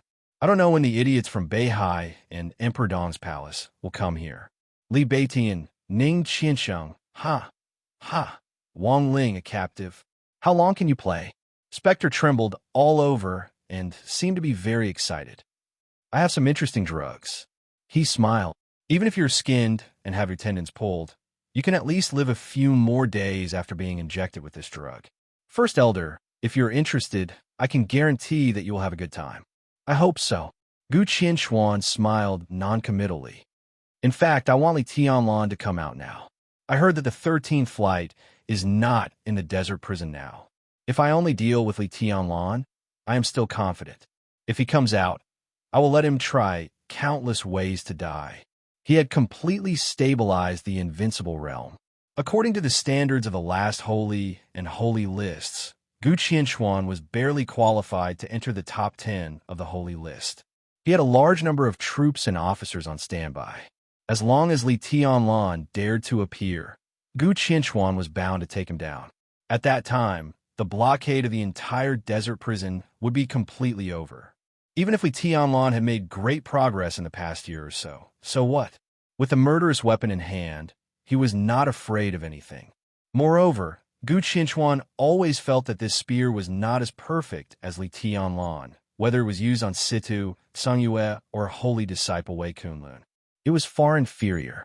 The possibility of this happening was not high, but under such circumstances, there was still hope to capture several important figures from Emperor Dong's palace and Beihai alive. Gu Qianchuan had made up his mind. No matter who it was, he would let Spectre use the cruelest means to slowly torture them to death. He would skin them and pull out their tendons, hang their bodies on the flag of Zhongzhou state. Gu Qianchuan did not care about the so-called anger and hatred at all. He only knew that he came to the desert this time because of Chun Fangqing's order. Emperor Dong's palace and Beihai hated him as much as they hated the prince group. In this way, the two sides would be firmly tied together. At least in the plan of the prince group, there was no possibility of letting Li Tianlan replace Kunlun City. 20,000 words should be the longest chapter since I started a book or even wrote a book.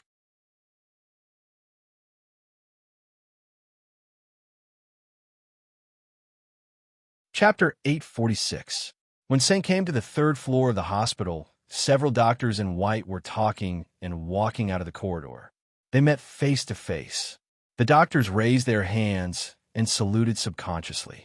They were not doctors of this sanatorium, but professors from the private hospital of the giant group.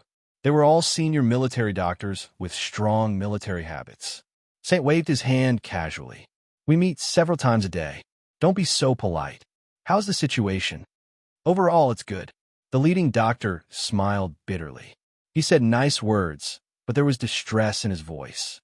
His Highness's fingers moved once 2 months ago. During this time, we paid close attention to his physical condition and recorded detailed data. His Highness's physical data has been changing in a good direction, but the speed is very slow. Judging from the current peak data, it will take a long time for him to wake up. The doctor paused and said cautiously, maybe it's a long time that we can't even speculate. Saint furrowed his brows tightly. He was not surprised by this result, but every time he heard it, he felt a little annoyed. He had also seen the detailed data recorded by the doctors. In his opinion, the data that represented the physical condition was completely messy. Some of them were higher than others, and some are lower than others. Countless data which could even represent the recovery of various organs of the human body, were placed in front of him like a heavenly book. Which aspect of the data you mentioned is the most serious? Saint asked. It's serious in all aspects. The doctor looked serious. But the most serious is His Highness's brainwave. His brainwave value is very low, and it grows very slowly. Sometimes it is even in a state of decline. From this point of view, His Highness probably doesn't want to wake up. Saint suddenly fell silent. Was he disheartened? He had loved a person for many years, and they had been apart for many years. He missed her day and night. He tossed and turned, longed and waited countless times, and every day felt like a year. The unimaginably heavy and majestic emotion accumulated in his heart day after day, and he carried it on his back, year after year. The last time they met, he watched her die in front of him, burning and turning into ashes. He didn't even say a word. What was despair? Maybe he was really desperate at that time. Saint was silent for a long time before he said in a low voice, "I understand." The doctors instinctively saluted again and walked past him while discussing among themselves. Saint hesitated for a moment, but still continued to move forward. The third floor of the hospital wasn't big, and there weren't many injured people living there, such as Azure Dragon Gong Sun Chi, Black Tortoisely Wang Sheng, and Vermilion Birdie. As time passed, more and more people were discharged from the third floor, and now there was only one person left on the third floor. He had been in a coma for almost 2 years, and he had only managed to move his fingers 2 months ago. Saint came to the ward and pushed the door open.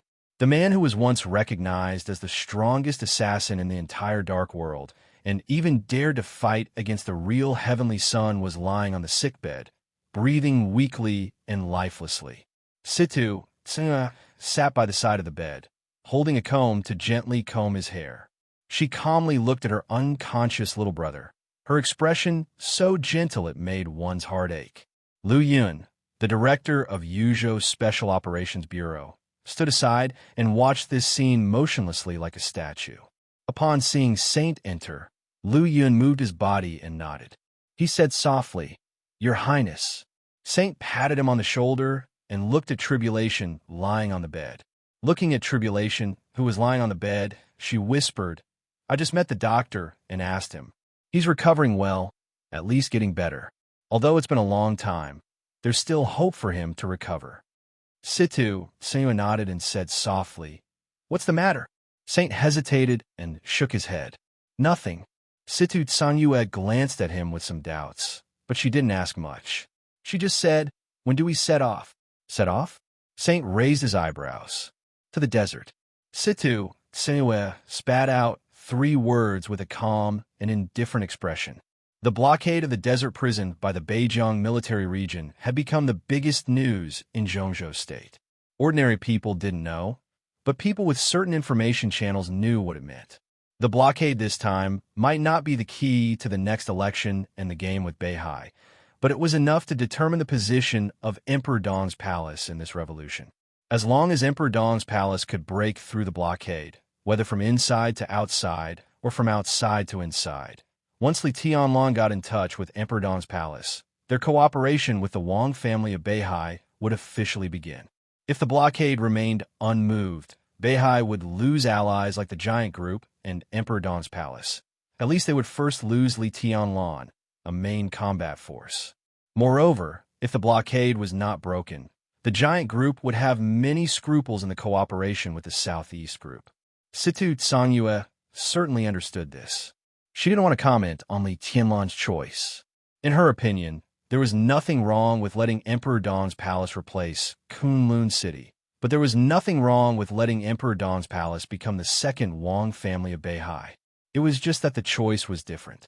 She knew very well that after Li Huaqing and Chen Fangqing visited Li Tianlong in person, Li Tianlong showed his intention to cooperate with Beihai. In the eyes of the two giants, it was undoubtedly a betrayal. Once Chen Fangqing really took over Beihai, how good would the end of Emperor Dong's palace be? The most important thing at the moment was to break the blockade of the Beijiang military region. Today, Emperor Dong's palace could come up with a very good lineup. But if they wanted to concentrate the greatest combat force, then she and Saint would naturally be the most luxurious lineup. It was also the lineup with the most confidence to break through the blockade. Saint glanced at Situ Sangyue. His eyes were a little strange. What's wrong? Situ Sangyue frowned slightly. So, you haven't received a call from someone from beginning to end? Saint seemed to have understood something. No one could deny that Situ Sangyue cared about Li Tianlan very much. But after all, she was the governor of Sai City. Situ Sangyue was not an irresponsible person. If she had received a call from someone, at this moment, it would be impossible for her to go to the desert without any worries. Who called? Situ Sangyue was a little confused. Chun Fanqing. Saint shook his mobile phone and said with a poker face, 10 minutes ago. He just called me, and his tone was very tough. Situ Sangyue suddenly narrowed her eyes. Her eyes were a little cold. Threatening you? Sort of. Saint smiled freely. He said that Mount Shu is the main part of the special warfare force of Zhongzhou State anyway. As the first senior brother of Mount Shu, I have a responsibility and obligation to take care of the interests of Zhongzhou State. Such a Mount Shu will not let people down. Listen, how interesting that is. It seems that I have to hand over my position in Mount Shu as soon as possible. Otherwise, it's really grieving for me to be the deputy palace master. So you agree? Situ Sanyue's voice was a little low. Saint fell silent and did not speak. Then I'll go by myself. Situ Sanyue stood up. The murderous weapon, setting sun, Saint said slowly. Now it should be able to fire, right? Calculating the time, it should be about time. The face of Drifting Cloud, who had been silent, changed slightly. So what? Situ Sanyue sneered. No one knows setting sun better than I do. So I'm right. Setting sun can already exert its power, right? Saint narrowed his eyes. Situ Sanyue was silent for a while and said lightly, It doesn't matter. That's true. Saint nodded. But I don't think you should go to the desert now. You should go to Sai City. Situ Sanyue said with some doubts. I think I understand why Chan Fanqing called me. Saint laughed and said, He thinks I'm a pushover. Obviously, he doesn't want to provoke you, or he doesn't want to threaten you openly. But do you think others will turn a blind eye to the fact that you and I are here? Chin Fanqing can call me and threaten me with a whole Mount Shu.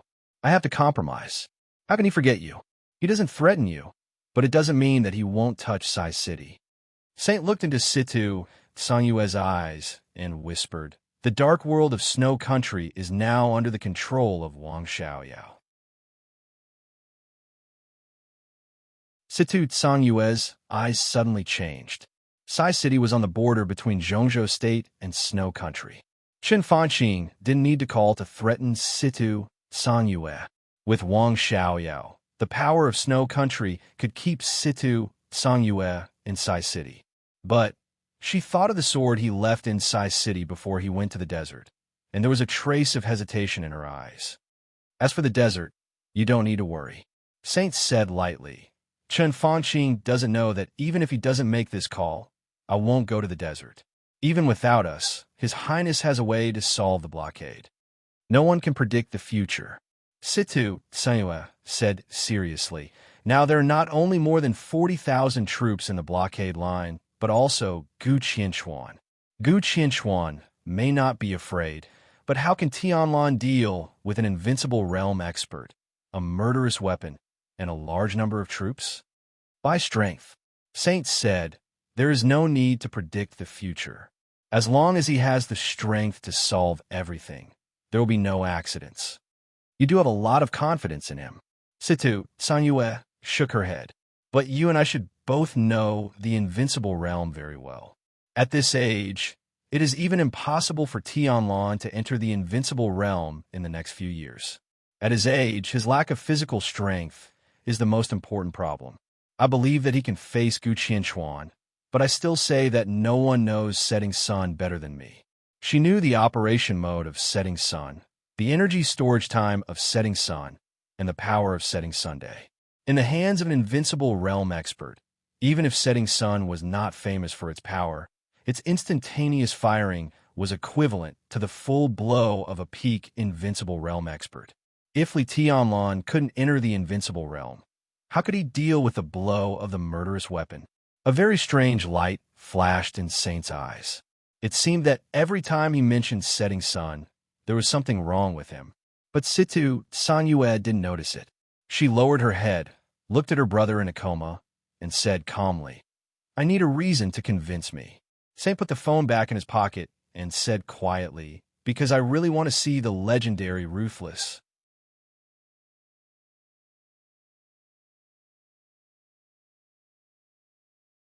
Chapter 847. Situ Sanyue had never heard of Heartless. Just like in this era, most people didn't know the carefree nature of Beihai and the Lin clan. But Saint had seen stories about Heartless. Yes, what he saw and knew were just stories. They were close to legends. It was like the sword intent he had carefully studied. The legendary sword intent had become a little real in him, and it had made him enter the invincible realm. What about Heartless? Who is Heartless? Situ Sanyue was a little stunned. At this moment, she recalled all the famous experts in the dark world, but found that she had never heard of this code name at all. As for the recluse, Situ Sanyue had never been interested in this. This world was extremely cruel, but it was also extremely beautiful. It was full of temptation and warmth. How could there be a real recluse? He could enter the invincible realm and control the power at the peak level of the dark world. But he hid himself? He was not mysterious at all. He was a complete idiot. The Lin clan was also a recluse. But who didn't know the Lin clan among the top forces in the dark world? Who dared to provoke the Lin clan? The Lin clan had countless branches all over the world. Their greatest confidence came from the headquarters of the recluse Lin clan. His Majesty, who was extremely mysterious and low-key, also secretly accepted Moraid, Yagyu Kurumi, and others as disciples, and was planning the Battle of Beihai. People like Li Kuang-tu also knew of his existence. Whether he was an idler or a schemer, as long as one had the ability in life, he would inevitably have the responsibility and ambition to match his ability. How could it be so easy to be good to himself? Even if there were still nameless, invincible realm experts in the dark world who had not been exposed, there were very few of them, and most of them were secretly hidden by the superpowers.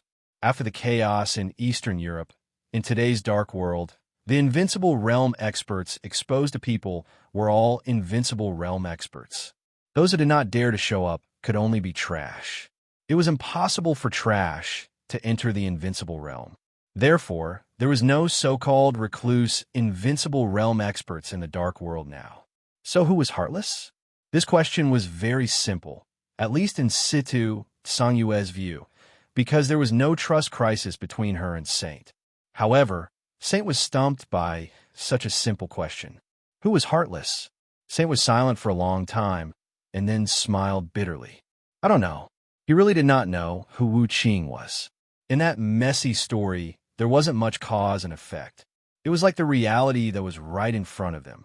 All that was said was what happened. As for why it happened, perhaps the story would know, but the people who read the story would not.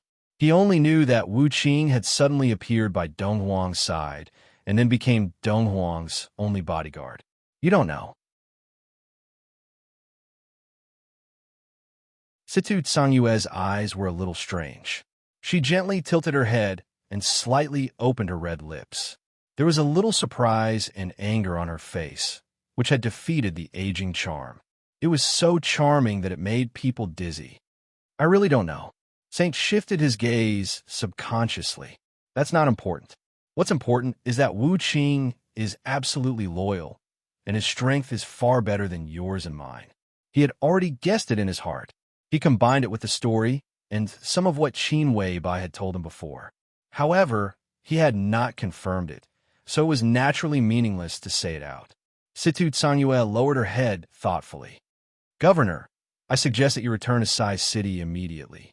Actually, you don't have to worry. Don't forget that His Highness isn't the only one in the desert.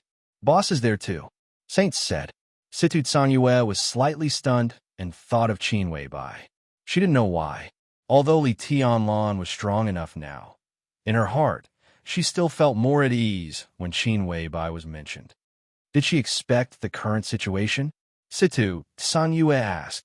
Not really, but it's not completely unprepared. Saint said quietly, Boss once said that Wang Yuedong is very important. At the right time, we might as well release some false news to make the situation more chaotic. So, she also told you about Wu Qing? Situ, San Yue asked. Saint thought for a moment. Although it was not the case, there seemed to be nothing wrong with it. He nodded his head and grunted in acknowledgement. Does she know Wu Qing's identity? Situ, San Yue combed her hair. I don't know. Saint smiled. It doesn't matter.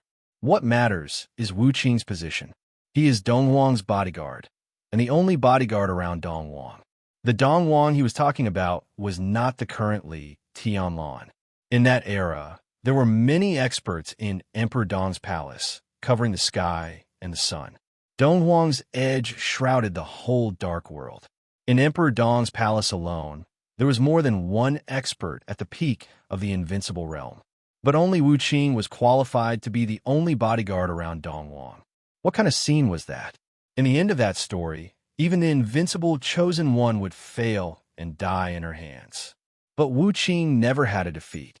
Because of Wu Qing, the light slowly faded with heat and dryness. There was no wind tonight.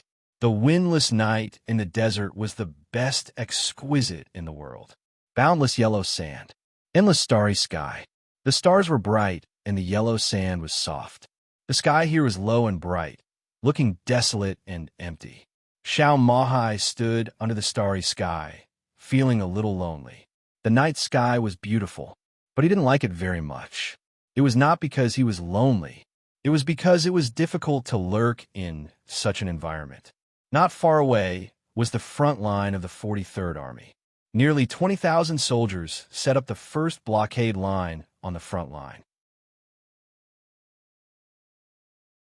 About 10 miles away, an armored corps of 10,000 soldiers set up the second front line. 40 miles away, a semi-automatic artillery corps was the third line of defense. The outermost was the field corps. Yes, in one day, 4 lines of defense had been set up outside the desert prison. The fourth line of defense just arrived here 2 hours ago. It was a reinforced division of nearly 10,000 soldiers. The total size of the desert blockade line had officially exceeded 50,000 people. The determination of someone in the council had been revealed. Xiao Mahai looked at the lights in the distance that almost lit up the whole desert, his expression solemn. He was a smart man, but also a stupid man. There was no doubt about his loyalty to Li Tianlan. Because people like him, as long as they were sure that they had found an opportunity, they would not leave the slightest way for themselves. Li Tianlan had been in the desert for nearly 2 years. Xiao Mahai had done a lot of things, but it seemed that he had done nothing. He was the warden of the desert prison. But in the face of a prisoner, he gave up his dormitory and all his communication equipment. At the same time, he provided the most detailed information about the entire range of the desert prison, as well as some technical parameters of the Sky Arrow base and the Sky Eye base. Dongqing Wudi and Yi Dongsheng had been here. Military counselor had been here. Li Beitian had also been here once. Qin Weibai had even lived here. This was the desert prison, the most strict and mysterious forbidden area in Zhongzhou State. But anyone who had something to do with Li Tianlan seemed to be able to treat this place as a hotel where they could come and go as they pleased. The small amount of funds in the desert every year was blatantly appropriated by Xiao Mahai in an almost extravagant manner. Birds and beasts, delicacies, famous cigarettes and wine. He even brought his daughter and sister here to serve Li Tianlan. He ignored the overt and covert warnings of Zhongzhou State and did not care about the people who criticized him in the council. Even when Li Huacheng and Chun Fanqing came, he only cared about Li Tianlan and completely ignored the 2 giants who stood in the highest position in Zhongzhou State. He did everything he could to the real extreme. There was no way out, but he gained Li Tianlan's trust in the shortest time. True trust and even appreciation. As a result, he was given opportunities that countless generals of his rank, and even those with better backgrounds than him, could not get. A year later, as Li Tianlan left the prison, the General Staff Headquarters, the Navy Headquarters, the Army Headquarters, and the Blood Battalion. He could choose any of these extremely prominent positions. Of the 4 positions, except for the Secretary General of the Army Headquarters, which was the deputy, the other 3 were all real top leaders, which could be said to be the top positions with real power in the entire Zhongzhou state. This was enough to show how rich Li Tianlan was in return for him, but he did not want any of them. He really wanted to follow Li Tianlan and did not care about the so-called prominent positions at all. He often thought that the ancestors of the 7 sword-holding families above the clouds in Beihai must not have thought that their families would have today when they started their business with the chosen one of the Wang family of Beihai. Xiao Mahai occasionally thought about it and looked forward to it. He firmly believed that the chief butler of Emperor Dong's palace would be more prominent than the position promised to him by His Highness. Maybe not now, but definitely in the future. He cut off all his retreat routes and exchanged absolute loyalty for Li Tianlan's full trust. So until now, in the face of the vast army of more than 50,000 people and the invincible realm experts with murderous weapons, he still did not think about retreating, even though he knew that his chances of breaking out of the encirclement were slim. The blockade of more than 50,000 troops. If Li Tianlan was really locked here, Xiao Mahai could be sure that his end was doomed to be extremely miserable, because after losing Li Tianlan, no one would let him go. So the army blockading the prison was not only Li Tianlan's business, but also Xiao Mahai's business. The greatest loyalty was nothing more than no matter what the problem was, as long as it was his boss's business, it would definitely be his business. So would he not think about retreating? In any case, he had to try his best to get out of here. Xiao Mahai took a deep breath and took a step forward. At the same time, Tianan, Xinyuan City, in the night that came earlier than the desert, in front of the mountain-like castle of Emperor Dong's palace, a neat and uniform military formation had completed the formation. Silent, resolute, iron-blooded, piercingly cold, and sharp. This was a small army of less than 2,000 people, but at this moment the energy and spirit of the entire army seemed to have risen to the peak. They didn't move at all, but they seemed to have a sharpness that could shake the world. Yi Dongsheng watched this scene quietly. This was the nightmare army of Emperor Dong's palace, which had become famous in Tianan. And directly opposite the army, standing opposite the nearly 2,000 soldiers, was a row of young people. Yes, a row. Lin Yuxian, Li Beitian, Bai Yuming, Yi Huayu, Fairy Tale, Ning Qiansheng guarded Xinyuan City. The elders of the Li family assisted Ning Qiansheng in guarding Emperor Dong's palace. Du Hanin and Su Chu led the first group of elites of Emperor Dong's palace in a Beihai. Others. All the high-level officials of Emperor Dong's palace, one by one. They turned out in full strength and pointed their weapons at the desert. This was the final attitude of Emperor Dong's palace, and it was also their sharpness that they had never concealed.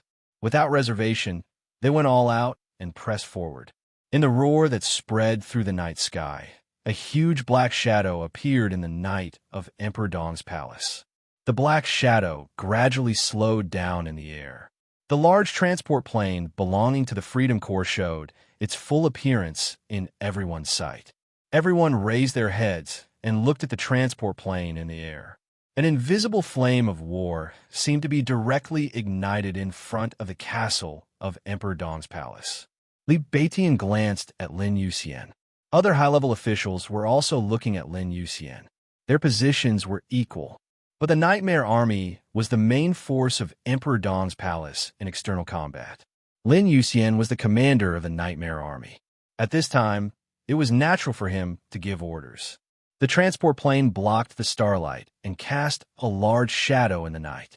Lin Yuxian raised his head. He slowly stretched out his palm. The space fluctuated slightly.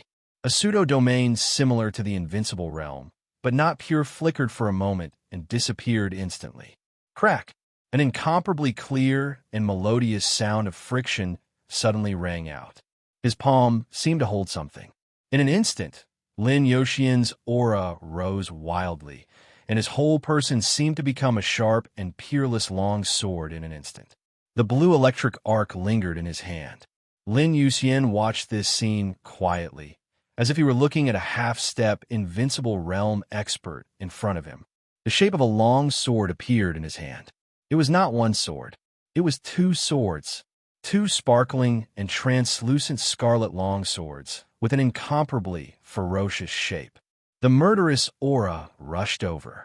Lin Yuxian held two swords, looked ahead, and said calmly, "Nightmare Army, let's go." An earth-shattering roar responded to him. Kill, no matter who it was. There was only one kind of treatment for those who stood in front of them. Kill, no matter who it was. Lin Yuxian took a deep breath and looked down at the long swords in his hands. Almost everyone's eyes were attracted by the two strangely shaped scarlet long swords. Li Baiqian's eyes flickered slightly, as if he was thinking. Others' eyes were a little blank. A little farther away, Yi Dongsheng stared at the two swords in Lin Yuxian's hands, and his eyes were extremely complicated. The world had been reincarnated. The old things reincarnated. The time reincarnated. Among all the people present, except for Lin Yuxian, perhaps only he knew the two swords. It was hard to describe the excitement in Yi Dongsheng's heart at this time. He took a deep breath, and his eyes seemed to be a little warm.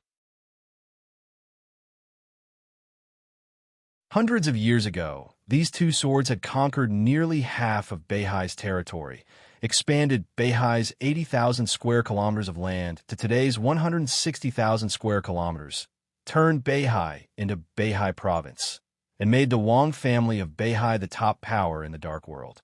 At that time, in that era, Mount Dibbing, supported by these two swords, was really invincible and swept away everything. 300 years ago, in the unprecedented major crisis in Beihai, it was also these two swords that stabilized the foundation of Beihai province. That year, the heroic posture of the man, named Li Xiuxin, holding two swords still shown in the history of the Wang family of Beihai. And now, 300 years later, Lin Yuxian, holding two swords, stood in Tiannan. He would go north into the desert. He would also go north into Beihai again. Yi Dongsheng's body trembled a little, and his eyes were full of tears. The two swords that had been sealed for nearly 300 years were held in Lin Yuxian's hands, fierce and quiet. In that initial era, this was the sword of Beihai. But in that most glorious era, this was the sword of the ancestors of the Lin clan. In the initial era of the Li family more than 300 years ago, this was the sword of the ancestors of the Li family. In the final analysis, this was the sword of the ancestors of Zhuanyuan Tai. Two scarlet long swords. Divine punishment in the left hand. Divine punishment in the right hand. You're tuning in to the Romance Rendezvous YouTube channel. We're so grateful for your support, and don't forget to subscribe to join us on this incredible journey through captivating stories.